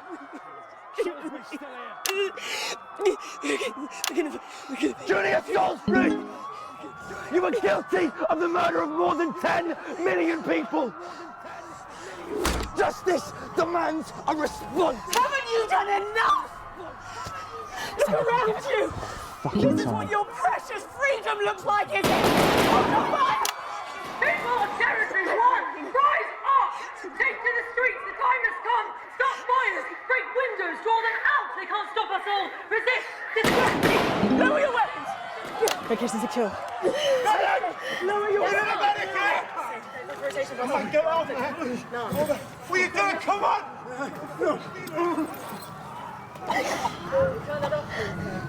Shut that off. I said turn it off. I said turn it off. Shocking scenes from the capital there. Is this not enough? You've just seen them execute unarmed civilians, people like you and me. So why are you watching this? Why are you not in the streets with us tonight? What will it take for you to get up and be a part of this? March on team headquarters, storm the building, demand elections, demand answers. Be what you were born to be, the once and future free. We'll be back after this. That didn't go so well, Alex. But we can turn it around in the next segment. Good distance from the unit base. It's becoming a weekly event. No, it's different tonight. This is the big one. Great. So there's a revolution happening outside and we're off to dangly fucking parts. That's journalism, apparently. Can we get set for the next sequence? Alex, during this next section, a cameraman working in the newsroom who's one of us is going to get a coded location out. We don't know yet which camera he's on, but if we find out, I'll let you know. Just keep your eyes out for the fist and try and keep it on the air for at least 5 seconds. Our operatives will do the rest. Daniel, go now! What is it, Jen? We've lost Tommy. Oh, don't worry, he'll turn up. Back in 20. What? No. Please, you can do this. Don't do this to me, Jenny, please. Miss Wolf, I need to... Take a hike, brush boy! Okay, we're going in 10 Please, seconds. don't you walk away from me. That is not what we... I'm just going to interview an empty chair. That's what I'm going to do. 4, Just an empty... Welcome back to the National Nightly News with me, Megan Wolf. Later tonight, we're going to be meeting 3 couples who seem to be in perfect harmony. And in just a few minutes' time, we have today's edition of the notice board, and I know you're just as excited as I am to see it. But first, well,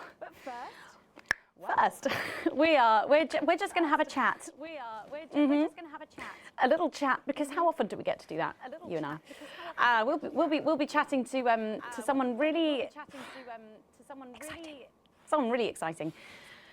Who helps make this show happen, honestly, and someone who doesn't always get the credit they deserve. And we're gonna. Who the fuck are you? Obviously, it's going to be Tommy Harris. Here he is. All right, Megan. Tommy, Hi. so good to see you. I'm so sorry about that. About what? I don't know what you mean. Well, I wasn't. We've just heard our man's on camera 4. In a corridor. Oh gosh, it is a maze, our studio, isn't it, Tommy? Well. Oh, Get sorry. back to the interview, Alex. No, No, say no more. Say no more. Thirsty work, eh, Tom? Take. Excellent work, Alex. That's the location shared. Next, you'll need to give them the go. No. Neither do I. How's life, Tom? Oh, awful, yeah, terrible. Come on now, tell me what you've been up to. Well, I spent the morning staring at the ceiling, and then I had this photo shoot where I was dressed up like an egg. They had to dress you up, did they? And then I wanted to go home and think about death, but I'm contractually obliged to sit here in front of you and do it here. It's got to be hard. Got to be tricky. They hate me, Megan. Do you know what that's like? Well, probably not. Tommy, that is not true. Darling, they don't hate you. They love you. You're massive. Always thought that my life would go like this. You think you're going to keep moving forwards. You think you're going to keep progressing and getting better. You never think you're going to be here. Do you know what it's like to know that you're over the hill? You will. Right, well, toddle on over and get ready. Thank you. Thanks for chatting with us. Wow. Tommy Harris there, really opening up, and that takes a lot of courage, actually. Now it's time to take a trip down to Dangly Parts, where I'm sure we're about to laugh and learn for tonight's episode of The Notice Board.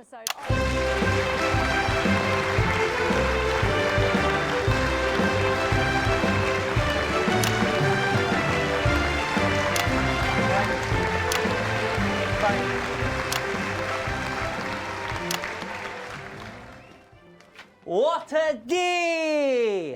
First the tea morning, and now to post this notice. I don't know how I managed to cope with it all. Oh wait, perhaps I do. Oh,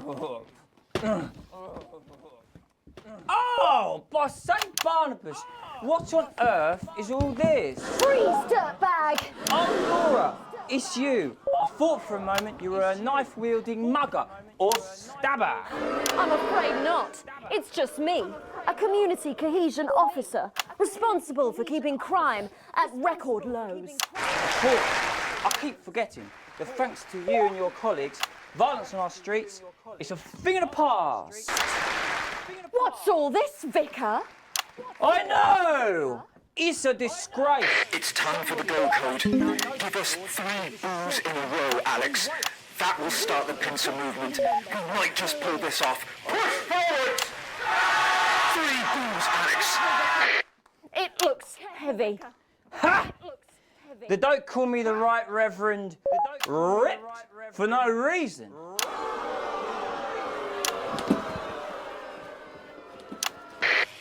Yes! It's no good. It's no good. Looks like all those crucifix classes were a waste of time. Maybe you, a young CCO, would be able to move it. 2 for 2. Fantastic.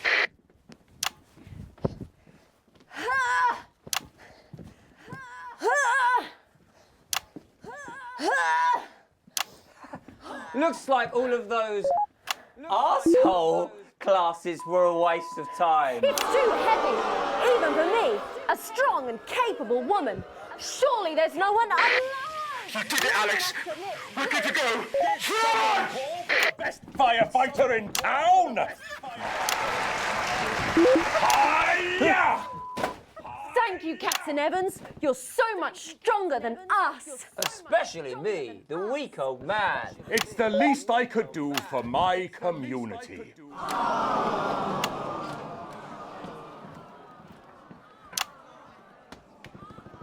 No luck catching the little fucker then?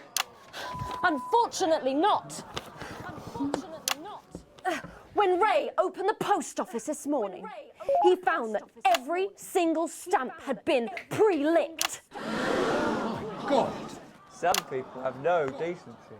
Sadly, if we don't catch him before tomorrow morning, we may have to cancel the village fete. Don't worry, we won't let that happen. Will we, Vicar? No, no. Tell me, Laura, why do they call him the ferret? Some say it's because of his sneaky nature, but really it's because whenever he strikes, he always leaves behind the foul stench of urine. Never fear, officer. We'll catch this pissy nuisance and save the village fate, or my name is not Captain Danger Evans. The community cohesion team are doing their best, but they simply don't have the smarts to solve this mystery. But I know someone who does. Someone who's about to blow this thing wide open. Me! Blackout!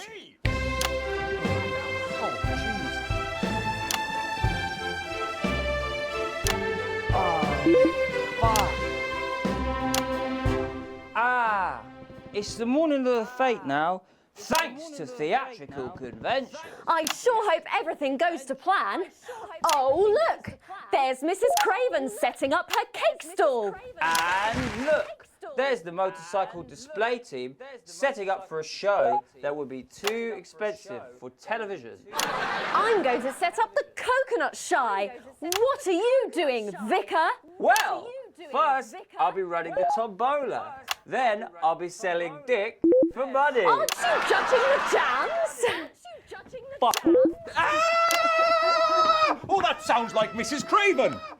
Looks like someone sucked all the jam out of her donuts. That damn ferret has struck again! What are we going to do? No!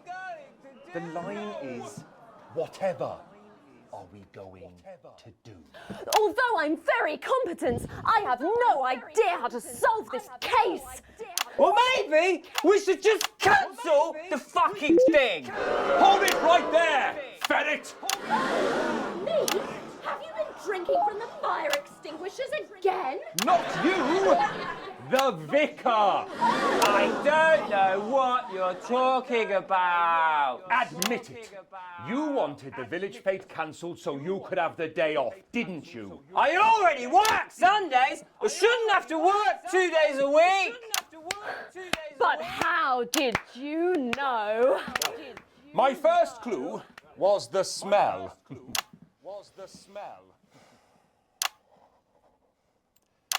My first clue was the smell. Say it. No. Tommy. No. Say your line. Fuck you, Jeff Algebra! Fuck all of you! And fuck you, Alex Winston! All I wanted to do was spread a bit of happiness and bring a bit of fucking joy into the world, and you've ruined my life! Shut up, you're whinging! Take your head out of your arse and do the line about how you smell of piss. Ah! Oh, Christ! It was then that I noticed the vicar's tongue was particularly dry, almost as if he'd been licking thousands of stumps, or perhaps eating Mrs. Craven's baking, which led me to my final clue. The vicar says he has Get him off me! I'm worth loads! Christ!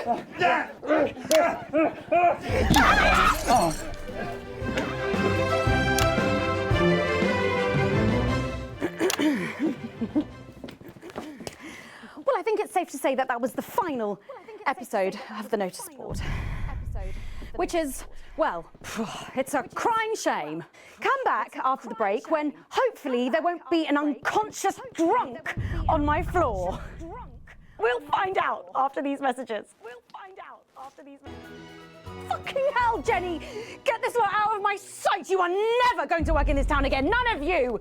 I don't want to hear it. What advert is this, Alex? I don't remember passing it for broadcast. I think you made a mistake there. I'm an economist and commentator. You've probably seen me on the news talking about Hello? and how progressive their policies are. Well, I was wrong. And I'm here tonight to say I'm sorry. One last push, Alex. We're closing in. One of the guests in the last section is working with us. You'll be asked to censor on our behalf. If you do it right, the final orders will be given. Press the censor button until our symbol is lit up. Get this right, and we're gonna win this thing. It's happening, Alex. Tonight we take it back. Who had so much more. Over the years, my jealousy grew. So when Advance came to power, I didn't think about the damage they would do. I acted selfishly. I was glad to see the rich punished. I didn't see how backwards Advance were. I didn't understand that rather than tearing down the wealth creators, we should have been helping everyone else to take a seat at their table. Under Advance, the country is poorer. It is poorer in ambition. It is poorer in aspiration. We are infantilized by Advance's naive policies. Please, Sarah, anything. Sorry, Mum, I'm really not supposed to say. Are we safe? Hi, I'm Maddie. Johnny just said to ask if you need a touch-up. I have Did brought she? myself out to the media to defend. That's my shade, is it? Yeah. This is my shade? My parents. I see that now. Mum, Dad. You can run back to Jenny I'm now. sorry. Our only hope. Sorry about that, Sarah. Nothing you can tell me. only hope. At all, like at all. They've said no one's died, that's all I can say. 10 seconds.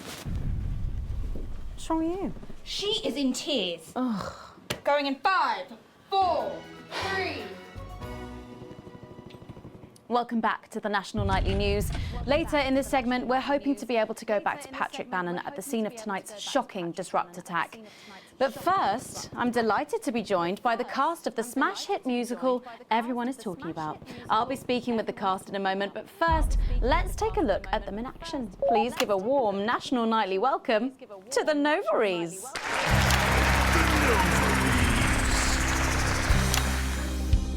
Hello? Doctor? Yes, I see. Thank you for letting me know. a decent life.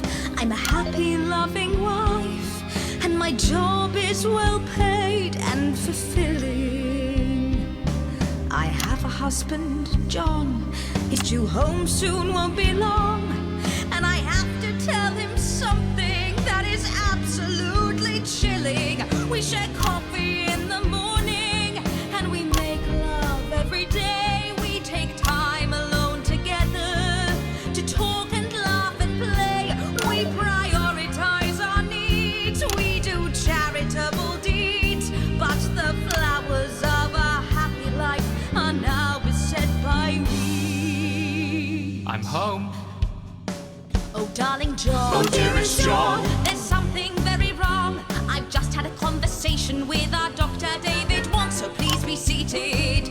This news will make you feel defeated. The scans revealed a lump.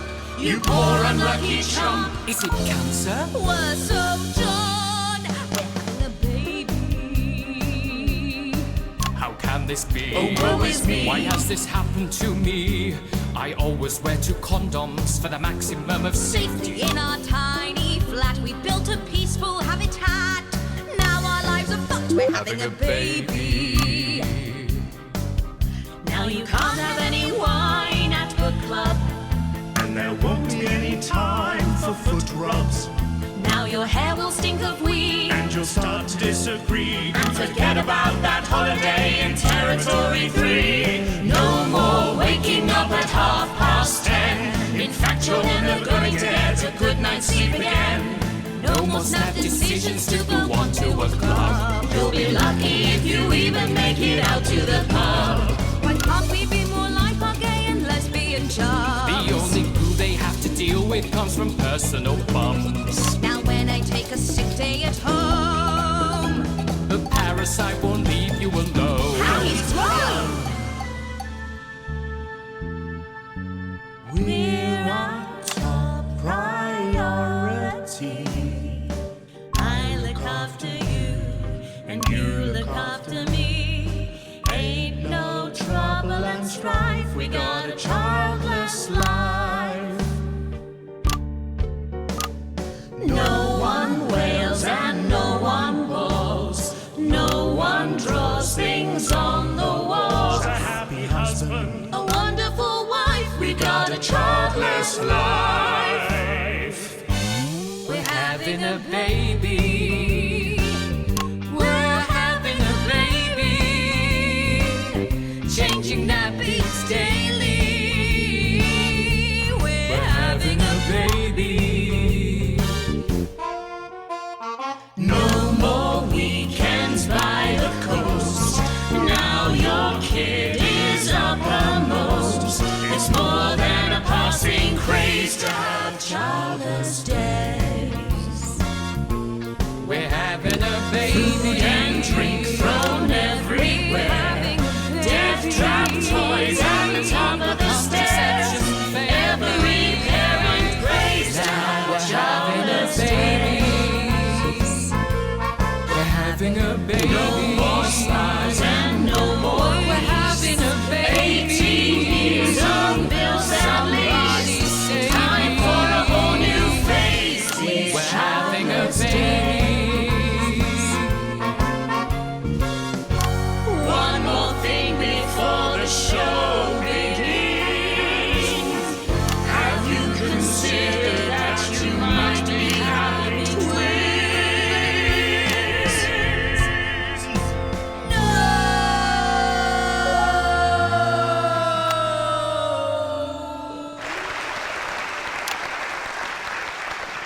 Amazing. The Novaries there, treating us to their opening number from Elegy for a Childless Life, which is currently the hottest ticket in the Capital Theatre District. And we'll be touring the territories later this year. Right then, come on you got. Come on down, let's go, don't be shy. Hello. Hi, Megan. Hi. It's an honour to be here. Oh, really? Are you fans of the show? Yeah, it used to be. Well, listen, let's get stuck in.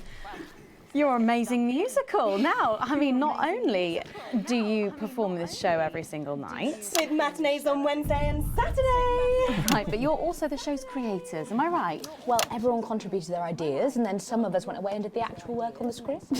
But no, it's very much a team effort. Oh, that's fantastic. How rude of me. I've not introduced any of you. I'll be the one being replaced next. Let's go down the line, shall we? Hi, I'm Jack. Jim Blunt. Pleasure to be here. Jennifer Boren-Woodley. Hello, I'm John Sapley.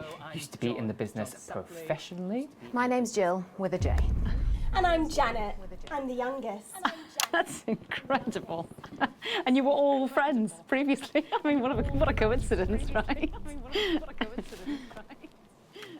With your names beginning with a J. Oh my goodness, guys! Our names all begin with J! How have we never noticed that? Because you haven't typed them out 1,000 times, maybe? You knew? Why didn't you say anything? I thought we all knew.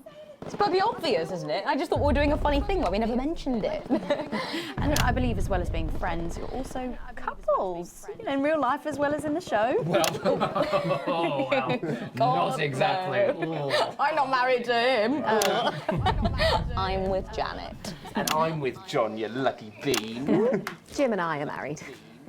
4 fabulous years. Well, that must make for some confusion in the rehearsal room. Well, you should have seen the first draft. Jen decided that Jack would play Jim, I would play Jack, Jen Janet, Jill Jen, Janet Jill.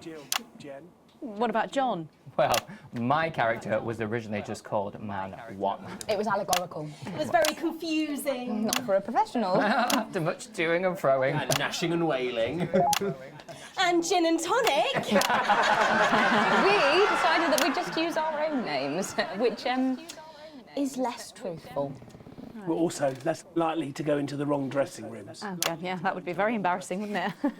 Of course, when I first wrote it, we were only meant to run for a few nights at the Mimbley Village Hall, but when I registered it with the Department for Culture, it caught the eye of someone high up, and before you could say overnight sensation, we were transferring to the capital. It's all been a bit of a roller coaster, really. I'm only 19. I'm the youngest. You really don't have to repeat that. I had to give up my job as a mortuary technician. Well, yes, we all had to move to the capital. I love that job. It's been a very turbulent time.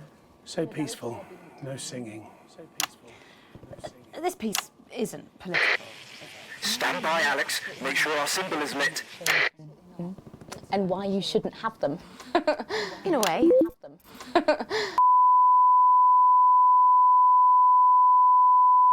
Unit. Eagle to advance on target 22.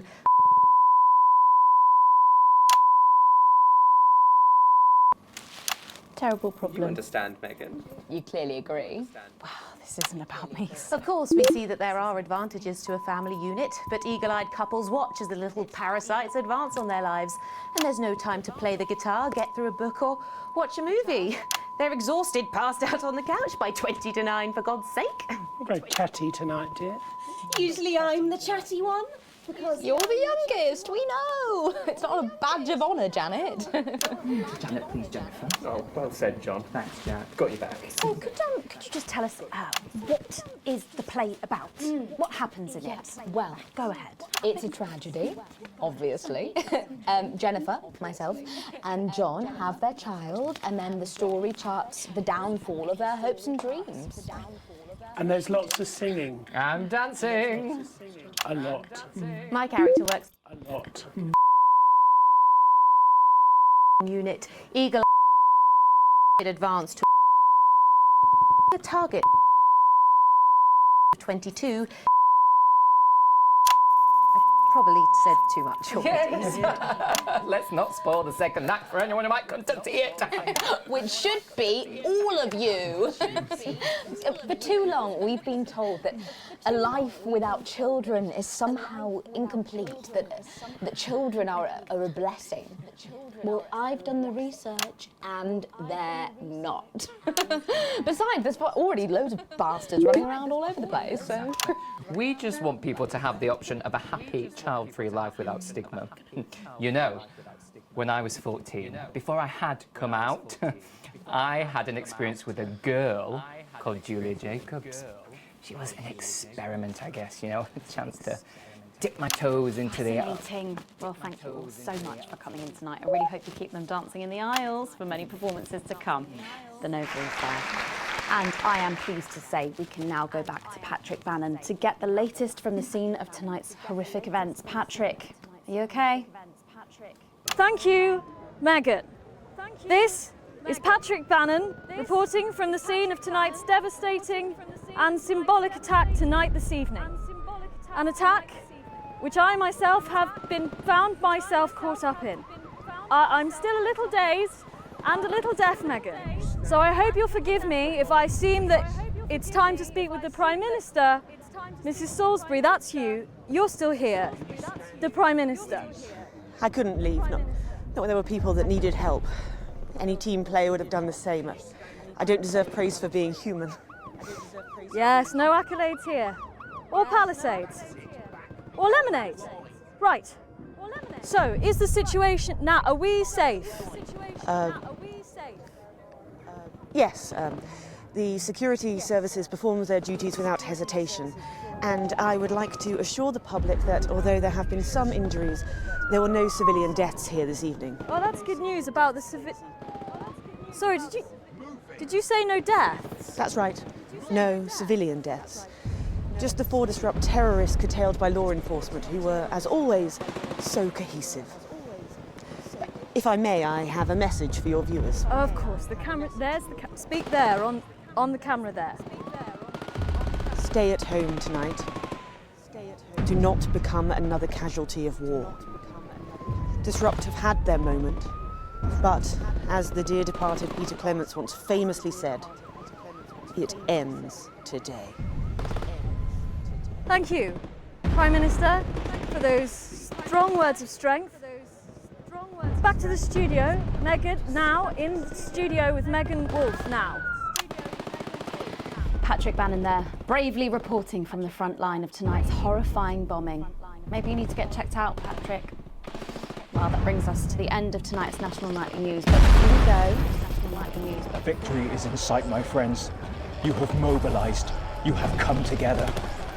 From our agents at the television networks risking arrest and getting those words to you, to the many hundreds and thousands gathering to invade team headquarters. As I speak, we are turning the tide, and it is time for change. Tonight we topple their regime, and we also silence their mouthpiece, Channel 1. Time to wake up. Of course, they would have you believe. The military have been actioned, and well, it's pretty scary out there tonight, so stay at home and stay with Channel 1, because the team has assured this programme that the turbulence will soon be over, and we can once again focus our minds on building the new future with equality, fairness and resources for all. My name is Megan Wolf. That's me. Damn it, Alex. Tonight is the beginning of the fall of Advance. Fighters jet at 11 o'clock. Charges reached, sir. Mission to detonate. Permission granted, old friend. We are going to detonate. Look out your window, Alex. See what you helped make happen. She's coming down.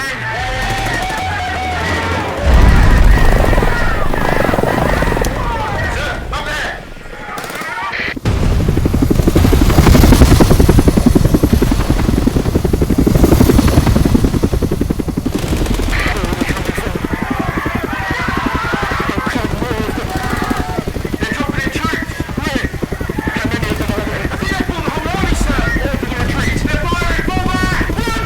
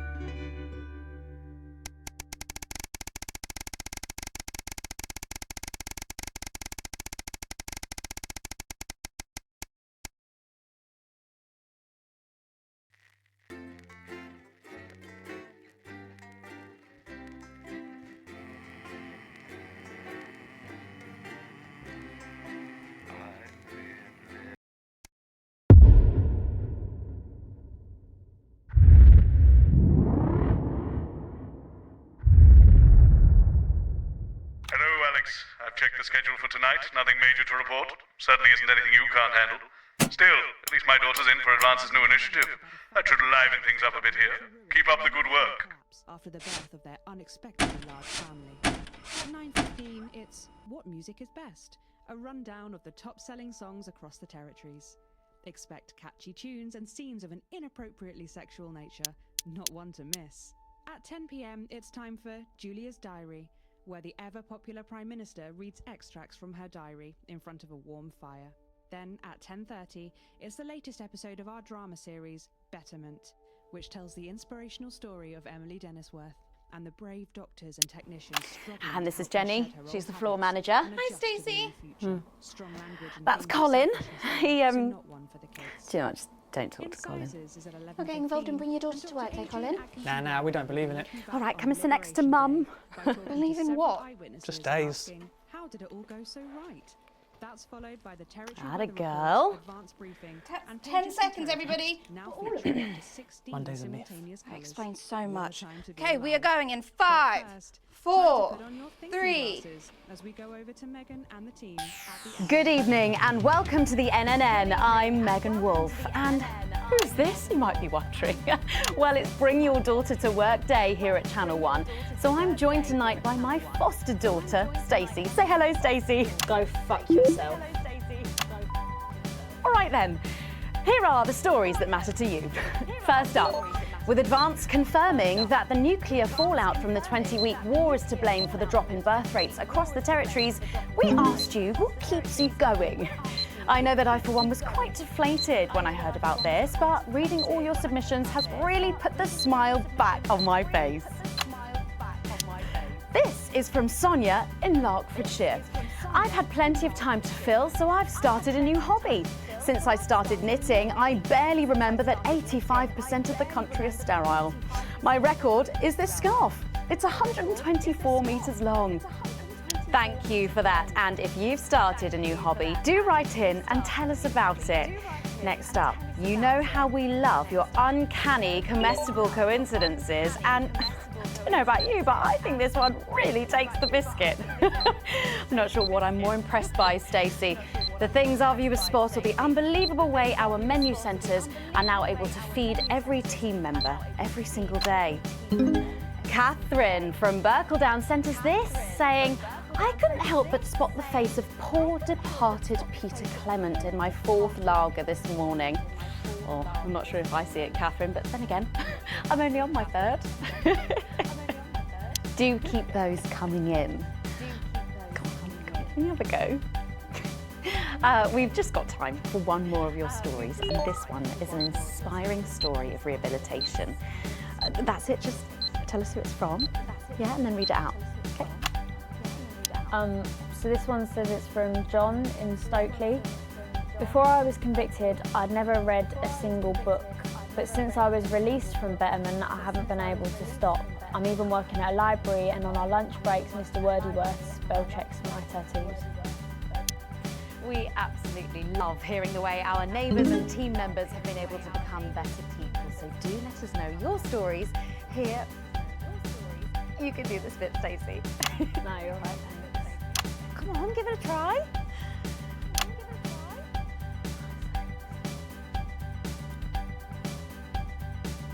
Let us know your stories here at the NNN.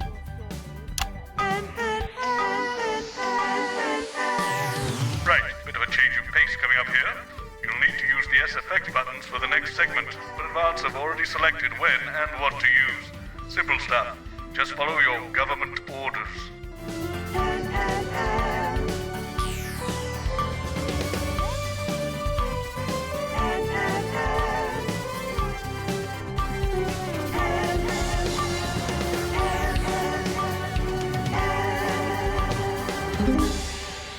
First up tonight on the NNN, it's time to celebrate this week's team lottery winners live from the Shakespeare Theatre right here in the capital. We're going to hand over to Julia Salisbury. I suppose you don't think much of her either, eh, Stacey? She's got a lot more going for her than you wankers. Okay, surprising vote of approval there from Stacey. Let's go live to that right now. Good evening, everybody, and welcome to this week's Team Awards. Of all the many duties I have as team leader, this is by far the most pleasant. As I so often say to you, the uneven past is now, following the demise of Disrupt, firmly behind us. This is the new future, and I say to you, it's better now. I am delighted to be joined here tonight by one of the oldest people in Territory 1. He was born over 107 years ago. Please give a warm team welcome to Alfie Tatchbadger. So, Alfie, you must have seen so much in your lifetime. What have been some of the highlights? Alfie? Is he all right?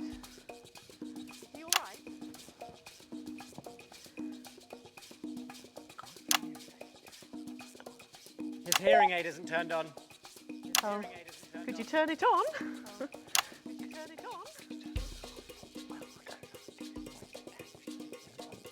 He says it drains the battery.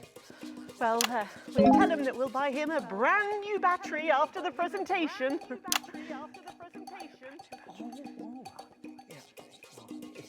Yeah, he says that's fine then.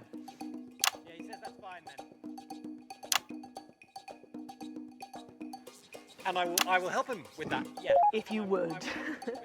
Sorry, can't get the staff. Yeah. We got it. So, Alfie. What? You're 107 years old. Oh, don't bloody remind me. Would you like to tell the audience what that's like? Where is everybody?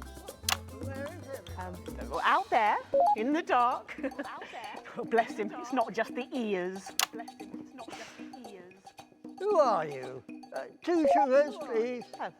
I'm Julia Salisbury, the Prime Minister. A likely story. Who are you really? No, I really am the Prime Minister. Oh, you're a woman. Yeah, a woman. One of Women them. can do anything men can do these days, Alfie. Can you piss standing up? I can't say I've ever tried. No, I didn't think so. 2 sugars, please, and not too much milk. Shall we get to the awards, Alfie?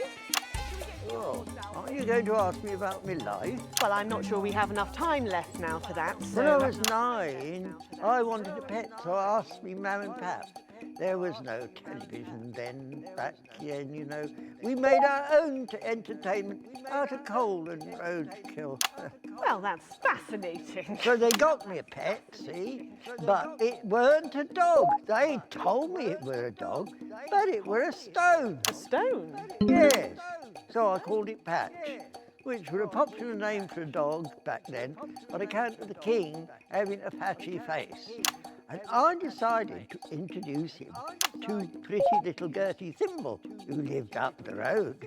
Oh, how romantic. She threw my dog in the river. That was the day I decided I'd never marry. And that's the secret to your long life?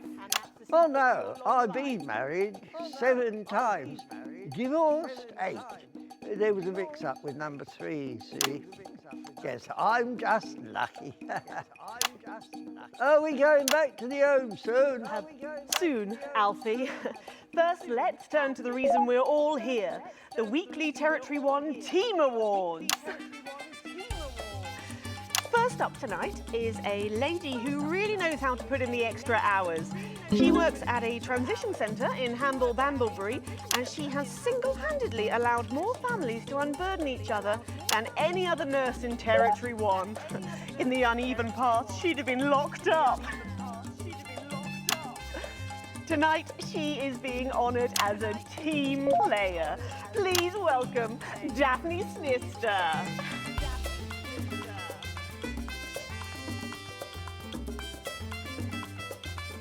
Are you here to change me? Just give her a medal, Alfie. There's a good boy.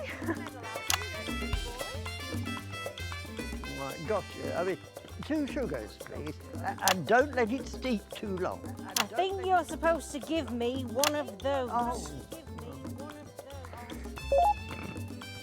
Well, There he goes, look. I can't get the arms up any higher than that. You'll have to go down, love. Thank God those fractious times are behind us, and now the territories are thriving. Are we in?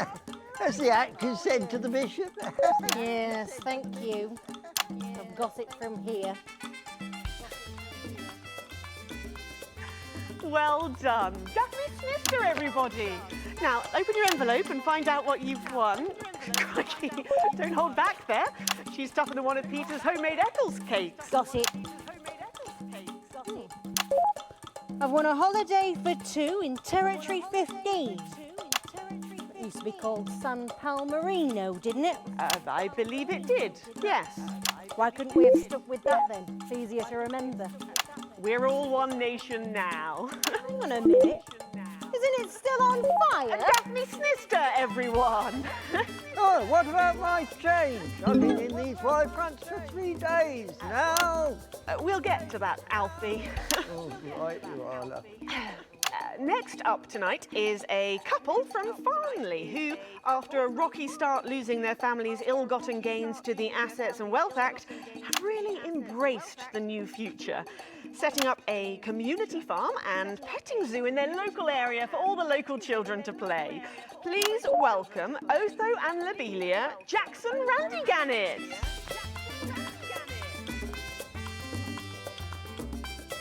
Medal, Alfie. You know, when I was in the trenches, I had a pal called Scotty Wilson. He was from way up north, so I didn't understand a bloody word he said. But he were my best mate. Should we just grab them for ourselves? Probably for the best. And his best mate was Smudger A's.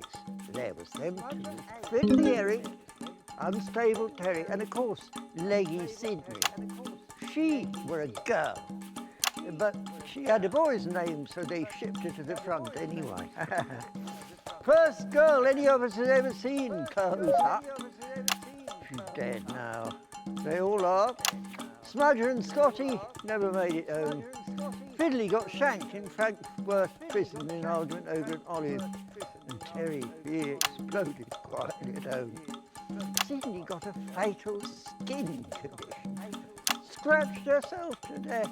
It makes you think. Thanks, Alfie. Great contribution. So, Otho and Lobelia, a petting zoo. After we lost all our wealth, we discovered there were actually people who had never even owned a pony. I used to have 3. So we decided to do something about it. That's the type of people we are, you see. advantage of a private education, probably. Well, I'm sure we could debate that all night, but there's no time. So, let's see what you've won. Yes, but before we do, there is something I wanted to say to you. Oh, absolutely. Every citizen of the new future has my ear. Good. When Advance came to power, you took all of our wealth. You took the shirts off of our backs. Quite literally, in my case, I used to collect shirts. You might as well have the rest of it, too. Oh, security! Oh God, not again. If I've said it once, I've said it 1,000 times. Bennies and the news are not good bedfellows. Keep those flappy bits off my channel, Alex. Hands better. And you are? Oh, no. Got to go! Oh. It isn't right and it isn't fair! You tell him, girl. That's my wife, you know. Oh, no, you don't. You can't mix pearls with swine, it isn't right! We used to have 3 horses, sent into Bethel and hung well. And now what have we got? 2 mangy goats, 1 mongrel dog called Kenneth, and a rooster that won't bloody shut up! Can we get this over quickly with, please? As the actress said to the bishop. Oh, here we go again. Hello, Alfie Tadge Badger. Pleased to meet you. Look at it, Josie, it's Stop them! Oh, don't worry, love. I'll protect you. Oh, oh, oh, oh, oh. You better don't know what he knows. You know, this reminds me of when I was in my 20s and we go to the promenade at Shining on Sea and watch all the pretty girls on the beach. Everything was black and white then, of course. We'd visit the Penny Arcade and try to win a block of lard to take home for the family. You couldn't buy lard in those days. You had to win it. Oh, it was so much simpler back then. Boys were boys, girls were girls. Everyone else was recruited by the circuses. There were loads of them, you see, circuses, with their big tents and their candy floss. You'd hear the music, the pipe organ, drifting over the nearby fields. My mum used to call it the most magical sound in the world. This was before she lost her hearing after giving a particularly loud round of applause. Did you ever go to the circus? What's that, Alfie? The circus, don't go mind. Yeah, just the tea, pet. Well, that was an unexpected dose of naked nostalgia. Some people simply can't let go of the past. That's why I look in joy and fervent admiration at the younger generation. So cohesive, such a team. And with fertility falling throughout the territories, we should value our fabulous new generation now more than ever. Our final winner tonight is a go-getter who really went and got 'em, helping to root out more than 170 disrupt collaborators in his own neighbourhood. Since then, he's gone on to be a senior cohesion cadet leader and organised all of the entertainment at last year's Camp Cooperation. Our final winner tonight, Edwin Neverley.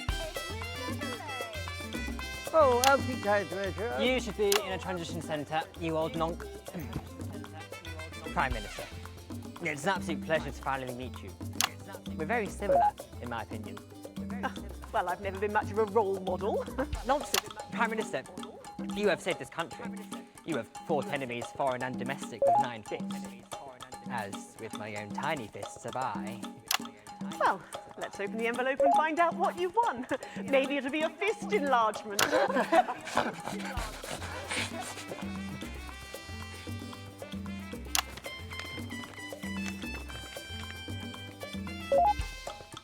A year's internship as a behaviour coach at Betterment.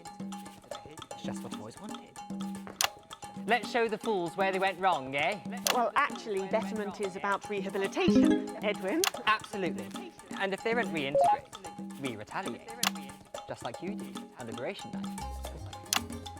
Thank you for this award. And stay vigilant. Report the non-cohesives. Be a team player. That concludes tonight's awards. Join me next week when, hopefully, things will be a lot more normal. Back to you, Megan. Prime Minister Salisbury there at a highly eventful Team Awards ceremony. Any thoughts on this week's winners, Stacey? The nurse was fucking scary, the pretties were saggy, and that little prick will never lose his virginity. Succinctly put there, if a little profane. After the break, we'll be going live to a star-studded premiere. You won't believe who's on the red carpet tonight. Don't go anywhere, we'll be back after this. And we're out! Oh, Alex, one other... What's that? You're off already?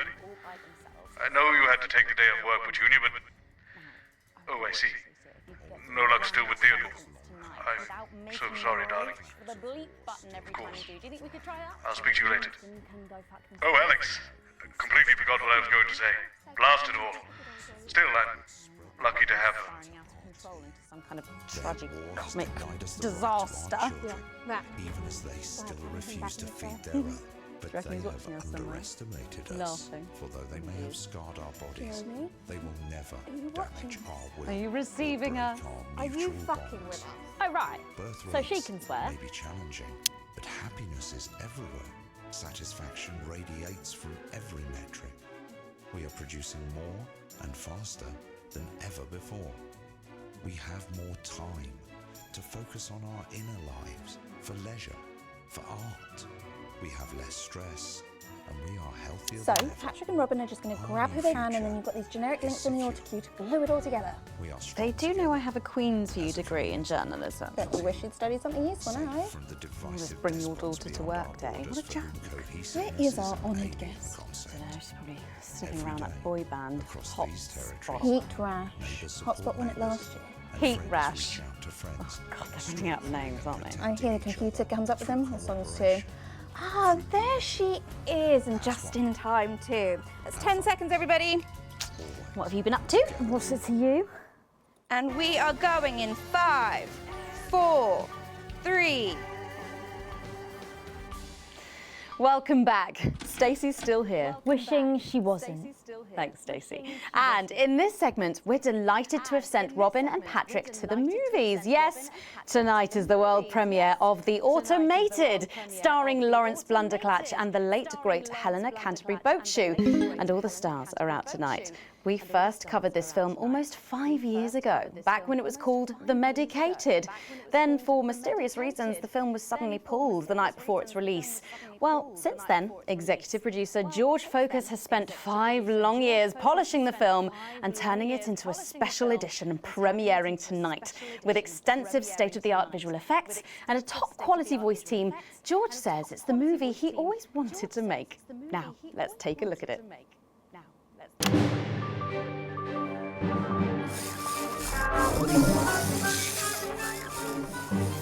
I can't deconstruct it. Captain? I can't deconstruct it. I can't deconstruct it. Robots!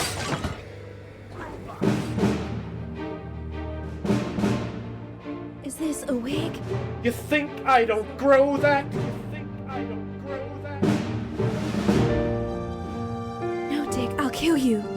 Think of Sat, I'll kill you. There's something on your face, Chief Harrison!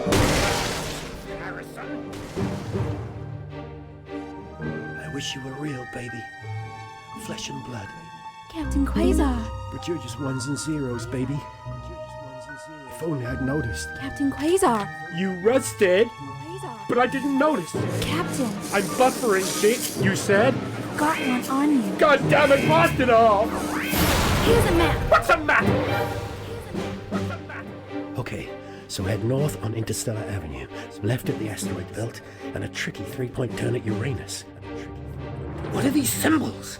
This corner, this is the key. We could shut it down. Yes, we could shut it down! Yes, we could shut it down! But we have to ask ourselves, who are we?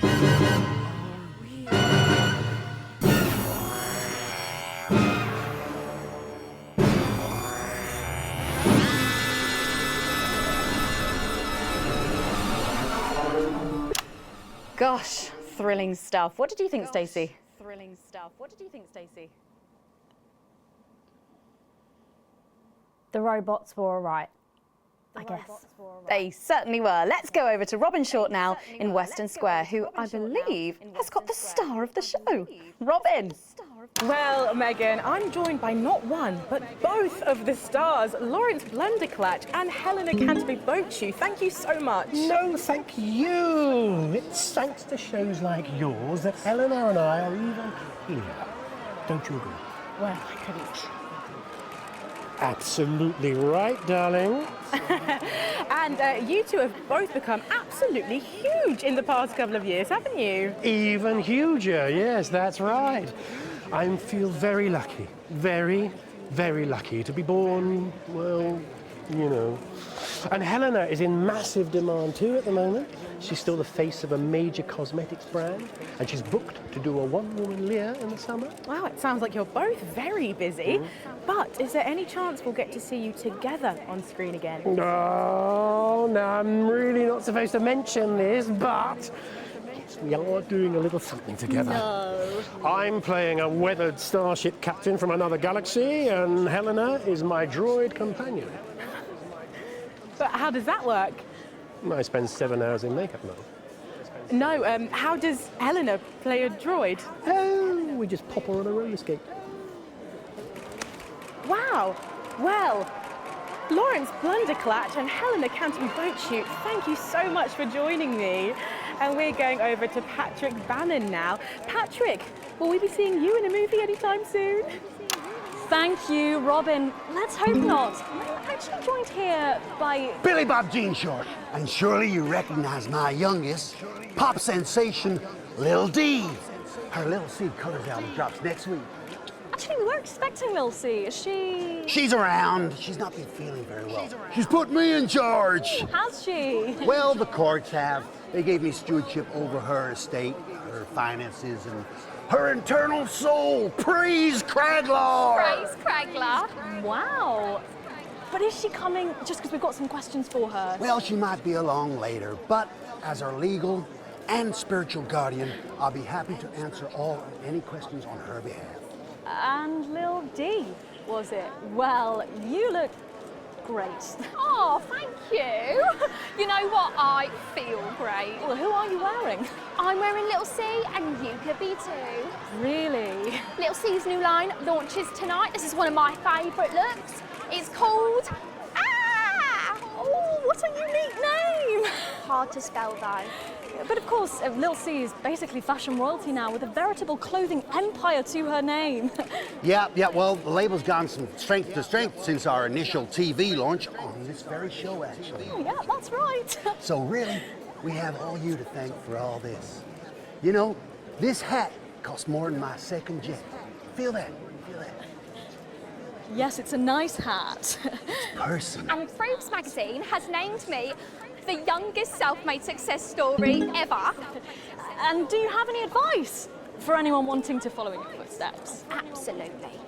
All you need to succeed on your own is your family's financial backing and pre-existing fame. It's not rocket science, people. Oh, well, but in sadder news, am I right that Lil C is going to be retiring from music? Yeah, I'm afraid so. I'm sure you can imagine. At 25, she's far too old for pop music now. She can't keep up with these young stars. So her best of album is out now, and she's touring that later this year. And then her farewell tour the year after that. And that's her last chance to see her. So until the reunion tour and then the classic tour after that. But it's been a long and varied career, as you can imagine. She's very, very proud. Oh, and if her health's bad, then maybe it's for the best. What's wrong with her health? Oh, yes, her health. Her poor health. And it's surprisingly expensive treatments. Curse you, Zaytan! Damn your intergalactic justice! Oh, yeah. Well, we better be letting you get back. Those babies aren't going to sell themselves, or possibly at all. Billy Bob, Lil C, D, thank you so much for joining me, and do pass our best wishes to Lil C. Who? Oh! Now, it looks like Robin is with a music legend who actually is irreplaceable. Is that who I think it is, Robin? It absolutely is, Patrick. J-Zuss, how are you? Yeah, you know, I'm good. I'm great. No thanks to you, silencing me, silencing the truth. Are you referring to your attempt to incite violence against the democratically elected leaders of this country on live TV? Yeah, exactly. And instead of being held a visionary, my management and agent, they all dropped me. Oh, no. But you can't break me when you didn't make me, you understand? See, I'm the voice, I'm the hope. You can lock me up, call the doctors, but only the moon can judge me. So, what have you been up to since your team cut ties with you? You know, keep building, keep moving. I'm actually working on a track right now. Written, recorded, directed, all by myself. Can we hear a bit of it? What now? I know I'd love to hear it, and I'm sure the people at home would love to as well. Yeah, sure, of course. Give me the mic. Yo. The news tried to shut my mouth, but it won't be long until they go south. Cause my name's Big J and you can't stop me. See, no censorship can stop me. Yeah, see, that's all I've got at the moment. Did you just rhyme me with me? No! Daddy promised this wouldn't happen again. You're supposed to clap and say, well done, Julian, well done. Well done, Julian. Thank you. Thank you. Now, ask me a polite question, and I'll walk away nicely. Okay, is it true that you're heir to a hotel chain? What? Where did you hear that? And that you're very much alive parents are currently on the run from massive financial hoarding. Oh, I'm sorry. Are you trying to censor me?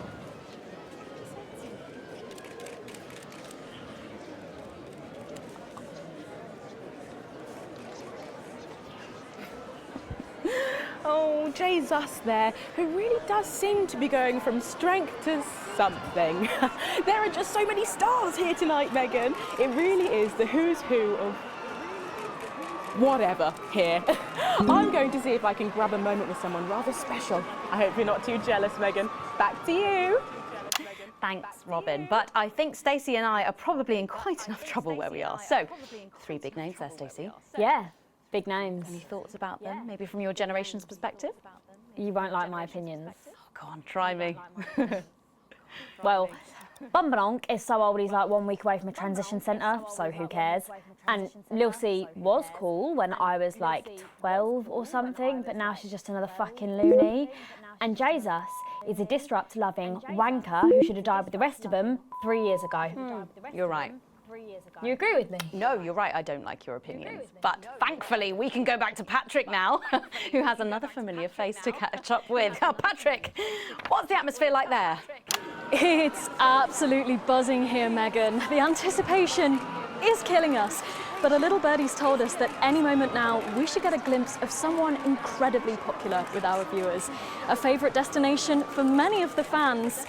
Yes, the Mayor of Bumley will be arriving literally any second now.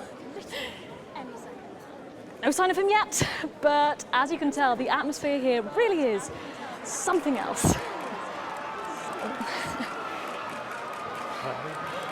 Patrick Bannon, NNN, what's it been like since Bumley got so popular? Well, it's been wonderful.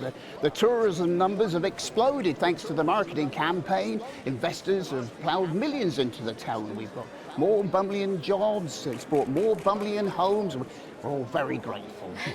Of course, it's not all bums and roses. It's almost impossible to get a good look at the whole these days. The crowds are unbelievable. Who can blame them? It's a bloody marvellous whole. And how have you found public service?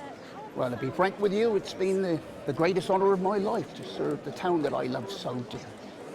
From the banks of the graceful taint to the quiet elegance of the vomit-soaked car park outside the 24-hour petrol station. It's been a privilege, a pleasure, a gift, and I can't thank the Mayor enough for all he's done. Let's talk to the Mayor now. Excuse me, sir, can you tell us a bit of what it's like to be elected to such a prestigious office? And do you have any words for your legions of fans out there?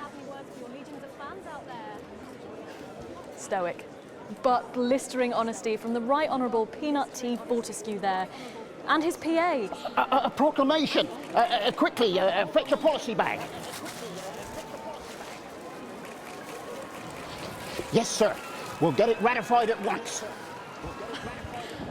Well, there you have it, Megan. What an honour to literally see local government at work there. I'm still in shock.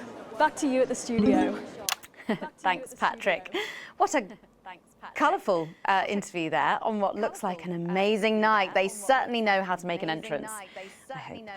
And the automated really does seem to have unstoppable written all over it, because despite Boris Horsey in Hours magazine calling it Lawrence Blunderclatch's overly long suicide note, in a review which ends with the words, and he hasn't even had the decency to see it through, the film, which is free to all residents of the territories, has seen record pre-bookings and looks set to run for months and months. But let's go back to those lucky few seeing it tonight.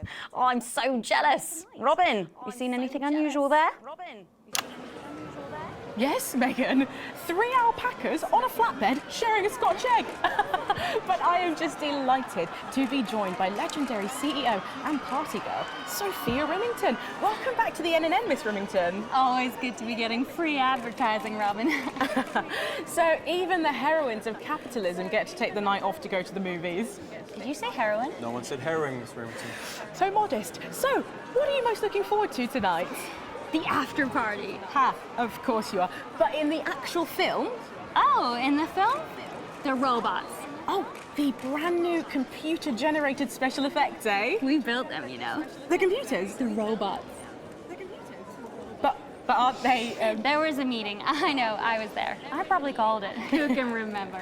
And I was there with my science guys, the hottest geeks on the planet, by the way. And I said to them, if they want robots, let's give them robots. Didn't I? Sure did, Miss Remington. But I thought they were computer-generated. And they looked at me baffled, because there's me telling these super brainy guys to make functioning killer robots when even our best-selling toys catch fire. But I said to them, at Remington's Fist, we can do anything, anything! And then there were some shots, and maybe a line or two. And then when I woke up, Jean-Claude told me that the geeks had said that they were definitely going to build the goddamn killer robots like I asked. Okay, but in the movie... And I did what they said, and I stayed away from the lab, because those geeks sure like to surprise me. But I will go in there tonight, and I will see my goddamn killer robots. Do you understand me? Yeah, I've got a press release here that does say the robots The robots are not computer-generated. And Miss Remington needs to take her seat. Thank you, Jean-Claude. Ex-Special Forces. Time. You should get one. Shall I escort you in now, Miss Remington? Absolutely. The robots will be in there, won't they, Jean-Claude? Of course, Miss Remington. Okay. Well, thank you, Sophia Remington. Gosh, I think I got a little bit high just standing near her, Megan. Back to you. Thanks, Robin. Lucky you, and enjoy the movie. The Automated opens in cinemas across the territories this weekend. What a star-studded event, eh, Stacey? Who cares? No one goes to the cinema these days. Of course. We'll be back after these messages. I still go to the cinema. You should get yourself a video recorder, like the one at the home. Yeah, I've got a video recorder. It's just not the same, is it? You're right, it's better. No unevenness chatting and chewing all the way through. What about a kiss and cuddle on the back row? Doesn't that happen anymore? In public? What's wrong with you? Nothing's wrong with me. Feeling better? That's where you All right, you are. Got to get set up for heat rash. I think Ronnie's on something. I know he is. It was on his rider. Apparently it's medicinal. Ronnie's always high. Give him orange juice. God, she speaks. He's a stupid cunt. And just like that, you wish you wouldn't. From and to your hearts. An original composition of cooperation and cohesiveness. A song of solidarity for a steadfast society. We seem to be a bit bunched up at the end. Oh, don't worry. It's so cold. It's what now? To do is record or notate your... Oh, here's Megan. She's going to be interviewing you. Hello. Hi. This is her... this is Stacey. Well, hello there, Stacey. Fuck off, Ronnie. Right. No, I'm sorry, but if we can't be polite, you're going to have to wait in the dressing room. The automated... Whatever. Do you want to go and wait in the dressing room? Parts 1, 2, No. and 5.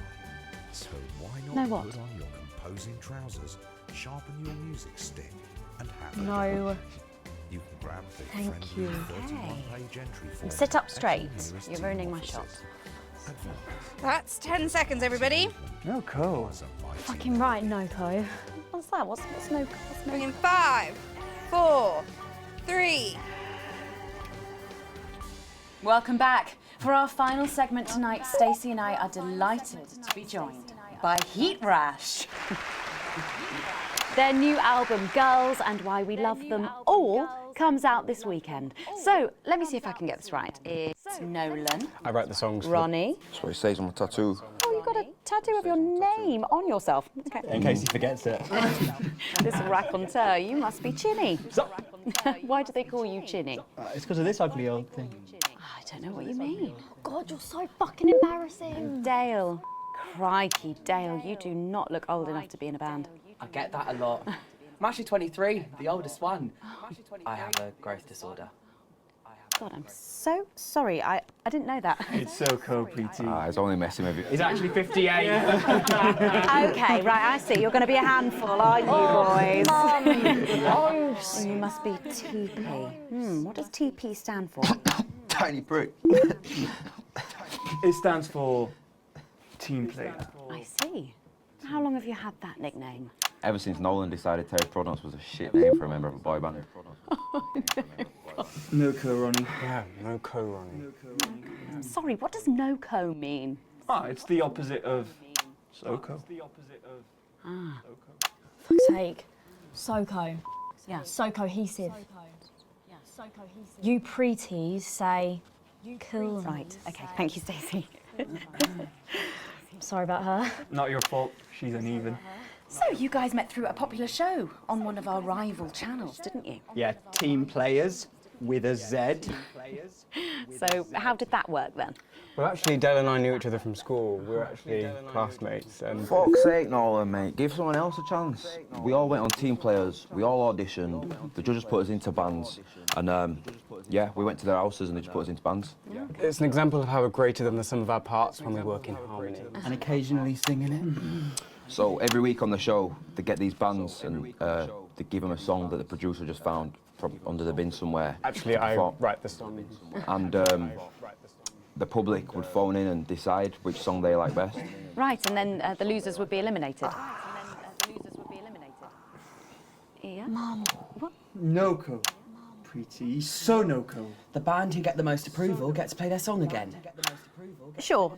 So what happens to the losers then? Mum. What do I keep doing wrong? We don't use the L word anymore. You mean losers? Would you please stop saying that? That word is a pejorative. It's a word designed to diminish. At Go-Getters, I learned very early that we only win when everybody wins. But, sorry, that's not real life, is it? That's just sports board, no? I thought you were SoCo. Yeah, I am so good. Nah, you're a shrinker. Can't be friends with shrinkers. She doesn't know what you're talking about. She doesn't understand. So I do understand, actually, Stacey. What's a shrinker? Well, a shrinker. What's is... a preety, Mum? What's a preety? Well, I think it means someone who's older, doesn't it? Pre-territories. It's someone who turned 18 before the new future. We call you preeties. Uneven. Mimis. Nonks. It's not her fault she's old. She can't help it. I'm not that old. I'm trying to help you here. I don't think I need your help. See? Total Mimi. Is that so? Yes, obviously. Yes, obviously.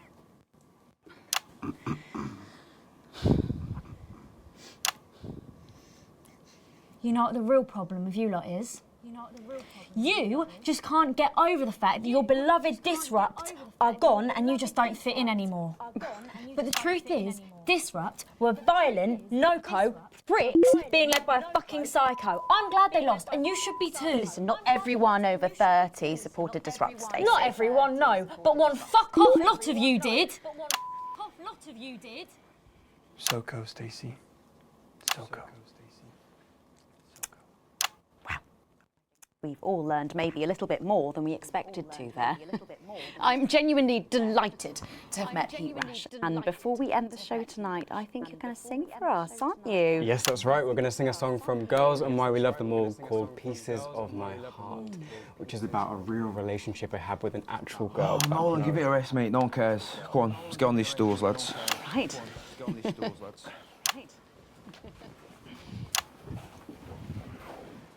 So, Stacey, can I get your contact? Oh, she's 15. Go on, piss off and sing your song, Terry. Christ. Right you are.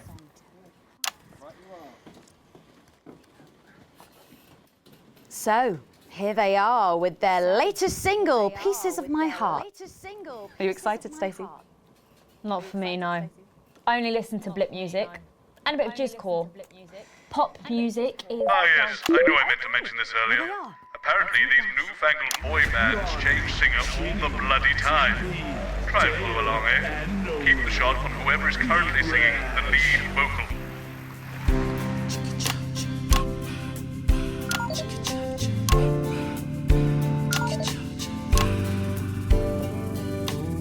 I saw you standing by the man you sent with a brand new pair of Lakers, baby. Do you remember? You took the first of the pieces of my heart. You wandered into a bush and grabbed a vodka and stank. Took our assets and our wealth and drew them out of the bag. I gave you little pieces of my heart. I didn't know two hearts could ever feel like this, girl. It's like you were custom made for me by Remington's fist. I take all of the loves that didn't last and leave them in the uneven past. Share the new future as my bride. You snatch me inside. There's no need to hide all the times that you cried. As my old man used to say, you blow me away. I just want you to stay. I don't want you to pay. You make me crazier than Neil today.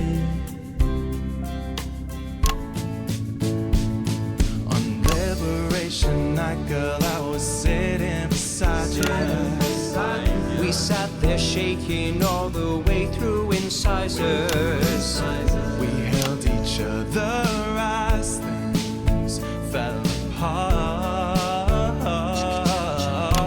apart. We took a train through all the territories and we threw away the rules and wrote our personal stories. You took a dozen pieces of my heart. I didn't know that life could ever feel like this, girl. It's like you were custom made for me by Remington's fist. I take all of the loves that didn't last. I leave them there, the uneven past. Share the new future as my bride. Snatch me inside. There's no need to hide all the times you have cried. As my old mom used to say, blow me away. I just want you to stay. I just want you to play. You make me crazier than Neil. Make me crazier than Neil today.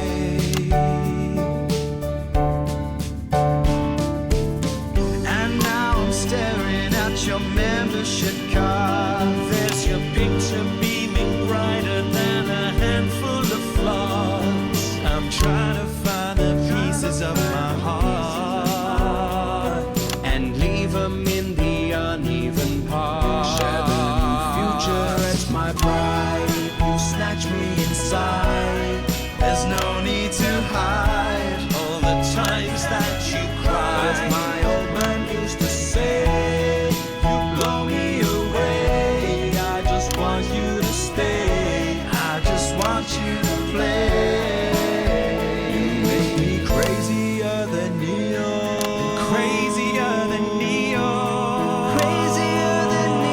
yesterday.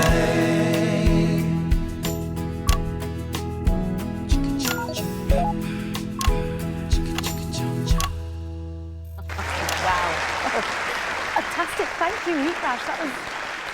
That was actually really good. Best of luck, thank you for coming in. Now it's almost time for final thoughts tonight. And I've actually asked Stacey to write a few, and they're just being programmed onto the auto cue now. Now, I have no idea what she's going to say. So, fingers on that bleep button in the broadcast room, just in case. Take it away, Stacey. Take it away, Stacey. My name is Stacey. I guess you know that by now. Don't know why I put that in there. Anyway. I don't watch the news. There's no need. You hear all the important stuff from your mates, so I don't know what's considered important anymore. But I'm pretty sure that it's not rehash movies and fucking boy bands, so anyway. I'm going to talk about what's important to me. When Advance were first elected 6 years ago, I was 9 and in a home. Not a family home like you call a home. This was a state children's home. It was fucking awful, actually. It was like a Charles Dickens book. The roof leaked and the walls were damp some mornings. The food was bad. Drugs and alcohol were everywhere. No one cared. You had to watch your back all the time because there weren't enough staff to manage us. And yes, as you'd imagine, there was a lot of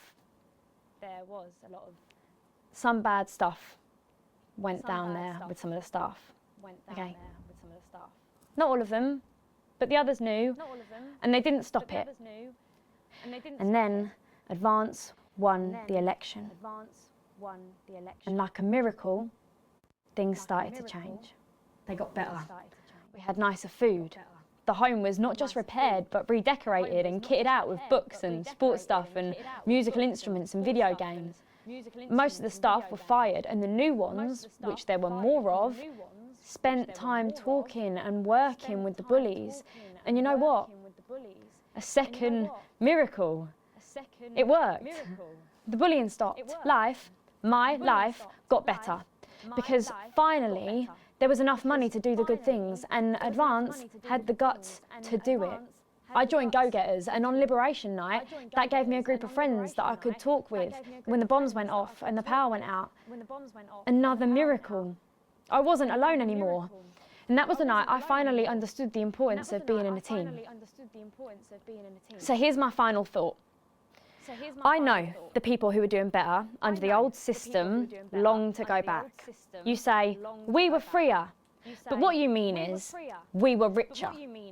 But for every one of you, there is 100 of me. And even now, after all you've had taken away, you are still doing better than I am, than I likely ever will. You still have homes of your own and families of your own who love you.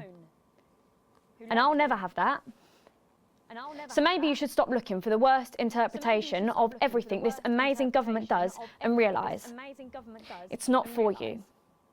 It's for the millions like me. And you can cry and bleat all you want, but you're never going to get your money back because it's already been spent on miracles.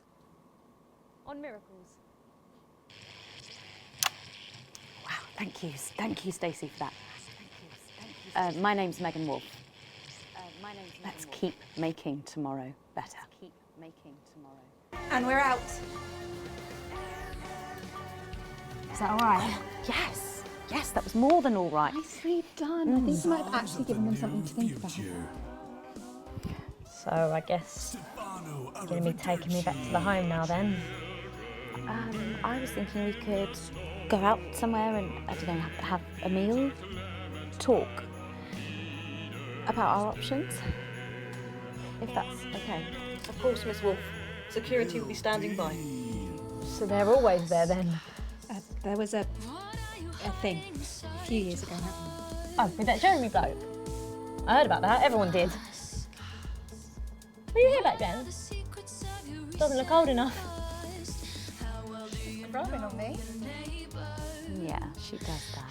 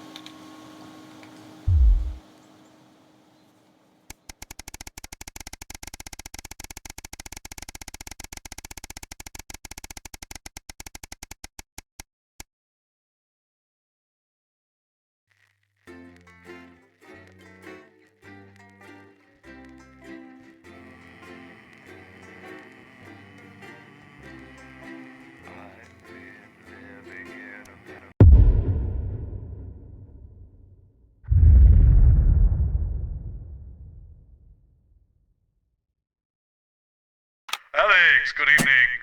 That time again. Best not to focus on the problems and all that. Let's just get started. But just so you know, the problems with your equipment continue unabated. Locked buttons, screens flickering on and off, sparks and the like. I'm sure you'll manage without issue. Oh, and don't forget, you've got free reign of the SFX buttons now. Make sure to use them to keep the show lively. Cheers. And the evils of their creative accounting. At 11 p.m, it's Lil C's Lil Chats. And tonight, the former singer is asking Dr. Adrian Atkinson-Blimey what he's been up to since the cancellation of Incisors. What have you got me? Apparently, it's mainly jigsaws Nothing, and Colin. arson. At midnight, No, come on, seriously. Not even a cake. Sorry, no. And that's Okay. followed at No worries. 12:20 by the Glenfinnan-Ogot Valley. How old are you then, Cole? Okay, here we go. Big smiles. I've actually gained a year. I celebrated 44 last year, but it's actually this year. It's brilliant. You're 44. I'm going in 5, 4, 3, Good evening and welcome. Spice it up with some audience responses, Alex. I'm Megan, and I'm joined, as always, by the inimitable Robin and Patrick. How are we? Well, we have got so much going on tonight. I'm excited. I'd say I'm about a 12, Megan. On the excitement scale. Yeah, exactly. We have got so much SoCo stuff coming up. We sure do. We have celebrity chef Jordan Rankley, who will be cooking up a storm. We'll be announcing the winners of our big competition, Visions of the Future. And we'll be joined by a very special guest for a game of Wheel of Truth. And I'll even be showing you how to make your own Leaders' Day gifts. We've got all of that and so much more tonight on The Nightly Show. Coming to you live from the Channel 1 buildings in the heart of the capital, it's The Nightly Show.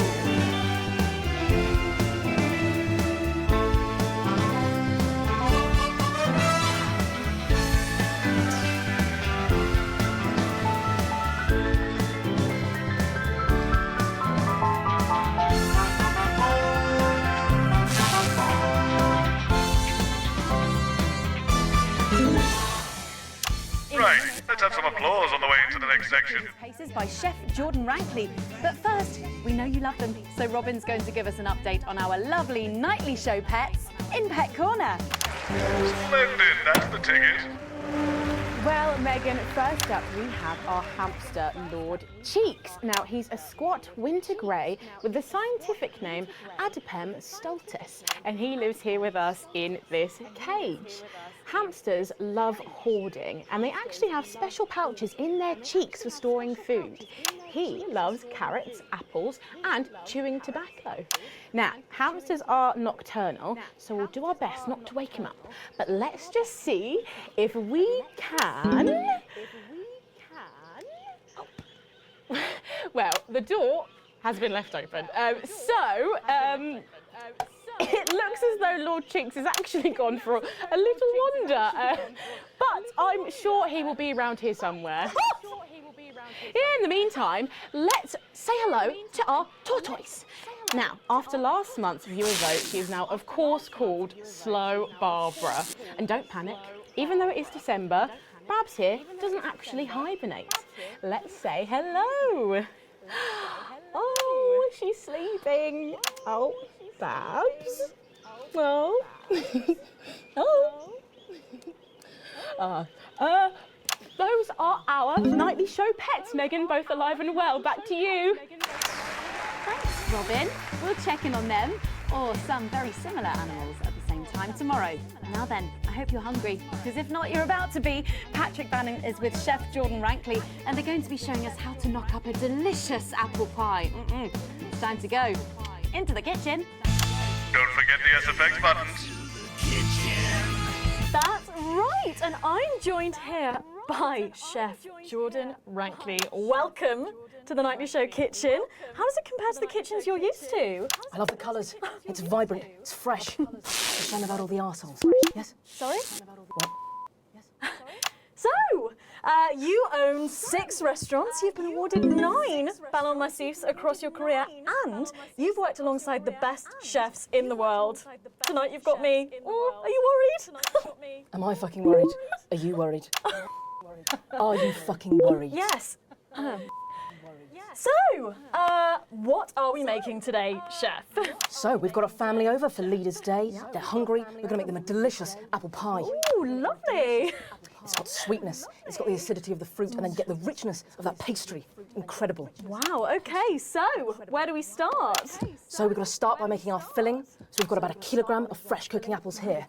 Fucking beautiful. And we're going to slice these up perfectly. And then straight into the pan.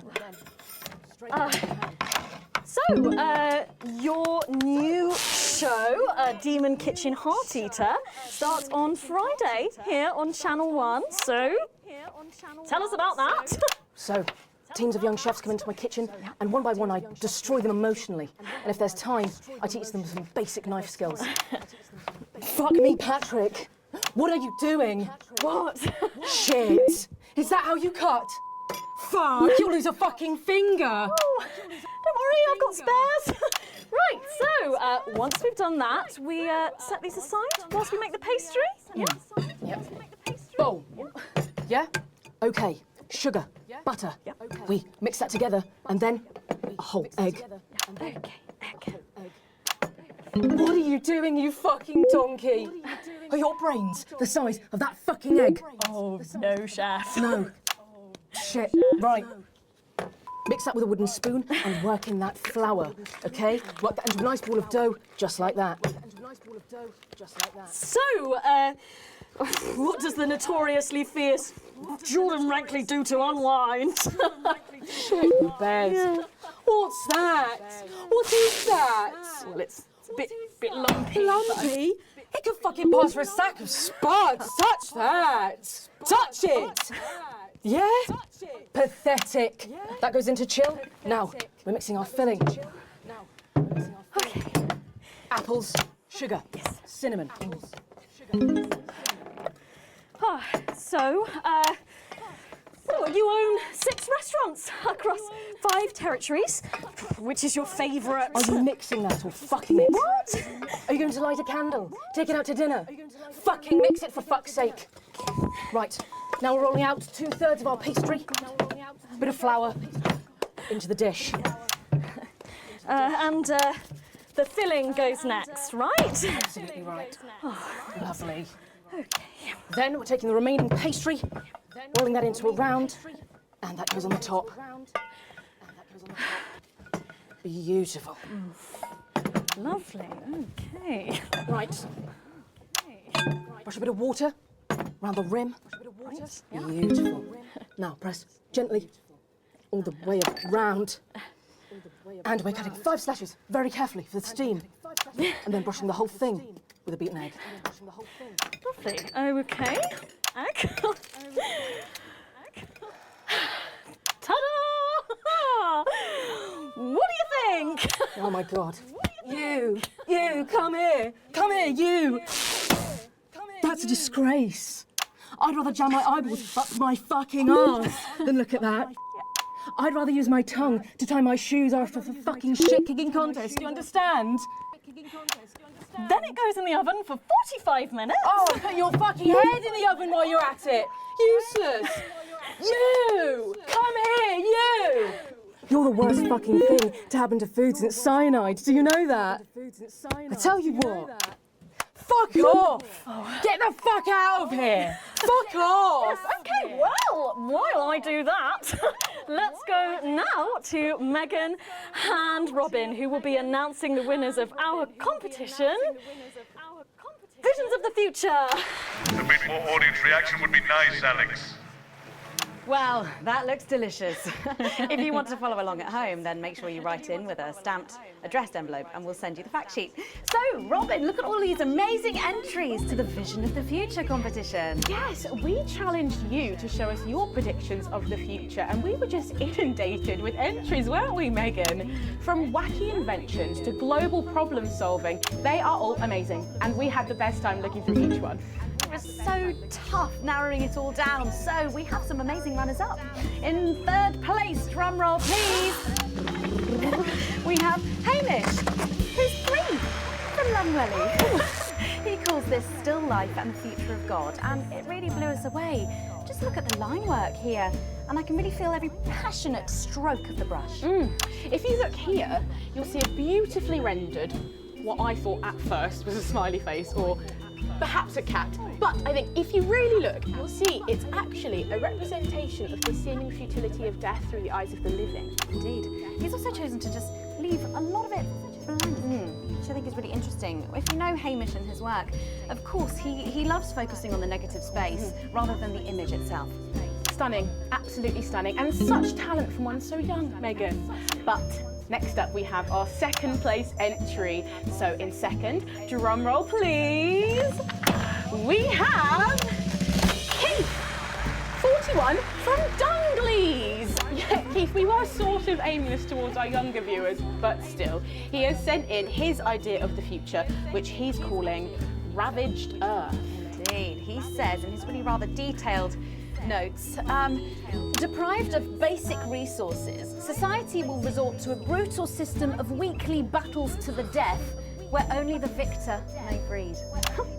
He also says at the bottom here, either that or about the same but maybe a bit worse. I really love his attention to detail. You can see the sort of gladiatorial arena, and then what I can only assume is Keith himself pulling off this chap's head and shouting, "Come back to me, Linda!" Oh, Keith. Maybe if you spent more time outdoors and less time entering children's competitions, she might not have left. Special one there. And finally, of course, it's time to reveal our winner. All our runners-up will receive a day out at an inflatable Happy Land on an industrial estate just off the A40. Sorry about that, Keith. But our lucky winner will win the chance to spend the day at the Department of Change to see how our teammates are actually making the new future a reality every day. And the winner is, drum roll please. Oh, happy with that. You're 8 years old and you are from Smuggly. We absolutely love your picture here. People's Parade.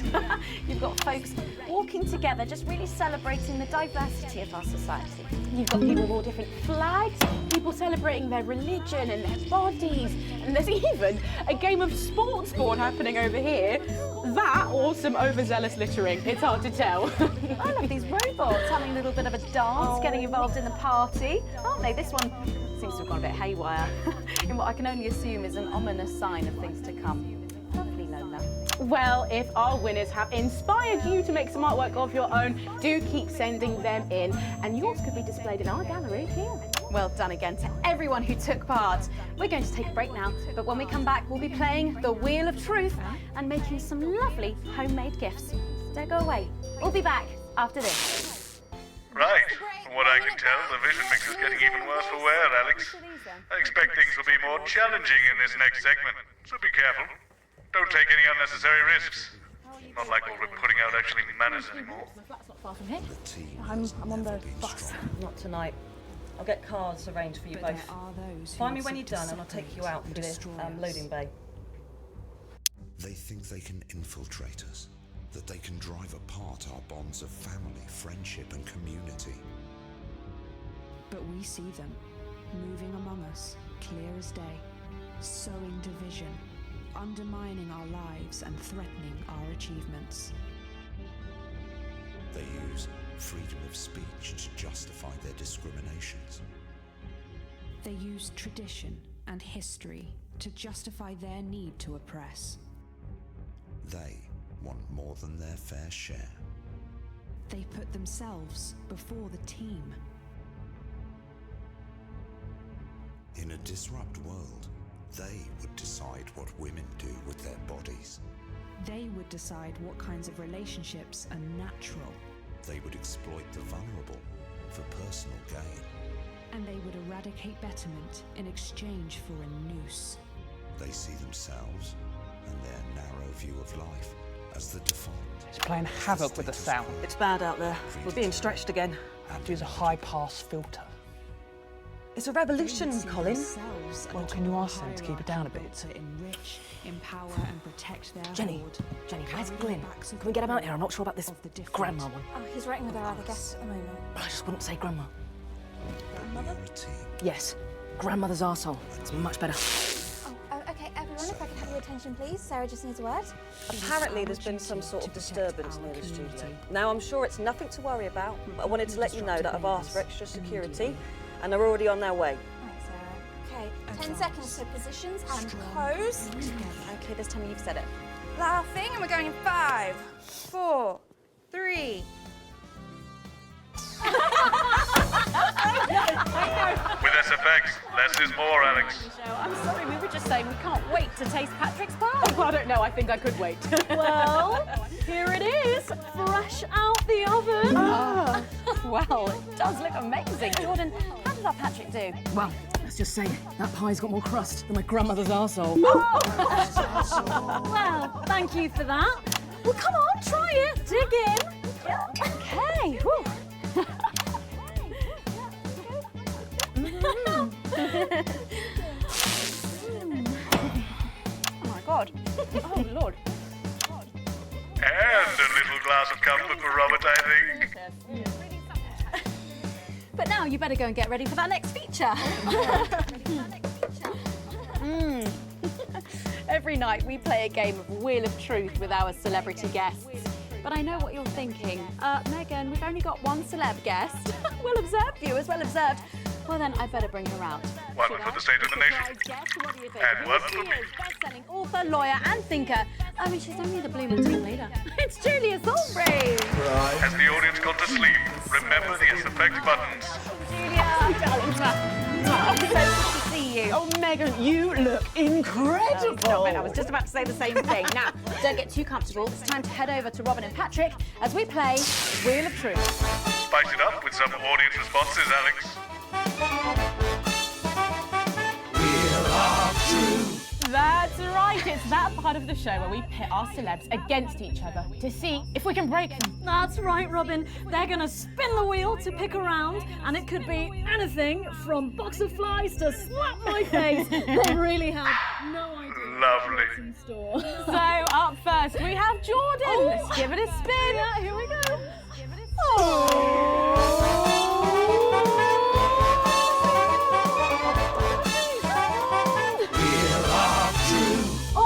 Okay, let's see what you've landed on.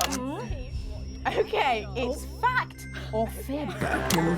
Jordan, is it true that you've been known to order takeaway for a dinner party and pass it off as your own cooking? It's one fucking time. One time. Well, I think if that pie was anything to go by, you did them a favour. Oh, not so fast there, Julia. Fact or fib? We've heard you've got a very interesting way of saving time during the laundry. Oh my God! Go on, why don't you tell us about it? You absolutely... No, I don't. Okay, so don't judge me, okay?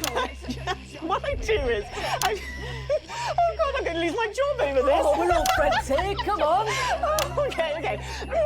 So I only have one bra, okay? And so one day a week I wash it. And on that day, I can't wear it. No! Honestly, raise my taxes. We're clearly not paying you enough. Come to my dressing room after the show. We'll sort you out. Oh, are you blushing, Patrick? Is all this talk of bras embarrassing you? Blushing? I mean, I'm not blushing. Come on then, you, Julia. Spin the bloody wheel. Let's do it.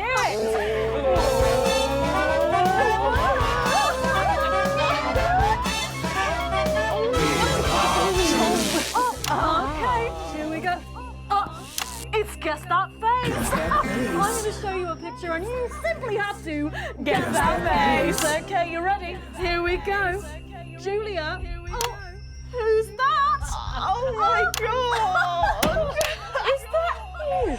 Yes! Look, it was a very difficult time fashion-wise. That hairdo is fucking hilarious. No, don't. I think it's sweet. And mullet is as popular now as it's ever been. Oh, well, don't get too ahead of yourself there. Jordan, who is this? Does that look familiar at all? Wow! Well, I'm glad I was getting fashion advice from someone who managed to make 7 look like 85. Just what the doctor ordered. You look like I'm haunting the fucking place. Right. We've got to move on. Jordan, let's have another spin.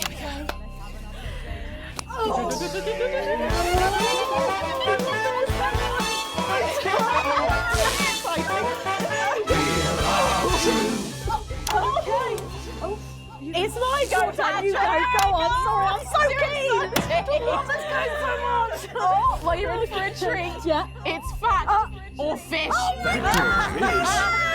Okay, if you look under your podiums, you will find a lovely fish smoothie.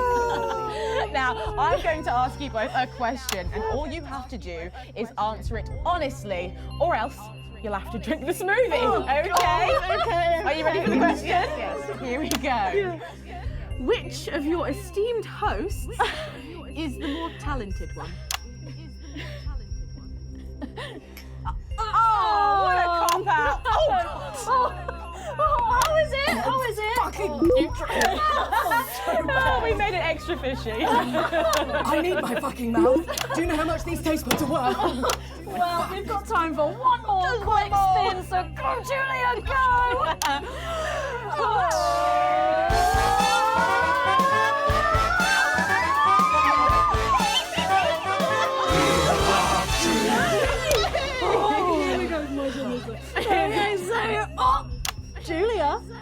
like a look in that box under your desk there?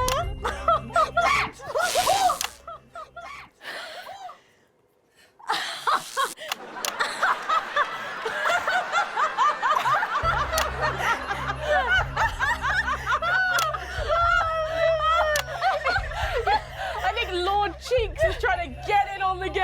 Oh, bless him. Julia, what have you got in that box? It's not cheese, is it? Another one, Mr. Bozeman. Don't mind if I do, Mr. Bozeman. Balls? What am I supposed to do with these? Well, give it a go for us. But I have absolutely no idea what I'm doing. Come on. Do it, do it, do it, do it, do it. Oh, she's doing it. She's fucking doing it.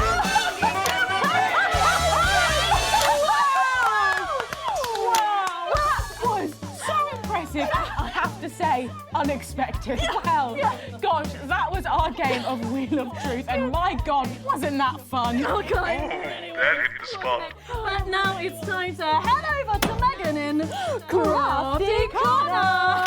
Don't forget the SFX buttons. That's right, you join me in Crafty Corner, where today I'm going to be ably assisted by Julia. Come on over here. Goodness me, I don't know how you're keeping your dinner down. I can still smell that fish. Well, to be honest, I've had worse.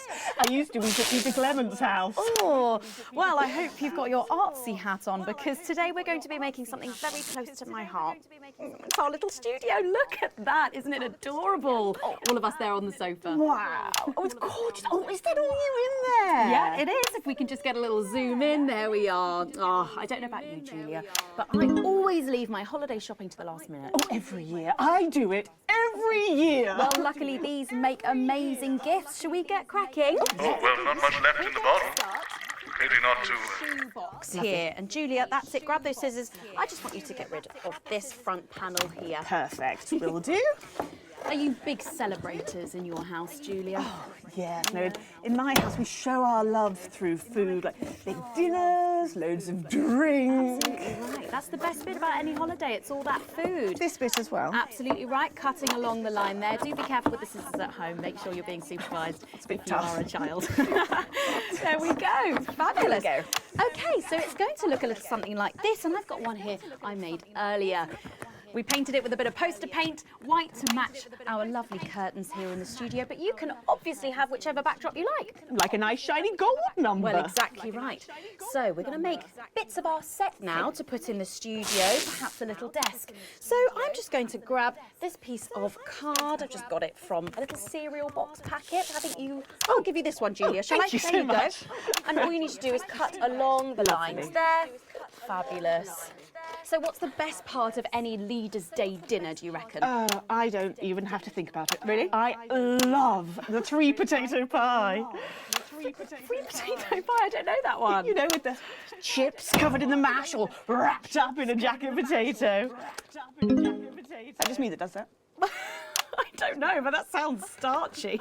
Well done, Julia. So now she's folding over a little bit there. What it's going to look like at the end is this little rectangular shape there. And we're going to pop it in the middle. A bit of sticky tape on the back there so it sticks down. Now we need a sofa. That's what we need next. We're going to make that out of a lovely paper cup. Having fun down there, knocking it all over. I got one though, Megan. Good, fantastic. Along the line here, down the middle. Exactly right. Then when you've done that, around the bottom and again around the top. Well done. When you're done, there we go. It's going to look a little something like this. And look what I've done there. I've stuck some felt down. Nice and comfortable sofas. Yes, can't have our tiny Megan having an uncomfortable sofa, can Well, we? absolutely not. She'll be on the phone to her tiny agent and getting someone tiny fired. Yeah. Well, there's only one thing missing, isn't there, Julia? What is that? A higher calibre of guests. Nearly, it's people. So all we've done to make our little people is we've stuck a cocktail stick into a bottle cap. We just need a face for that now. I've got a good one here. I know it well.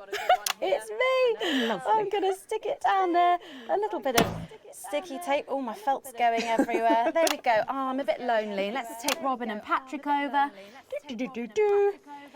Sitting down on the couch over there. There you go. And well, I'll make myself just comfortable just there. Yeah, there we And these, of course, are all made and cut out of our favourite newspapers or magazines. So you can have any guests you like. Julia, is there anyone else you'd like in a studio? Oh, yes. Well, I'm going to be playing Wheel of Truth with Ronnie from Heatwave. Nice. Yes, put that away. Yes, he's going to be teaching me choreography, and I'll be teaching him foreign policy. And of course, you can decorate them however you want.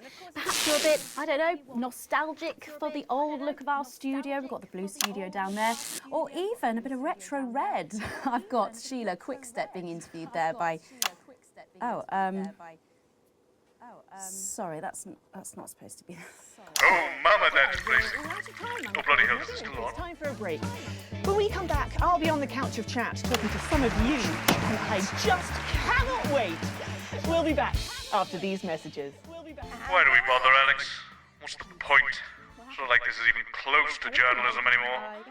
How did I let it get this far? Starting off here in Territory 1, make sure you wrap up warm because we've got lows of 5 or 6 degrees. But as we head towards Leaders' Day later in the week, there's a 100% chance of festivity. Should we be worried? We've got the Prime Minister here. It's good that she's here. She's the reason for the extra security. Are we going to need it? Possibly. They're back. It's not very reassuring. I know. Good thing I'm not your mum, right? Who saw an unbelievable 191 births today. Though a nasty cold snap brings bitter winds overnight, so not all sunshine and rainbows. No rainbows in sight over Territories 3 and 4, as a Category 2 storm warning means we advise our residents to spend their Leaders' Weekend indoors. Though we're sure the happy parents of the 12 new children in Territory 3 will be thanking their lucky stars for an excuse to stay home. Though, of course, nothing to do with stars, more of a hot air, cold air thing. Next, this front of warm smiles. Both at the same time, Colin? I'm quadruple jointed. That is not a thing. Oh yeah, contortionism runs in my family. The sprungs are huge in circuses and casino halls. And brothels. Oh, crikey. Everybody okay in here? Yeah. Yeah, we would be if you stopped asking us questions like that. We're expecting troublemakers, but nothing serious. You might hear some noises, but it's nothing to be concerned about. The services know what they're doing. So, nobody freak out when the shooting starts, okay? The show must go on and all that. Tits and teeth. Oh, God, sorry, Minister. Thank you, Jenny. Tits and teeth, armed and ready. 10 seconds, everybody. God, Best in the business, she is. In 5, 4, 3. Welcome back to the nightly show where it's time for the Prime Minister to face the toughest critics in the territories. You lot out there. Call us on the usual numbers with your questions for the Prime Minister. First up, we have Humphrey from Hamble Bamblebury. Lovely place. I'm hoping to retire there. Oh, good choice. Are you there, Humphrey? Are you there, Humphrey? Hello, Humphrey. Hello, Humphrey. We appear to have lost Humphrey. We'll try and get him back, but let's go to another call in the meantime. Who have we got next, Patrick? Next up, we've got Mandy from Arsminster. Oh, I don't think I'll be retiring there. Hi, Mandy. You're through to the Prime Minister. What's your question? Hello? Hello? Mandy? Mandy? What's going on, Jenny? Oh, we try not to talk to the crew. Jenny? The lines are down. Oh, well, call down to maintenance and get... We can't. All the lines are down. Well, apologies to our viewers at home. We seem to have a few technical gremlins making mischief behind the scenes. So while we're getting back up and running, Patrick has a couple of questions that were sent in by our viewers earlier this week. I do? It's your letters. Oh, yes.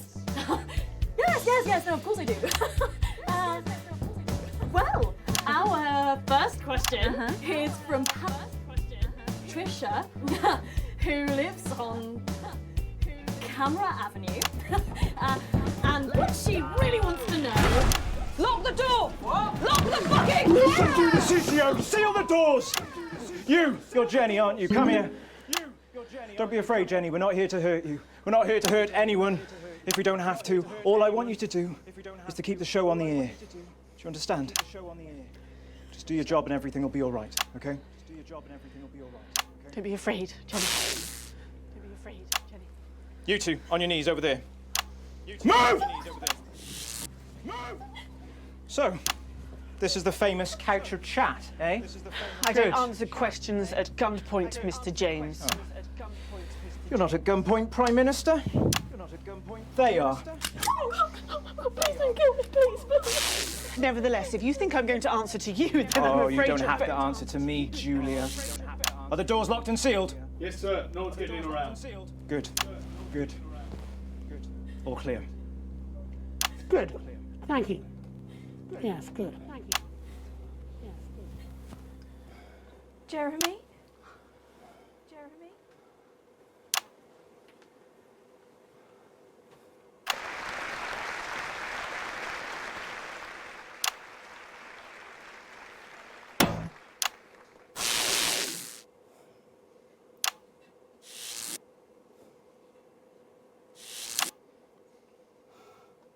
Hello, you.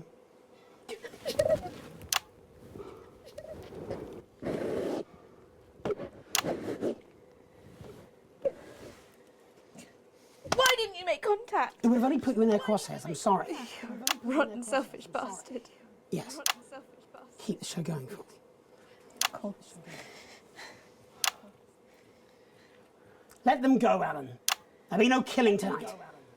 There'll be no killing tonight.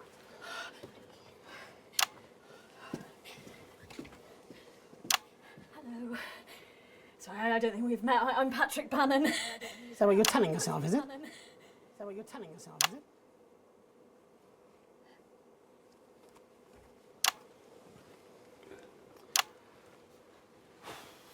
Sorry for barging in. Hate what you've done with the place. Me too. Would you like your spot? It's yours now. Would you like your spot? You wear it well. It's yours now. So, let's talk, shall we? Armed security are on their way, Mr. Donaldson. I know you know that. Well, we best make use of the time we have then, eh? Well, I'll leave you to it then. No. Well, I'll leave you to it then. I think you should stay too. For safety. I think you should stay too. For balance.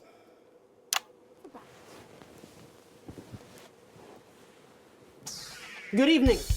I'm Jeremy Donaldson. Let's welcome back the National Nightly News. Tonight I'm joined by probably the two most influential people in the country, if not the continent. So let's see if we can't kick over a few rocks and see what's lurking underneath.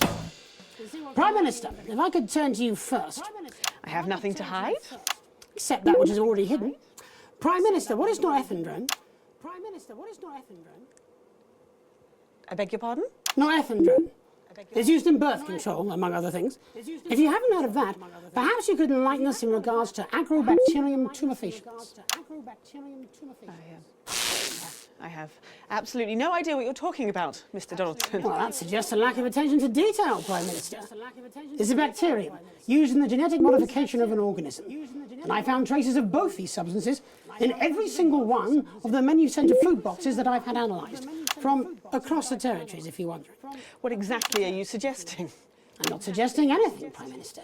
I'm just pointing out the facts. Oh my God. Pointing out the facts. Is that why Kate and I can't have... So you blamed it on the radioactive clouds from your bombs?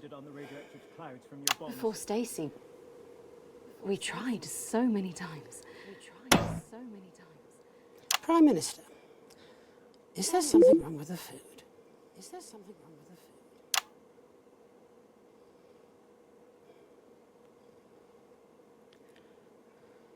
Fine.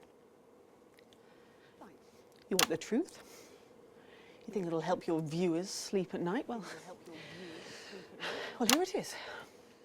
6 years ago, when we came to power, we had access to the real facts and figures. And they told us we were doomed. The population was expanding at an unsustainable rate. Within 50 years, we would be out of natural resources. We would war over fuel, and then inevitably food and clean water. It was no exaggeration to say that we were facing extinction. It was supposed to be opt-out contraception, an end to unwanted children, a chance to rebalance. But something went wrong in the testing phase. Nature took over. I never wanted this. So you covered it up and blame the sterility on the bombs. Oh, please don't lecture me on morality, Mr. James. Your hands are far too dirty for that. Disrupt only did what had to be done. Disrupt are not the answer. You'll just take us to an even more extreme version of where we were before. Your miserable policies will kill us all. I'm not the one who built the transition centres. No, you're from a time where people didn't even have the basic right to choose how and when to die. You turned children against their parents. We enabled young people to speak up about the abuse that they were facing. And guess what? Most of that abuse came from within their own families. Identity cards! Grow up! Sterilised us against our will. Sterilised us against our will. I built a sustainable future. That's too much. That's not for you to choose. That's not for you to choose. Well, if not me, then who? Who would choose it for themselves? And isn't that at the heart of all this? You don't trust us to choose. You think you know best, you know what's good for us, and if we disagree with you, then you'll send us to betterment. That's why there's no news anymore, because there's no choice, so there's no point. There should be elections. Elections have been suspended. Time to unsuspend them then. If you want to carry on, you'll need a mandate. We have people ready to stand against you in every territory. So, let's turn to you, Mr. James. Yes. I want to assure the public that though Disrupt are occasionally forced to violent means, we are not by nature a violent organisation. Jenny? Yes, Jeremy? Could you have this queued up for us, please? Yes, Jeremy. It'd be a pleasure. Is that from Disrupt leadership? In a way. Mr. James, before you launch into your rather premature election campaign, I think it'd be useful for the viewers at home if you were to also answer a question or two. Of course. When we come to power, one of the first things we'll do is restore a free press. The truth is very important. No more hidden secrets. If you say so. From whom do you take your orders, by the way? I beg your pardon? Well, you're Disrupt's spokesman, but for whom do you speak? You know I can't tell you. It's too dangerous for me to say. Don't worry. I don't share those concerns. You see, I've met with them almost 5 years ago now, back when I was a news anchor. And I also met with them a week ago to discuss tonight's activities. I think they wanted to check that I'd stick to the script, which really shows how little they know me. So this time, I wore a hidden camera. Would you like to see a little of what we discussed? No, you can't. She'll have them arrested. They'll be dead by morning. Not an unfair assessment. Fortunately, it's not up to me. It's up to Alex in the broadcast room. What screen, Jenny? Screen 4. No, you can't. My people will stop you. Cut the power to your machines. Well, I would imagine mine would be doing their level best to ensure that Mr. Donaldson's footage gets the airing it deserves. After all, my security forces will be here soon, and I imagine this will end very badly for all of you. Queued up and ready. Thank you, Jenny. Alex, showing this will have consequences. For someone not showing it. It's up to you. Alex, you got us this far. Please don't fall at the last hurdle. Oh damn, glad I'm not making this choice. All our good work, all the years of disrupting, you could make it all for nothing. Please, don't play that footage. Don't play that footage.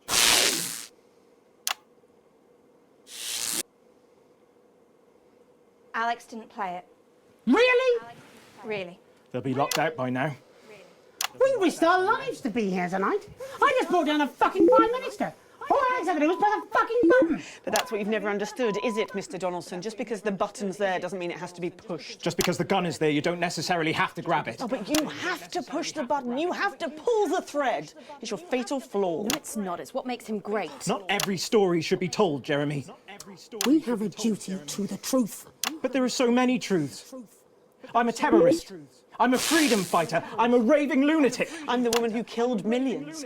I'm the woman who saved billions. All of these things are true.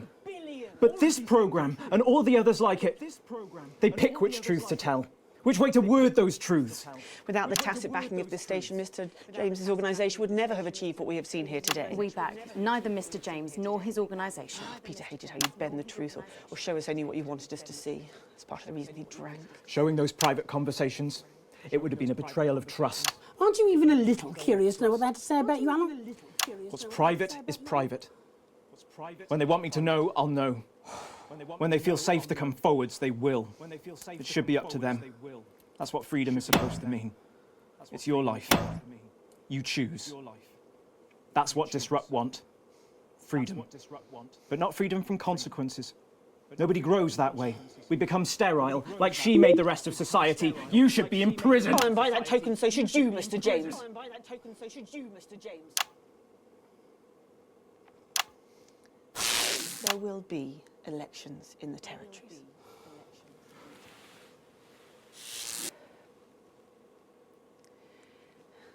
Election night will be 12 weeks from tonight.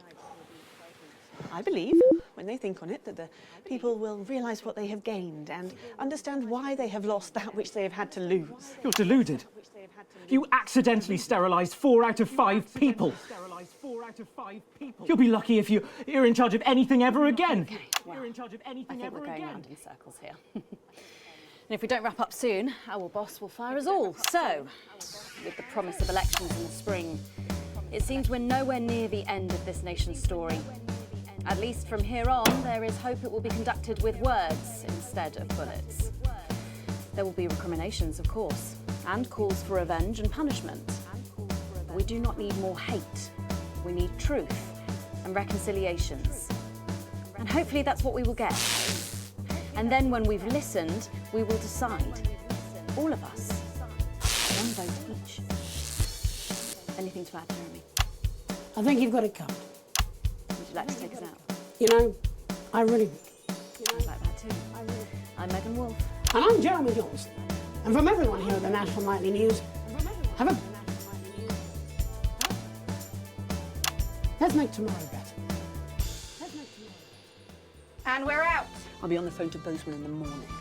That'll be interesting. His daughter just gave birth to an unviable. Are you coming out with us? Apparently, we're free to go. You go. Will you be joining us on the campaign trail? I wouldn't vote for your party, Mr. James. Or hers. Who knows, maybe I'll run as an independent.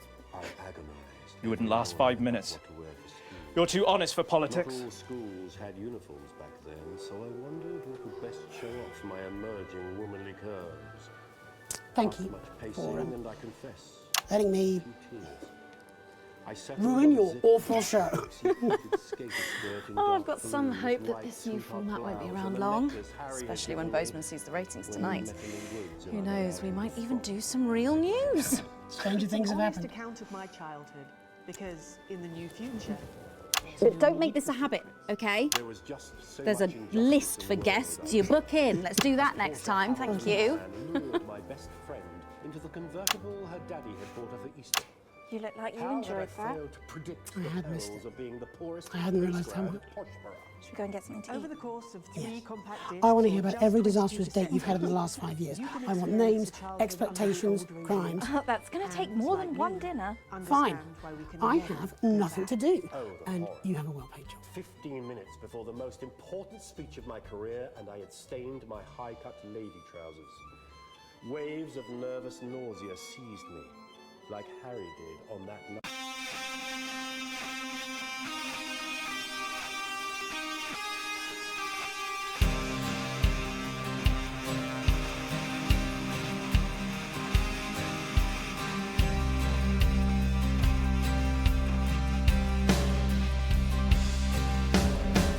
Take a little time with your thoughts now. Maybe think before you take up that cause now.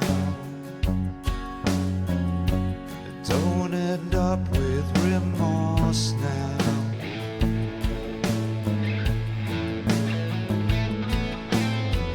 Take a little time. Take a little time to talk with your friends now. Your honourable means may have violent ends now. That's how the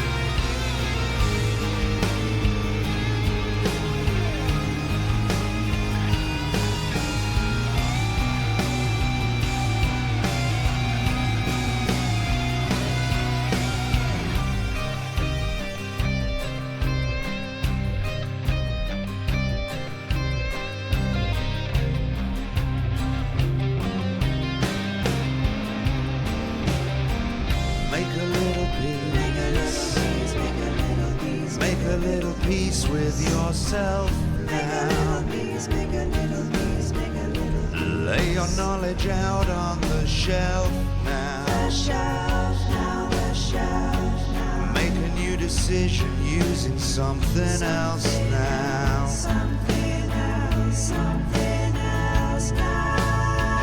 Take a little look. Take a look behind the gold curtain. See if the beliefs you hold certain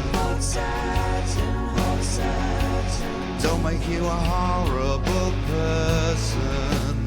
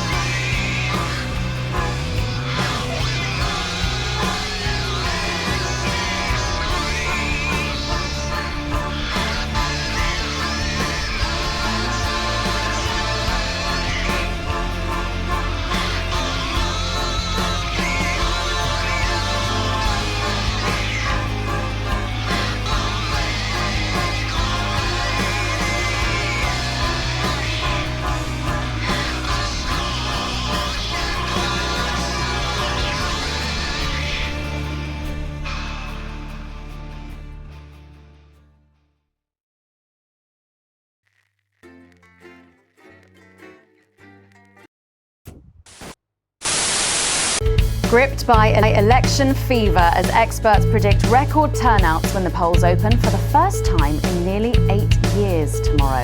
But although the race is nearly over, it's far from decided, as opinion polls suggest that no party will claim that all-important overall majority. While the almost inevitable coalition will no doubt be a disappointment to some, could it be some much-needed moderation after years of division? I'll be asking political analyst Lisa Andrews for her insights before Robin comes to us live from a polling station in the capital. That's all coming up on tonight's National Nightly News.